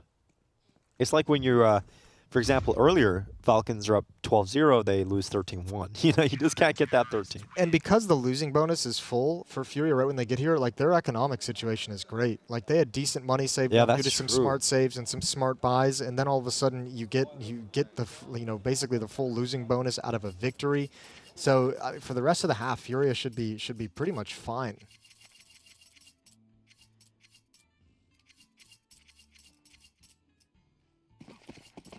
Well, it's not like there's any money problems for Aurora in this round, right? So they got AKs out across everybody, but they will have problems in the next. If they are to concede this one. Oh, that's a beefy nade. Beefy nade on a Lackey in Norway. Nades returning, but they're towards CT spawn, not towards sandbags. It's the Molotov that forces FURIA. Oh, gap in the smoke. Yeah, but you don't try and go through that, do you?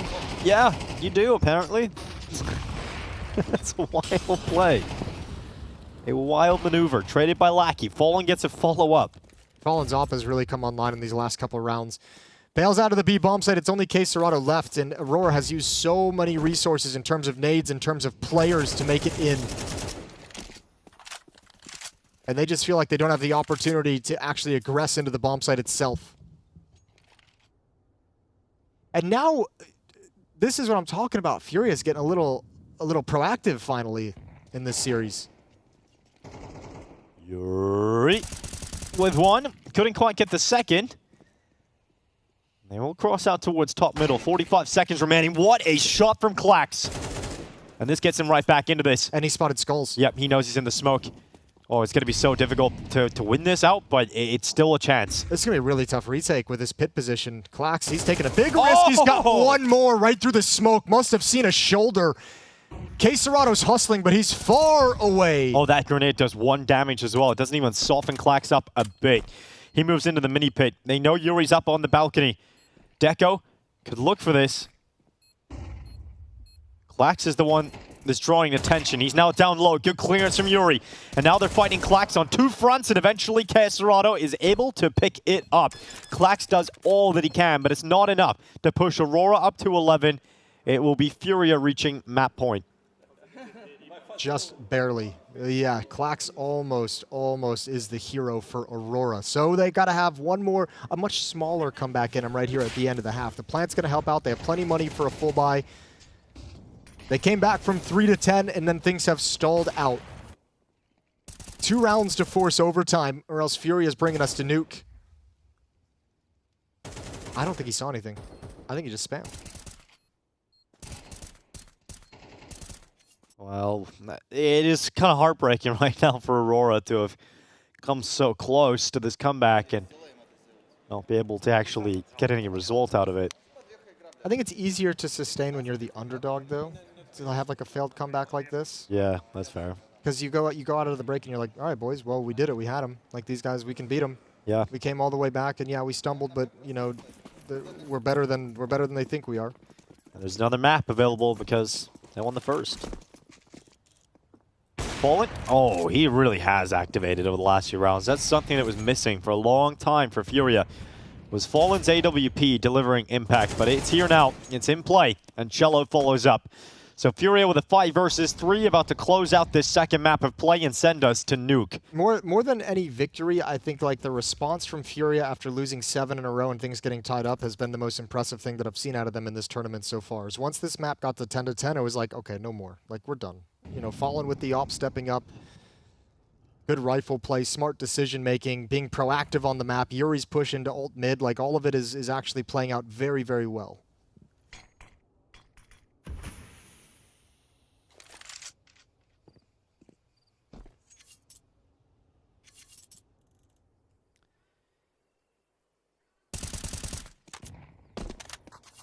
Well, if you want more Counter-Strike here on Inferno, it doesn't look like you're going to get what you want. Aurora attempting to open up space on this A-bomb site. Bomb still a banana. And it's solo. Good kill from Klax. He's been so impressive today. He's really impressive on his own as well. Like, right? He's not being set up for any of this. This is him just kind of going hunting and trying to be the guy who creates a distraction and an opportunity for his teammates on the other side of the map. Now, the bomb has just been spotted, and there's only 22 seconds. So they know it's going to end at the B bomb site. Yeah, and there's 2 players here in the site. I mean, it just feels like FURIA are guaranteed to lock this in now. cello playing towards the back of this. Corridor is gridded with a smoke. Cerato out towards Coffins. He's smoked out, so at least they have severed off cello from his support network, but he plays around these smokes very well. cello does well, and FURIA able to bounce back in this series. Inferno goes their way. They'll drag this series to nuke. And finally, FURIA getting a map win here in Belgrade. It was starting to look touch and go, though, in that second half. It didn't look that convincing from them, despite having a 10-3 lead. Yeah, getting buried a little bit on that run from Aurora, who came back into this. So they'll have a conversation. Nuke, 1 map remaining, 1 chance remaining for them to eliminate FURIA and move on to the next match. But like I said, I like the bounce back. I like the lockdown from FURIA once it got way too close. Fallen really stepped up in those last 2 to 3 rounds with his AWP, hitting some bangers. Always love seeing that. Yeah, that was the big key, actually. Looking good in his shorts. Yeah, looking good in the shorts. And the gaming sleeve, too. Yeah, looks great. But Fallen stepping up towards the end there was actually, it felt like it just correlated with them winning rounds, right? He was just delivering so much impact. Yeah, I mean, obviously the op on the CT side, Inferno can dictate a lot of where you can actually head, but everyone started playing a little bit better. We stopped seeing, you know, I mean, think about some of the rounds Aurora had to win in that comeback. Remember, they won that like 2-on-4, kind of, you know, they won a 3-on-5 as well. They won some really, really tough rounds to make happen to even get to that position. But yeah, it's just nice seeing a little life out of FURIA, like some actual energy. Not just inside the server, playing the game default as it comes to them, but actually doing things on the map to dictate the game. Yeah, T side looked good, CT side not so much. But now going to Nuke, it does feel like this is a map that heavily favors FURIA. It should be. I mean, that's the other side of this equation now, is if you lose this series with Nuke as a third and deciding map, which is a map that you've loved to pick in the past month of competition, it's like you got no excuses. Like there's nothing. So yeah, let's see FURIA close this one out. Well, Clax topped the chart for Aurora. He had a really good game, as you pointed out. A lot of it done as a lone wolf. For the side of FURIA, though, csgo returns to the top of the scoreboard, something that was non-existent on map 1. And there is a correlation between csgo playing well and being at the top and FURIA getting wins. Yeah, I'd say that you could find that correlation for sure in the charts. Yeah, not the prettiest win. Just happy that FURIA is able to kind of come back and force this third map. But you can see from the performance of Clax here on Inferno, from Kenzie and Deco on Mirage, the previous map, there's some heavy hitters on this Aurora side of things. So if you're having miscues and your team's not playing well and you're taking too many individual fights, they got the players to be able to punish that. Certainly so. And Kenzie, another quiet performance on Inferno, doesn't have the same sort of impact or level of comfort on this map, it would seem. So hopefully on Nuke, it'll be a different story for him, and we can get to see that Deco-Kenzie combo return to its full level. Well, yeah, we'll see. You touched on it. Remember, they have Clax, who just kind of came in this transfer with results, so relatively new roster, or at least a new player in the roster. Let's see if they have the protocols in place for Nuke, because I mean, looked good on a map like Mirage, where it was a bit more puggy. Inferno, where he takes a little bit more tactics, things kind of got away from them. Nuke can be equally unforgiving. It can be unforgiving, and we're going to have to wait and see. But before that, we're going to follow Fisher on social media, Jason, because following social media, and Fisher in particular, you get all the memes, all the updates, all the conversations going on with the event. And we do love the memes. We do love the discussion around the event. So if you're interested in all that, make sure to follow Fisher on social media platforms. We're going to go to a break. When we come back, ladies and gentlemen, it's time for Nuke.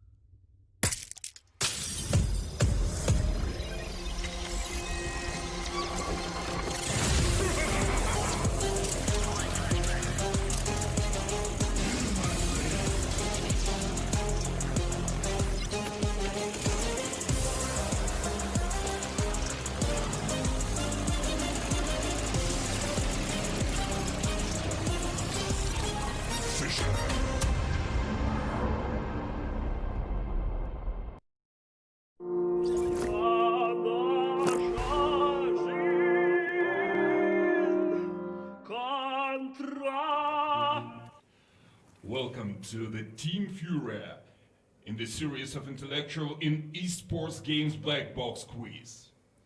The most attentive viewers might notice that you have no captain right now. Mr. Fallen is not with you. So today we are seeing intellectual quartet. Who will take the captain's duties in this game? Me, Caserato. Okay, Mr. Caserato. So we're about to start. You may spin the wheel.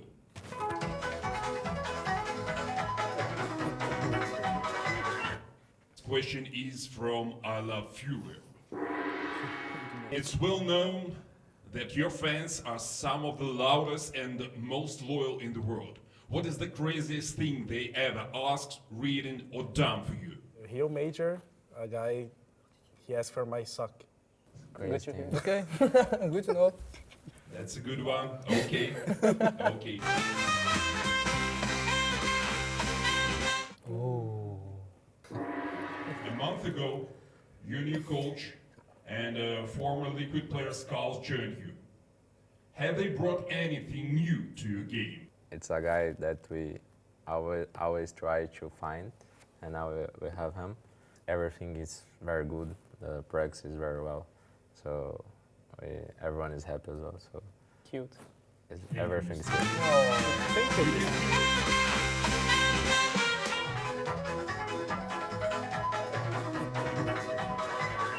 This one is from Neymar Jr. Oh. Yeah.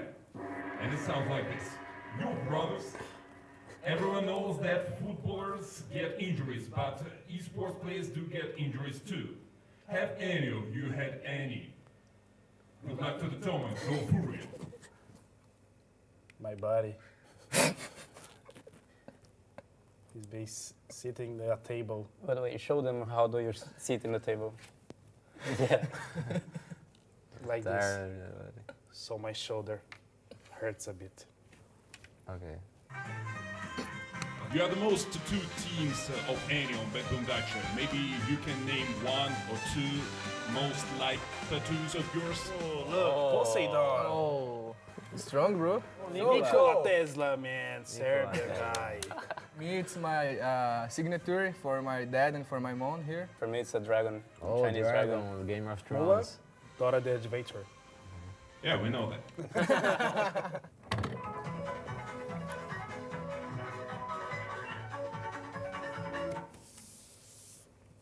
Blitz? That's a blitz question. Blitz.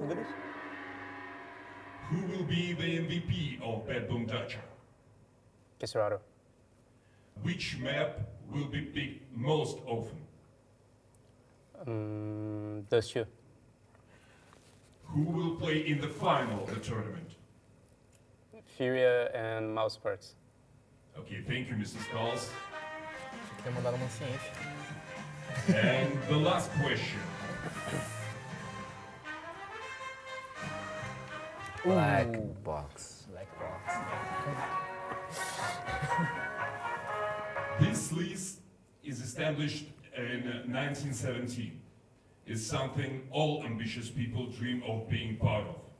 Some sports players have already made it. What is in the black box? What is this list? Okay, maybe it's Forbes. I don't know. What is in the black box? Let's see. Yeah. Oh, that's nice. Easy. Dear players, only one question remains. Who will be the winner of BetBoom Dacha? Follow the channel to find out. This is Team FURIA. Goodbye.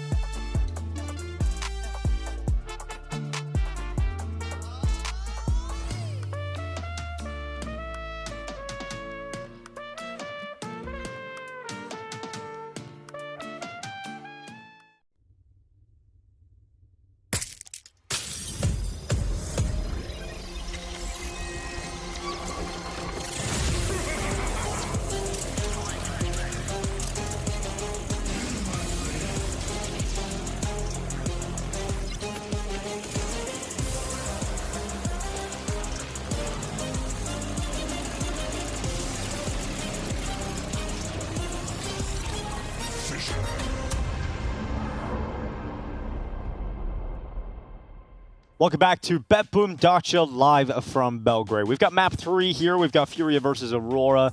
Jason, it's been a recovery mission for FURIA. It hasn't been the cleanest, hasn't been the most convincing, but it's recovered nonetheless. Well, it hasn't been accomplished yet. Not yet. Not yet, but Inferno was a nice first step to take. Most of Inferno was a very nice step to take. Yeah, I don't know. I just still feel like I feel like I have higher expectations for FURIA of what I'm seeing, and I don't know if it's incorrect to have those higher expectations of FURIA, or like at some point I'm just like, this is just the FURIA that we get day in, day out. Yeah, which would be disappointing. It'll soon become that. Yeah, it does feel like we're on that track, which I don't like.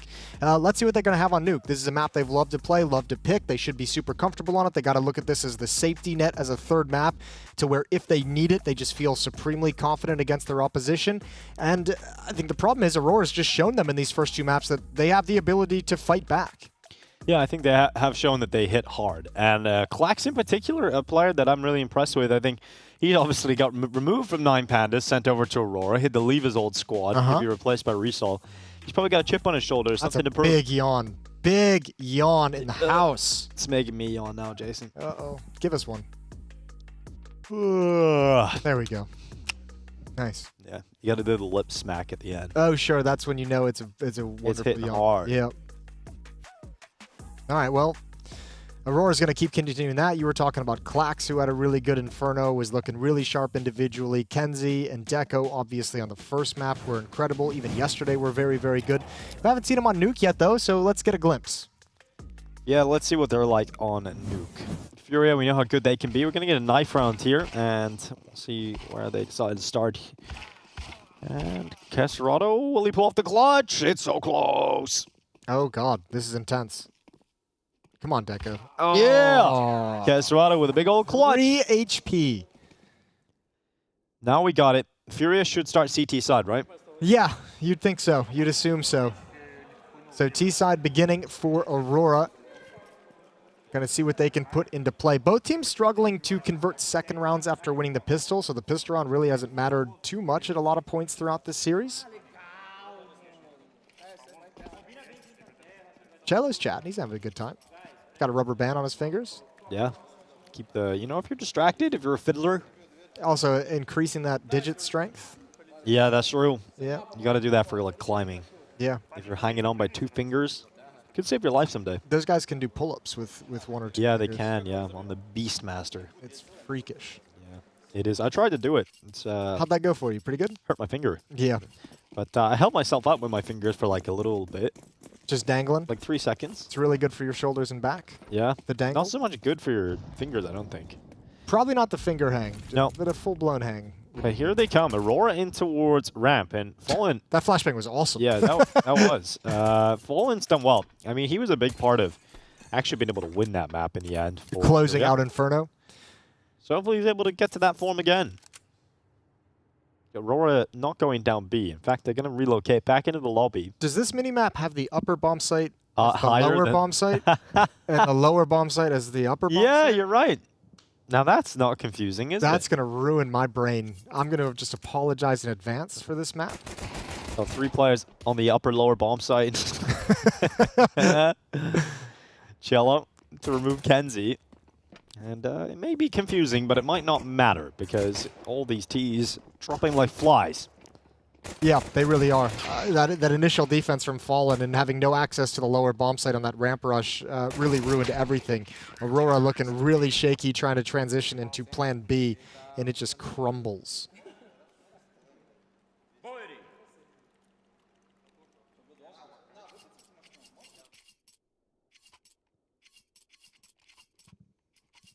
Mac 10 for Lackey, Tech 9's out for Norvian, and Kenzie Deagle here for Deco. So we know Aurora are very capable of winning these kind of rounds. We've seen it in this series so far. We've seen it on Mirage. Maybe we didn't see it so much on Inferno, but hoping that it returns here on Nuke. And I said earlier, Jason, can anybody convert pistol rounds? Can anybody do it today in this series? FURIA's doing it right here. Fallen always has dual Berettas, and he's the ramp player. I'm not concerned. Not yet? They're still going to recover this. It's fine. You've already got one player. Caserato has rotated downstairs. He's playing behind the vents at the moment, not committed. They've still got the advantage of weaponry. They're going to clear out the back of the bomb site. Utilities up. Aurora are going to get a bomb plant. But is this going to be their round victory? Been a real struggle today at closing out these second rounds. Cello coming back into the fight. Bomb is down. Follow-up kill from Kenzie. And, well, Jason, it looks like that nightmare continues. No one able to convert the second round. Has it happened yet today? It doesn't. I don't recall. Maybe once on Mirage. Didn't be like second half Mirage, yeah, maybe. But all right, well, let's see what they've got. They're going to come back in for this one, give it a little try. Yuri going to clear Dark, but oh, that's a banger of a shot from Deco. Had to nail it, and he does. Skulls is going to fall next, and it's all tied up. Oh, that's so frustrating. I do wonder, is it worth just having Joe Paredes in that round for Fallen? You know, it's fine if you're going up against the unarmored Glocks, which he maybe was anticipating because they didn't get the bomb plant, but not so much when they have Kevlar. Not so much when they have Kevlar. That's twice now those dualies have come back to haunt Fallen. Yeah, that's what I mean. Like, I'm starting to not believe in them. They're going for a force of their own. 5.7s, PC50s, Deagles, and M4 in the hands of Yuri. So they want to bounce back here instantly, Furia. Instantaneously. Well, Kenzie's gone. Yuri, with that hero rifle, is doing a good job so far. They're going to put ramp pressure on. Currently 2 players here, and Kesserato's Deagle is blistering straight through the head of Lackey. Now Cello's here too. Skulls with that 5.7, and Furia bouncing back with a force buy of their own. Wild, just being aggressive across the map as well. That kill from Yuri forces Aurora to go in towards ramp room. A double stack is perfect, but the deed from Keserato makes it beautiful. Klax does have the bomb, so at least a plant he could get. No idea how clear the upper bomb site is. Tapping, going to try and force someone out in the open. No one's committed just yet. Now wait for the second tap of the bomb, and now Yuri's going to hustle in towards Mini. Nade's going to rain out from heaven, and Klax is going to have a tough scenario. This is a tough scenario for Klax. Not unwinnable, but very unlikely that he's going to be able to pull this one off. He gets into the hut. It's pretty unwinnable now, yeah, I feel. Furia descent. Well, I haven't descended down into the side just yet. They're staying on the rafters. It's Klax to clear out Keserato off the top of the cylinders. There's a tap on that defuse, but there's no stick yet. And Klax still not dead, but 15 HP. Second tap on the bomb, and no one committing to it, and that's one way of dealing with it. Cello just bangs him straight through the wall. Yeah, cleans up the dink from earlier. So Furia respond immediately. Back and forth we go to start this second half. Plant is going to help if Aurora want to buy back into things. 5,000 on Klax, 3,900 on Norway. They can get AK-47s, a pair of them. They can buy up around it with utility, so they can challenge if they're feeling frisky. And, of course, they're feeling frisky. Yeah, they're always feeling frisky. Frisky AF. That's what Aurora are. They're going to buy into an AK-47 on 2, Norvi and Mr. Klax. No deals here for Lackey and Kenzie. No, Furia can't afford to drop the ball here. You fought so hard to be able to respond and get a good start on this map. And that is not exactly the cleanest spray from Keserato. He gets taken out by Klax. Early kill in favor of Aurora.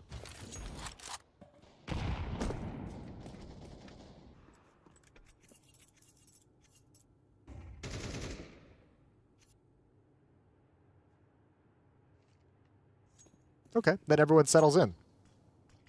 It gets quiet on the map. 5-on-4 for Aurora. Starting to use some util outside and make their moves. Squeaky door smoke is going to make Yuri calm that he can't cover vents, that they could have dropped down, they could have snuck out. No one's rotating down lower to the B bomb site just yet. But it looks like Aurora want to try and pinch into the upper site through Mini. Fallen. Oh, was trying to stop that cross. Sees one in front of him.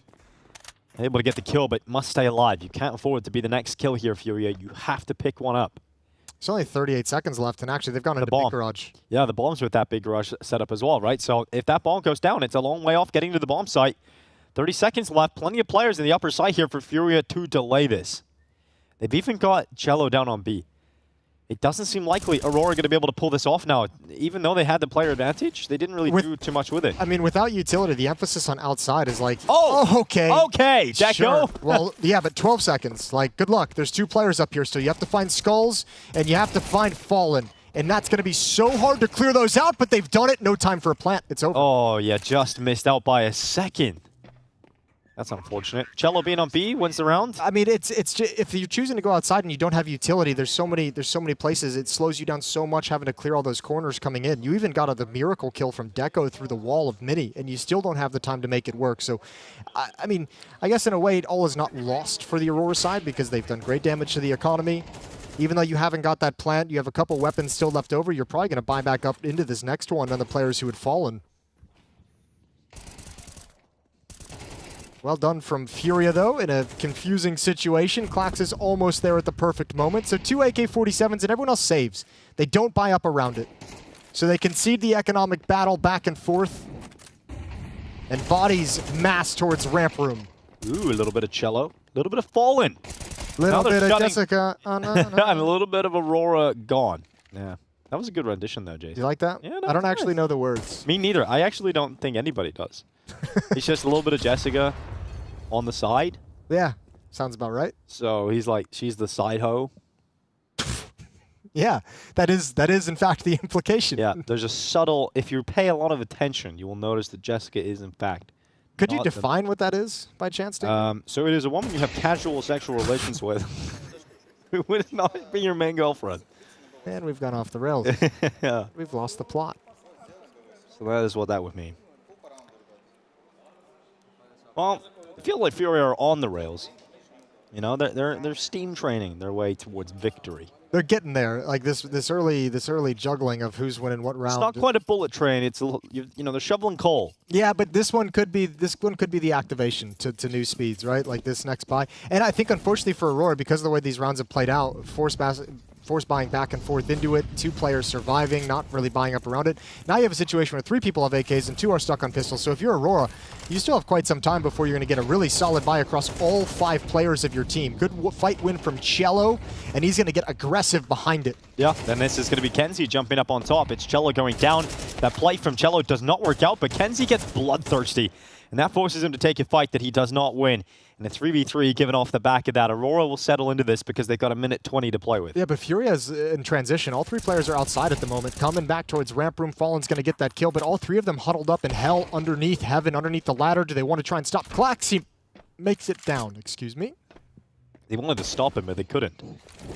They'd gone up the ladder, and that's what I mean. Like, all 3 players there are probably a little bit confused of who's going where, who's watching what, and whose responsibility. He's the bomb carrier here, so if he goes down, but he can just win the round, and that's exactly what Klax will do. 2 headshots lined up, and Klax continues to deliver impact for his new squad. Hard to get a read of where Aurora's going if they're just all over the place. They're just improv the whole round, the whole situation. Especially when the minimap's upside down. Yeah, that is weird. I'd like to have a conversation with who made that design decision and just be like, what was going on? I'm not upset. I'm just curious. Maybe they were like drunk, you know? Yeah.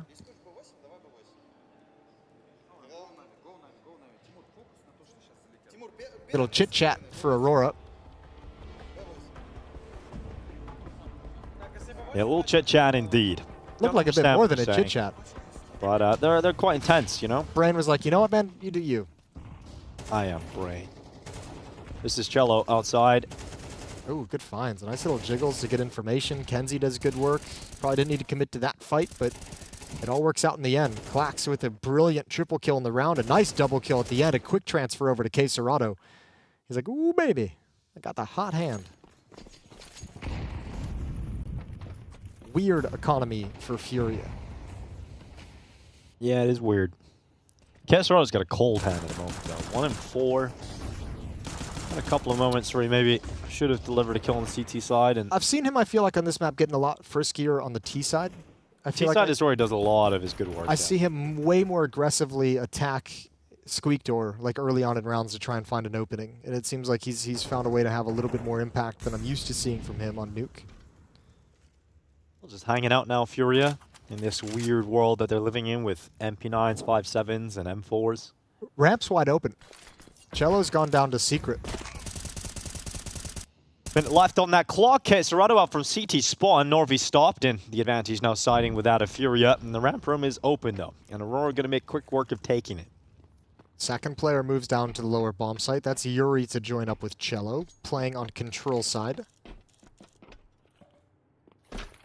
And there is that lurk in secret as well from the Aurora team.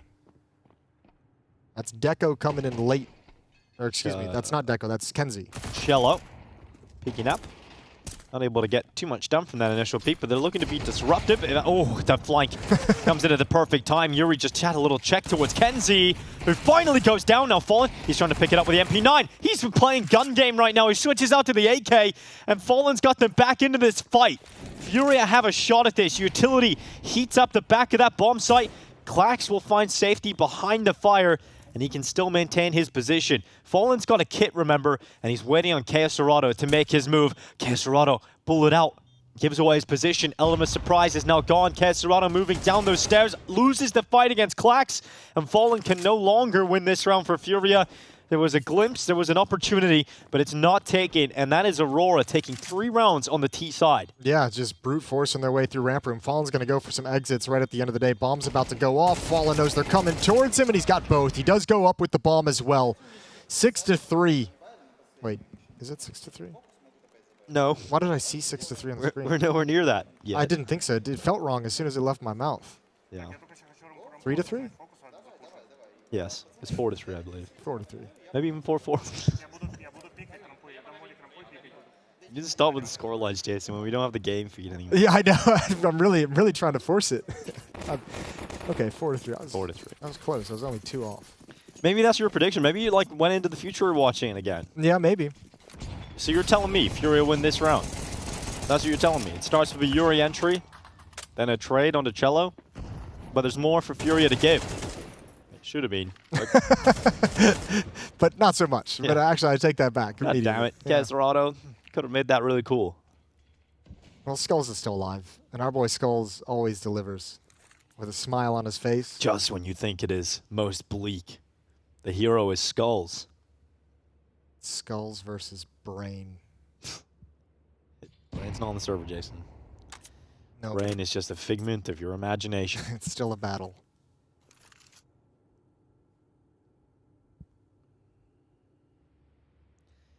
Skulls takes a step into lobby. Oh, I can't believe he went back for that second one, but he's got information. 2 in lobby at the moment. He can call that out to his teammates. Delay utility for Squeak Door. Aurora's going to be funneled towards ramp room. And those footsteps should be heard as well. I'd be surprised if we don't get someone from FURIA dropping into vents pretty soon here. And it's Yuri with an M4. Yeah, Yuri on the rafters. They're coming towards him, and he's got that M4 primed and ready. First kill's good. Transfer down is instant as well. He couldn't finish off the second player despite doing a heap of damage. That second kill could have changed the outcome of this round. Now they're faking the plant. Good swing from Fallen to take down the low HP player, but it's Skulls with a 1v2 ahead of him. This is where Skulls does his best work. Yeah, okay. He's got a weak weapon, and he's got no teammates. And no kit. And no utility. And he's got to come through smoke. And they know exactly where he is. Yeah. So that's not exactly what happens, and we won't see the scoreline of 6-3. What a shame, really. I think that would have been an exciting That was kind of your last exciting moment for the game. But in fact, it is now 4-4 as the scoreline is all tied up, and Aurora, gotta say, doing a good job here on the T side already. They're making quite a half of themselves already. I heard Astralis. I heard something about Astralis. Did you really? I don't know. It may be. Why would that be? I'm pretty sure I heard something about Astralis. Maybe they have a call. They're calling the based on Astralis tactic. Yeah, the Astralis smokes.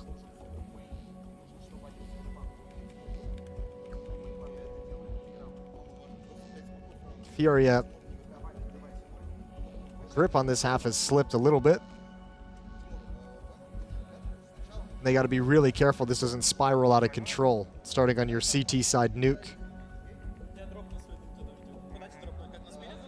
Even if Aurora's not great on this map, they're putting enough rounds on the board to give themselves a shot at the upset in the second half. They're not getting blown out. They're responding. They've taken the economy away from FURIA, doing some good things.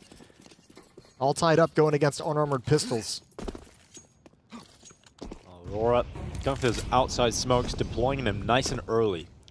Kenzie just jumping around, spotting outside, not seeing anybody crossing behind that garage. So the smokes are up, deployed for Aurora. They can move with them. Really should be no issues here for Aurora. And that will only help add to that fact. Norvi taking Fallen out.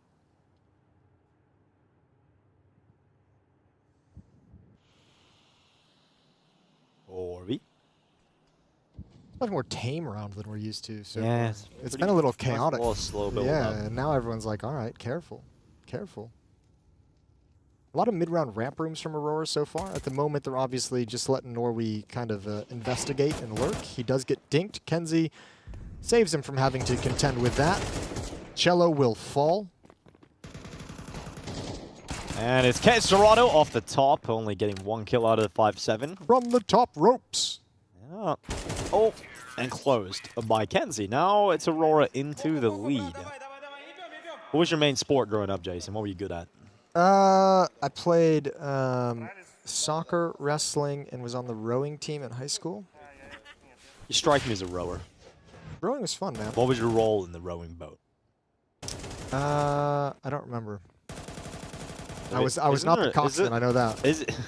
Isn't there a movie out about rowing in America? It's like the boys in the boat. Maybe. It doesn't seem all that exciting, I'll be honest with you. Yeah. You might want to give that a watch. As someone who's been part of rowing, there was there's not really a climax of that sport. Roll it back to the Michael Jordan of rowing. Well, Fallen could be considered that of Brazilian Counter-Strike. He's gone aggressive in towards HUD. He's got himself that first kill. Yeah, Quacks but is like down. Wizards era Jordan, you know? Yeah, or baseball Jordan. This is his Wizards era. Hey, man. Well, majors. Yeah, exactly. But now, he's on the Wizards, so what are you going to do? Oh, yeah, this version. Yeah. Okay. Yeah. Lackey, Deco, down to a 2v4, and you wouldn't imagine FURIA let this one go. No, but we've seen some crazier things happen. They're in a very strong position here, obviously 4-on-2, but low HP on Lackey. There's no real gaps in the defense that Aurora can slip into or exploit. FURIA should be just fine off the aggressive play from Fallen. 14 kills on Fallen. From the end of Inferno now through this first half of Nuke, he's been spectacular. Yeah, he was pretty quiet on the first map, as were pretty much everybody from FURIA, but yeah, CT side Inferno into CT side Nuke. He's hit his comfort ground, he's hit his stride. Turns out we're in peak Fallen hours at the moment. We'll see how that changes at 10 p.m., but here's the shoe, and that shoe gives away Yuri. What? Okay, Deco, that is so sick, and they're right back into this. I said about 20 seconds ago, there's no way FURIA let this go, right? Well, that answer looks to be open up for questioning again. Fallen at heaven. Cello alongside of him. Deco has done everything he possibly can to get Aurora into this fight. Now it's all about closing it out. Lackey and Deco are both low. There's no smokes left for either of these FURIA players. They don't have a kit on the remaining two players either. This is now very uncomfortable for FURIA. They have to think about getting onto this, and they're going to get onto the site. There's a shot. There is a smoke, in fact, and they're going to throw it down. Fallen's going to stick it. Fallen's going to hold it, but it's a 10-second defuse covered off by Cello, and the disaster is recovered by FURIA. Shout out to Cello for checking for that. And I think part of it is when there's no movement and no aggression off the tap, he's like, there's got to be another play that I'm not considering.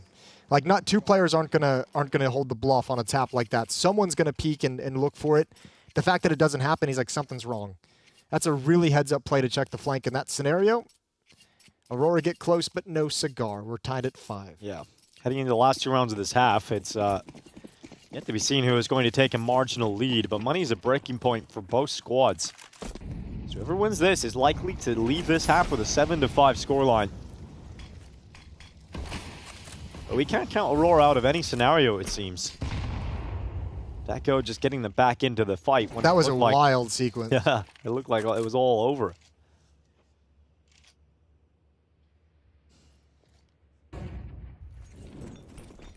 Upper execute, here we go. Molotov top hut, Skulls forced out of position. Not committed to it, so a double pump perhaps coming in. Second pump's always better, and here they come. Straight into the attack, csgo off the rafters, off the ripper. It's 2 for csgo. Clack's coming back. Norby burns away Skulls, and it's a triple back and forth. It's now a 2v2 off the back of those engagements.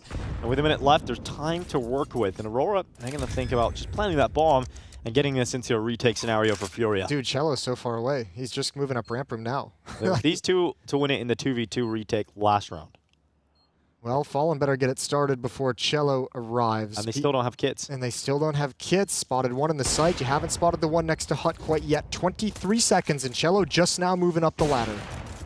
Keep eyes on the utility. Cello's got plenty of it. He's going to deploy it down onto the site. Oh, Fallen's gone. And now it's just Cello. And he's given away his position, so they know where to fight, they know where to focus, and with 10 seconds left, he's run out of time to defuse. So he's got to get out of that. He makes the flee. And he's going to get back over towards CT spawn. It's Aurora breaking through that A site. Good effective trading, and they are now in the lead. Yeah, and you're right. That second pump was a lot more effective. Actually, I might even say the third pump was the effective one, because the second pump was 2 players going down to Quesarado up in the rafters, and it was the follow-up 3 players that, I mean, it's a concept that doesn't really work in an execute like that, but it was a 3-on-5 for a couple seconds there. They do completely turn the fortunes of that round. Well, we wondered, would it be FURIA just taking over the game here on Nuke and closing out this third and final map? But the answer to that is no. Aurora giving them a real fight here. They're in the lead as they look to try and close this half out 7-5.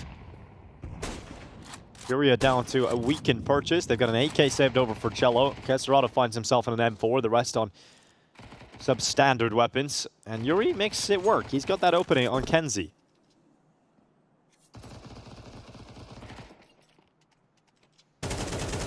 Oh, Cello. They didn't check him. Good trigger discipline to hold for that long as well. Cello might have just given FURIA the tied scoreline at the half. 2v4 to try and change that fact here, Aurora. They're going to have to go for this. Klax and Norvi. 2 hard hitters on the server at the moment.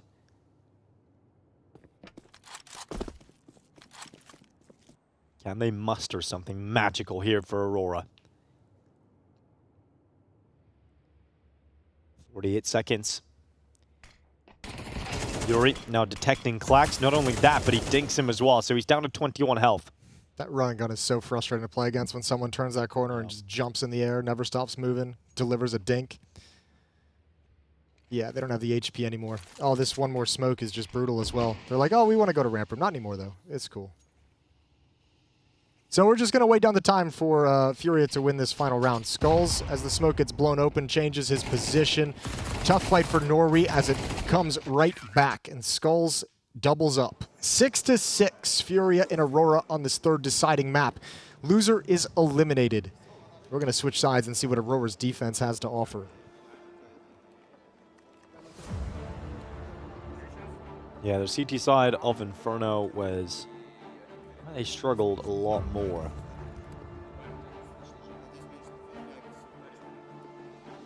They're down 9-3 on Inferno after their CT side. They were able to come back on the T side. They've had their attacking half already. They mustered 6 rounds, which is impressive for the T side of Nuke. And now they must do battle in the second half to try and close. This one's for elimination, ladies and gentlemen, here in Belgrade. This one will knock you out or keep you alive. And for FURIA, it would be utter disaster to go out in the play-in in last place. Especially when your track record is losing against 9 Pandas and then losing against Aurora. Yeah, that's not a good look. No. That's not a good look. That's one that will be talked about for a while, you know? They go to their next ESL event, and everyone on the desk is like, yeah, I'm just looking back. Oh my, they lost to 9 Pandas and Aurora. These recent matches that they played. What's happening here? So you don't want that to become a problem. Oh, FURIA, if history is any indication, they're going to hit the upper bomb site on this pistol round. This is like their favorite pistol round to run. Most players coming out for, and it's working again. You can see why. They're very happy. Yeah. They're very pleased with this pistol round that they run. I actually don't care about pistol rounds in this game, Jason, because it's all about the second round. Yeah, in this particular series, it does seem like the second rounds are the important ones. Yep. 4K coming in. Nice. Good work. But, yeah, second round is... It's just been impossible to win for the team that collects the pistol. We'll see if they can change that here, FURIA. That little mayonnaise bow tie. Lovely little mayonnaise. You ever eaten mayonnaise with a spoon? I hate mayonnaise, so. Do you? Yeah. That's kind of odd for this part of the world. I think it's gross. I like chili mayonnaise. But I just, the standard flavor. Okay. It's just gross. I hate vinegar, so. You don't like vinegar either? Well, no. I hate it. Not even balsamic? It's okay, yeah. I like that. I just don't like the vinegar they put in mayonnaise. Which is what is it, ethanol? What? No, surely they don't put ethanol in mayonnaise. I don't know. Is it is that not the acid? Ethanoic acid or something like that? In vinegar? I have no concept of what you're talking about at the moment. Oh. I can't help you with this one. Ethanol and mayonnaise. Yeah, I wouldn't probably like that either. You were way off, weren't you? Acetic acid. Acetic? Yeah. No, yeah, acetic, yeah. Damn. Yeah, might have to give it another shot. Yeah. I was worried about all that ethanol. Oh! All right, Kenzie. Nice Digo shot. That actually might be a fight they want to commit to, but they don't double up. Rest of Furia coming through mini. Doesn't matter. They fall back and win both. You mentioned it. These second rounds, but look at the HP on Klax, Kenzie, and Norway. All easy kills. Deco has to make smart decisions because his teammates do not have the HP to hold on to this, and Deco's gone. So low. The walking wounded as they look to try and prevent Furia from doubling up here and winning the pistol into a conversion for what feels like the first time. Okay, Serato. Oh, God, Klax. Uh-oh, that was his chance. Bet you feel like an idiot now. Yep. But it's fine if he recovers it. He's still alive. He's still in the fight. Okay, Serato looking dazed and confused, and the bomb has made it down the vent. Fallen to try and win this in a 1-versus-2. Now, both remaining players are incredibly low. And Fallen has a Galil. Gotta believe that Fallen is the man to win Furia the conversion round. He should be just fine. All that matters is that his first engagement is a kill, right? Like, 'cause the whole goal of Aurora right now is someone needs to find out where he is. And Klax is the only one who can do it. The other players in vents. As long as Fallen gets this kill on his first peak, he'll be fine. Well, there's the first. Will, oh my God, he just knifes out, runs into Norby. Is there time? There's time. He's got a full second. He won't be fine. No one's going to be able to win the second round after winning the pistol. Oh, dear. That just sums up the kind of Counter-Strike we're watching today. Oh, dear. Did you forget? There's another player? No, I don't think he expected to be coming on vents that late. Dude, even if he just waited like an extra second, he won the round. That's a bit unfortunate. That's a really nice spin. Yeah, I mean, it's this 5-7 over in Hut, just brutal. Yeah, I think he thought he was going to be coming from ramp room or control side. Thought surely he would have been flanking already, but that's a very late vent play once you get the intel. Nice 2v1 managed with, what, like 14 HP total combined on 2 players. And Klax is going to give up a freebie here, and this prompts the upper hit to move forward. Deco burning out of the bomb site. Good shot with the AWP. 2-on-2. Fallen and Yuri making this interesting. Still alive. Yep, bouncing back right into it. Fallen with that kill on Lackey. Now it's Deco to try and close this 1v2. He's close to them inside of the smoke. They run him down, and Yuri bounces back to that Tech 9. I swear this is how it happened on Inferno, right? This is like they bought back again, and Furia were able to win after losing the second round force buy. Yeah, and unfortunately, this kind of back and forth is just really hard. Or fortunately for Aurora, I should say, really hard on the CT side to maintain clean, strong buys.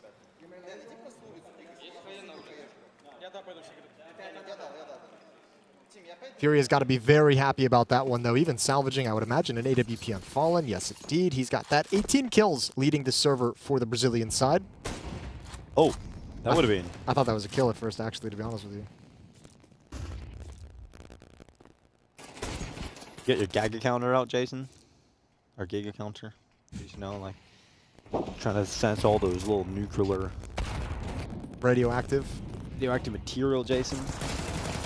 No, okay. Thank God. Oh. Thank God he doesn't get 2, because it looked like the 5-7s were going to be dangerous. Furia once again handling business, and they'll finally win this back and forth affair to start the second half. So 9-7, Furia in economic control. Aurora's going to have to stay down at pistols, unarmored pistols.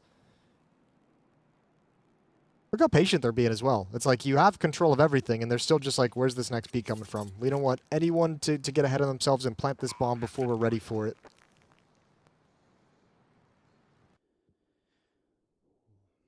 Furia finally extending their lead. It's going to be 9-7 up on the board. Ethanol mayonnaise. Yep. That was a sad moment in my existence, really, to be honest.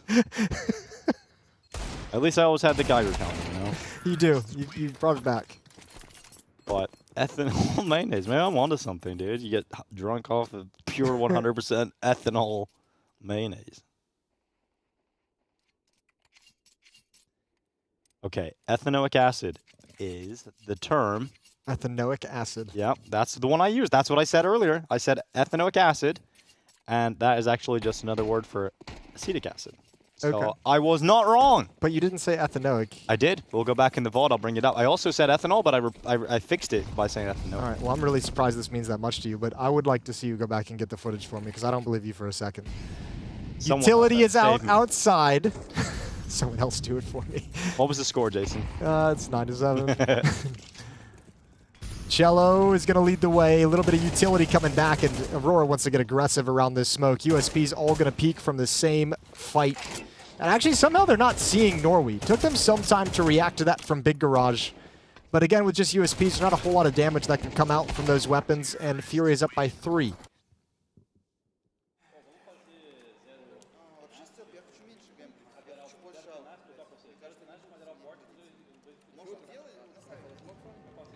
Yeah, good work.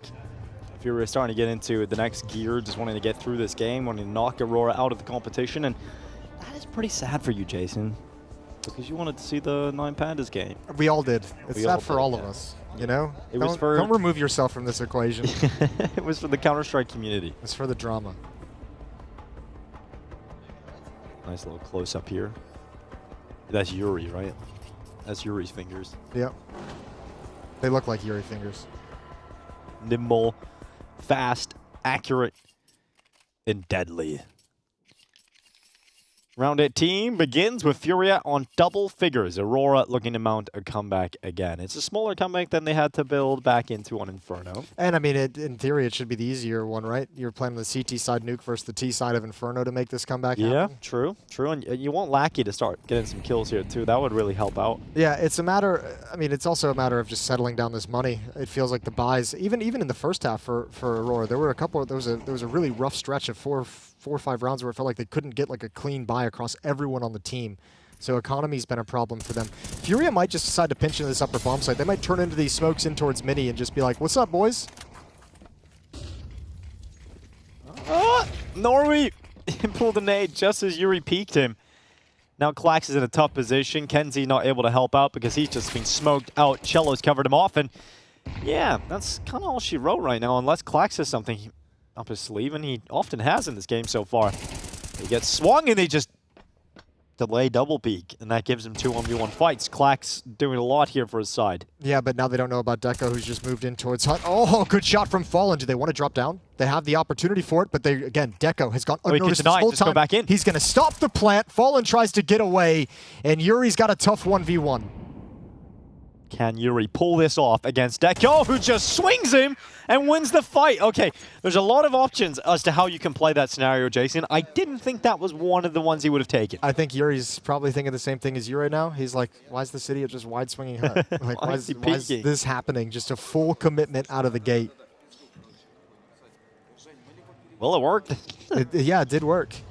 You can't argue with the results. Doesn't necessarily make it a good play, but it worked. Now, Aurora's not out of it yet. 4 players go down. He salvaged the AWP at the end after the 1v1 victory, but FURIA have a chance to put their economy once again in the bin. Break them now and get an easier time moving forward. Shuffling through some notes, looking at the tactics, looking at the strats.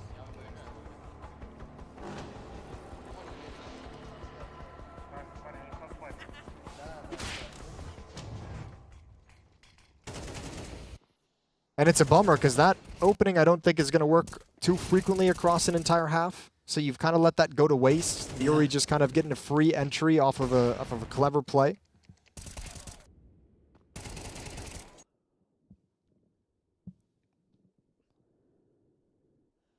And Deco wins the round by just swinging out Hut. I still can't believe that. But he's got the AWP out now instead of the rifle. We'll see how that changes the game up here. FURIA wanted to get 11 in the last round. They at least have money back to buy again and continue that pursuit.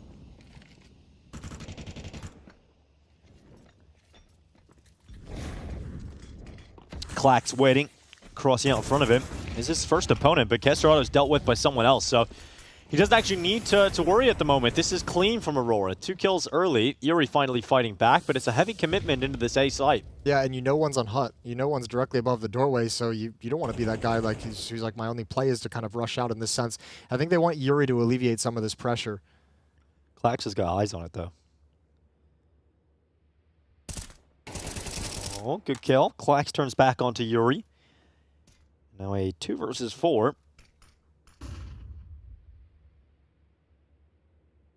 One that FURIA will not be winning here. Doesn't feel like it, does it? Fallen's just kind of clear and hut. Oh, shut down by Kenzie holding an angle. And this is finally the round where Aurora can say, all right, we've done it. We've kind of settled FURIA down. We forced them back twice in a row. We survived with players. Skulls is going to have to try and save this AK-47, although you've already got a hunt from Klax. Just holding the angle towards T-spawn. Skulls doesn't mess with it. So, 10-9. And the question becomes, what kind of a buy can FURIA get out in the next round? Do they want to force up, or do they want to sit the round out and wait for the weapons to get back in their hands?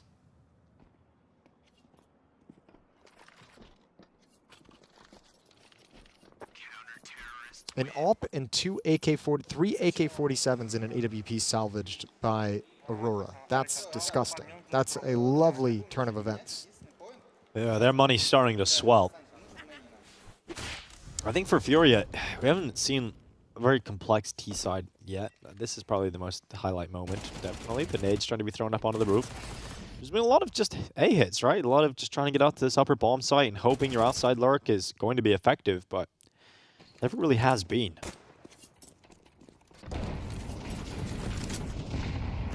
We can keep sending the presence out there with the grenades to make it look like they want to go for this upper hit. Currently have many members waiting to do that exact thing, though. So they're going to try it again, Jason. And they have gone for the force. They've thrown everything into this. Oh, and it almost worked. They did get out, but then shut down by Norway. One more has come out of Hunt. Norway's like, where's Klax? Klax, with the round Klax, he never found a clean fight, could never get involved somehow, and this has worked. Well, Lackey's been so damn quiet, and he's silenced again. That's huge. FURIA just with a sort of stubborn idea behind trying to get into that upper bomb site. They go for the force buy. They make it through this time. And that is despite losing their first 2 kills. Oh, that feels so horrible if you're Aurora. Like, you had everything kind of lining up. That changes the nature of this game entirely. They have the money due to the saved weapons to kind of buy back up into this. They have the AWP on Deco. It's not great. Yeah. FURIA might have just knocked them out with that round win. Yeah, Tech9's straight to the face. And that was a 3-on-5 at one point. Opening kills both went the way of Norway. Yeah, I think Fallen shot is just huge. Yeah.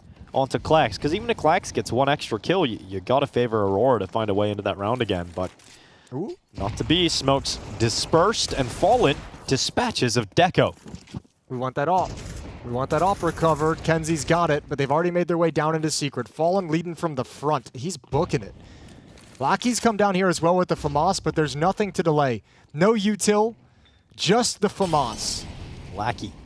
Lacking in kills. Lack 1. Lack 1, some might call him. Some being Paula. As he waits inside of the site.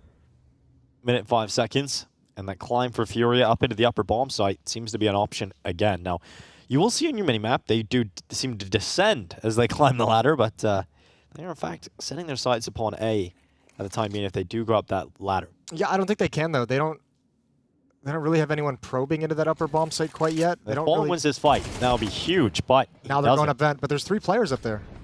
All right, looking good for Aurora to actually step up here. 5-7 gets cleared out of Tetris. Good work from Cello. Kenzie close in towards the back of the site, gets taken out. Cello, just pure destruction at his hands.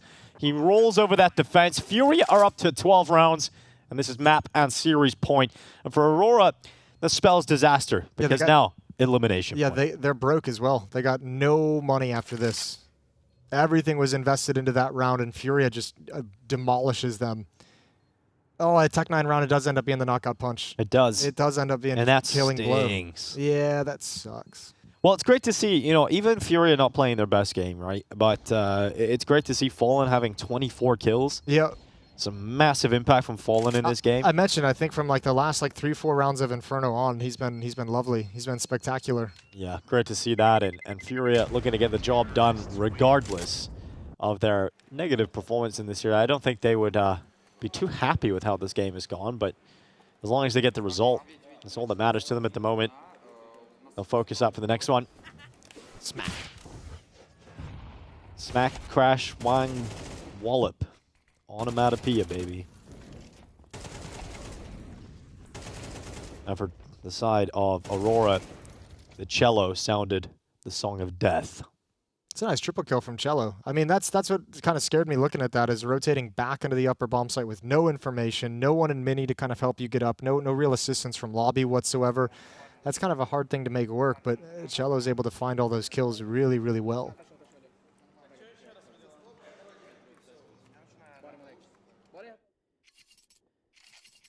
Well, this is the round they have for the last purchase, Jason. This is gross.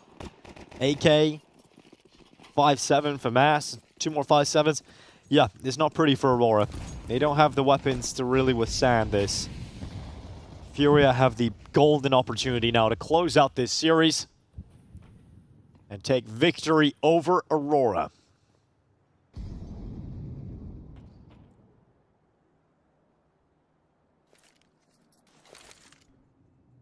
Feels like one of the first rounds you've seen a heavy commitment outside with numbers for FURIA, right?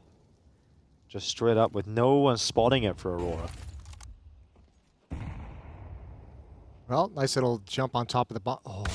Oh, Fallen grabs him, and the heads that crossed previously were just barely out of vision. Yuri adds on top, peeks behind the smoke wall. And Aurora's in a lot of trouble. Yeah, they're in big trouble as the Brazilians come biting down on their defense. Klax and Kenzie, the last two remaining players. Peace. They give us some highlight moments over the last 2 days, but unfortunately for Aurora, their time in Belgrade will come to a close and they do not make it out of the play, and they fall to the hands of FURIA. It's a tough opponent. FURIA didn't play their A game today, that's for sure, but they still got the result versus Aurora, and they had to. You can't go out. If you're a FURIA, you cannot be eliminated in the play-in, and they survived that. And that's the takeaway for me, too, is like FURIA still alive, still with a chance to move on in this event, despite playing, I think, some poor Counter-Strike for where I expect them to be. It feels like it's been like, you know, flashes of the B game, mostly the C game. A game nowhere to be found, but I mean, if they keep building up into it, maybe that makes an appearance in the next stage. Yeah, absolutely. Well, FURIA will set their sights on the Tesseract trophy. That's certainly something they'll be hoping they can get, but they won't get it playing like this right now. But they have taken one step closer in the tournament and fallen the star of the show today for the squad of FURIA. The start of Aurora, they just made their move. They just brought in Klax, and he seems to be very impressive so far, at least on an individual level. I'm sure they'll implement him into the system. FURIA get it done over Aurora 2-1. Heku, I'm going to see if I can grab someone from Aurora. I'll be back in a mo. Yeah, just like Paula said, it was not an easy series because FURIA had to take to all 3 maps. They felt pretty confident on Inferno, and they managed to take away the nuke. It kind of felt that maybe there were like a few mistakes here and there, but in the end, they take the map, they take the series. So I do wonder what exactly maybe happened on the Aurora side, because like so far throughout this tournament, they didn't manage to pick up a single win. I mean, that is kind of how it is. If you lose 2 series, you get eliminated. What happened? I think we lost our games. Like, that's good against Turn on Fire. Today, Nuke against FURIA. We like knew all their rounds. We just didn't manage to handle this tempo, I think. Some small mistakes, and that's what we get. 2-1 matches. Are there any positives to take away from the experience here, Norway? I think of very good like experience, because last BetBoom Dacha we won 0 maps. Today we have we did a small progress. We won at least 2 maps. So if we will qualify for the next one, we will probably win some match. But when it comes to your team, you're one of the teams that recently had a change. Now you have like not like a brand new lineup, but one of the players was brought in, I think like maybe like a week ago or something around that. How exactly did you approach this change? Did he just take the spots of Result? Yeah, we were like lucky in this way because he's playing all his roles and maybe in some more way to fit our team, because he's more like passive player compared to Result, and it's like I think we don't need that many time to adaptate as a team. But anyways, like in 1 week you can train all 6 maps, and it's hard for him to remember all our rounds. So on this tournament we were like ready to play, I think, 2 or 3 maps. So that was hard anyways. Norway, thank you so much for your time. If there's anything you'd like to say to the fans watching at home. Thank you for watching. We will come back stronger. Love that, Norway. All the best, mate. You can go back and join Thank your you team. very much. And with that said, Heku, I'm going to head over to FURIA and grab a certain Brazilian. A really important Brazilian. Yes. Good luck with that. I mean, he's going to be giving away, like a winner's interview. It's always easy to do that. That's why I'm really grateful to Norway. Like, it's never easy to come on the stage after you lost not one series but two, and you're like being eliminated, and you maybe had like high hopes. Even if you lose against like some like really big names, if you're talking about like FURIA, you know, like they are like such like fan favorites, especially like Fallen. But Fallen? Surprise! Talking about Fallen? Surprise! Gabriel, thank you for joining us on the stage. Did you finish your point, Heku, by the way? Yes, I did. Cool. Yeah, I felt like it was the right time to jump in. Fallen, congratulations on the win. Firstly, can I get your thoughts on what happened yesterday? Hello, everyone. Yesterday we didn't play our best game, and they were playing well. And we had some opportunities to do better, but I think we lost some situations. So I think overall we didn't start as hot as we want. So yeah, trying to catch up. I think this series we start to play a little bit better, and hopefully we can move on to play more games. I'm not here, like, to rain on your parade, but I do have, like, a little question because I'm going to explain you. There was, like, round 14, you were 2 against 1, you managed to get one of the guys, and then you run out with a knife. From our perspective, it felt that maybe there was some sort of miscommunication. Maybe someone said, like, the other person somewhere else. Is that what happened? To be honest, I played the whole after plan situation on the single door, and I knew some of them could have come from vents, not making any noise. But he played so well, like he literally waited the whole round to do his move. And that's why it was so hard for me, because the way he played, it felt like they were playing two towards the other side. So I had only 20 HP, I knew that if I had to commit to a fight on the left side, I would lose the fight. Like, it would be pretty difficult to win it because I have so low HP. So I tried to gamble. Like, if I run and he's not here, I won because he didn't have a kit. So yeah, I just 50-50. I chose the wrong path. Sometimes happens. Fallen, it was a hard-fought best-of-3 against Aurora, but you did come out on top. Do you think you guys needed that type of victory to motivate you going forwards in the tournament? Definitely. I think we need to start to play a little bit better every game we go. The series was an example of that, so hopefully we start getting some form and start playing better, because we're definitely capable of playing much better than we're playing right now. But yeah, you have to win when they're not playing well too. So today, I think it was a little bit of that, and I'm proud of the guys. We never gave up and trying really hard, and we just have to keep going. Eventually it's going to click. In a way, maybe like you're kind of waking up. We saw the same thing with Falcons. You know, you had that slow start, and like now they're still like in the tournament. It's probably the same thing for you. You're getting used to a tournament and so on, getting to the game. Yeah, it's pretty tough. You never know if you're going to be able to get back once you start slow, but happily we were able to do that on this game. And I think for next series, you got to play better from the scratch to get it go, because it's getting harder and harder. So yeah, let's keep going. Fallen, congratulations once again on beating out Aurora, staying live in BetBoom Dacha Belgrade Season 2. Is there anything else that you'd like to say to the fans watching at home before I let you go? Yeah, thank you very much, guys, for cheering. I appreciate it. Galera do Brasil, obrigado pela torcida. Vamos embora próximo jogo. Tamo junto. What a seasoned professional. Thank you, brother. Always great to hear from a legend like Fallen, Heku. Oh, definitely. There is a reason why he's a legend. There is a reason why he's being called the grandfather of Brazilian CS. Maybe if he would not exist, Brazilian CS would also basically not exist. We'll never know. We'll never know that, but I think when it comes to this series, we've been watching, we've been like maybe speculating a few things, but our analysts and our casters should know more than we do. They absolutely should, so enough from us for now on the stage. Let's head over to those analysts and casters. Thank you very much, Paula. Great to hear from Fallen and his explanation around that 1v2 mishap. That was good. That was the best part. Yeah, I mean, look, it happens. We don't talk about the 1v2. Yeah, 50-50. You never know. I was more interested in what he said. I mean, essentially, he puts it in better terms than I have been, but because they looked awful yesterday. He kind of said we didn't play our best game, and it's like, well, yeah, no shit, but it was really bad yesterday. Yeah. It did get better as the series progressed today. I just want to see it. I just want to see at least give me one series where like you play your best game. Like I want to see what your best game can do against some of the better teams because you're playing to just survive in the tournament. Well, I think he played one of his best games, 26 and 13. He was huge. He was huge, especially on Nuke, as we see there. And definitely to close out Inferno, he was a big part of that with his AWP. So yeah, great seeing him in that shape, but you need more than that. You need guys like Skulls and K-Serrato and Cello to keep having impact every single round in, round out. But yeah, I think more than anything, it feels like a game where they should be heavier favorites than just kind of winning a narrow series 2-1. Yeah, well, the Godfather himself falling 1.65 rating, MVP of this one. Yeah, good for him. So he's still got some game. He's still got some skills, and we see it pump out from time to time. And obviously, I think he's doing. Again, I was gonna say he's doing good as a new in-game leadership figure. Although obviously not being super well prepared coming into this event, it appears. But let's see what happens as they warm up into it because they're still alive, and that's all that at the end of the day that is truly all that matters. Is that you live to be able to play your best game in the next series.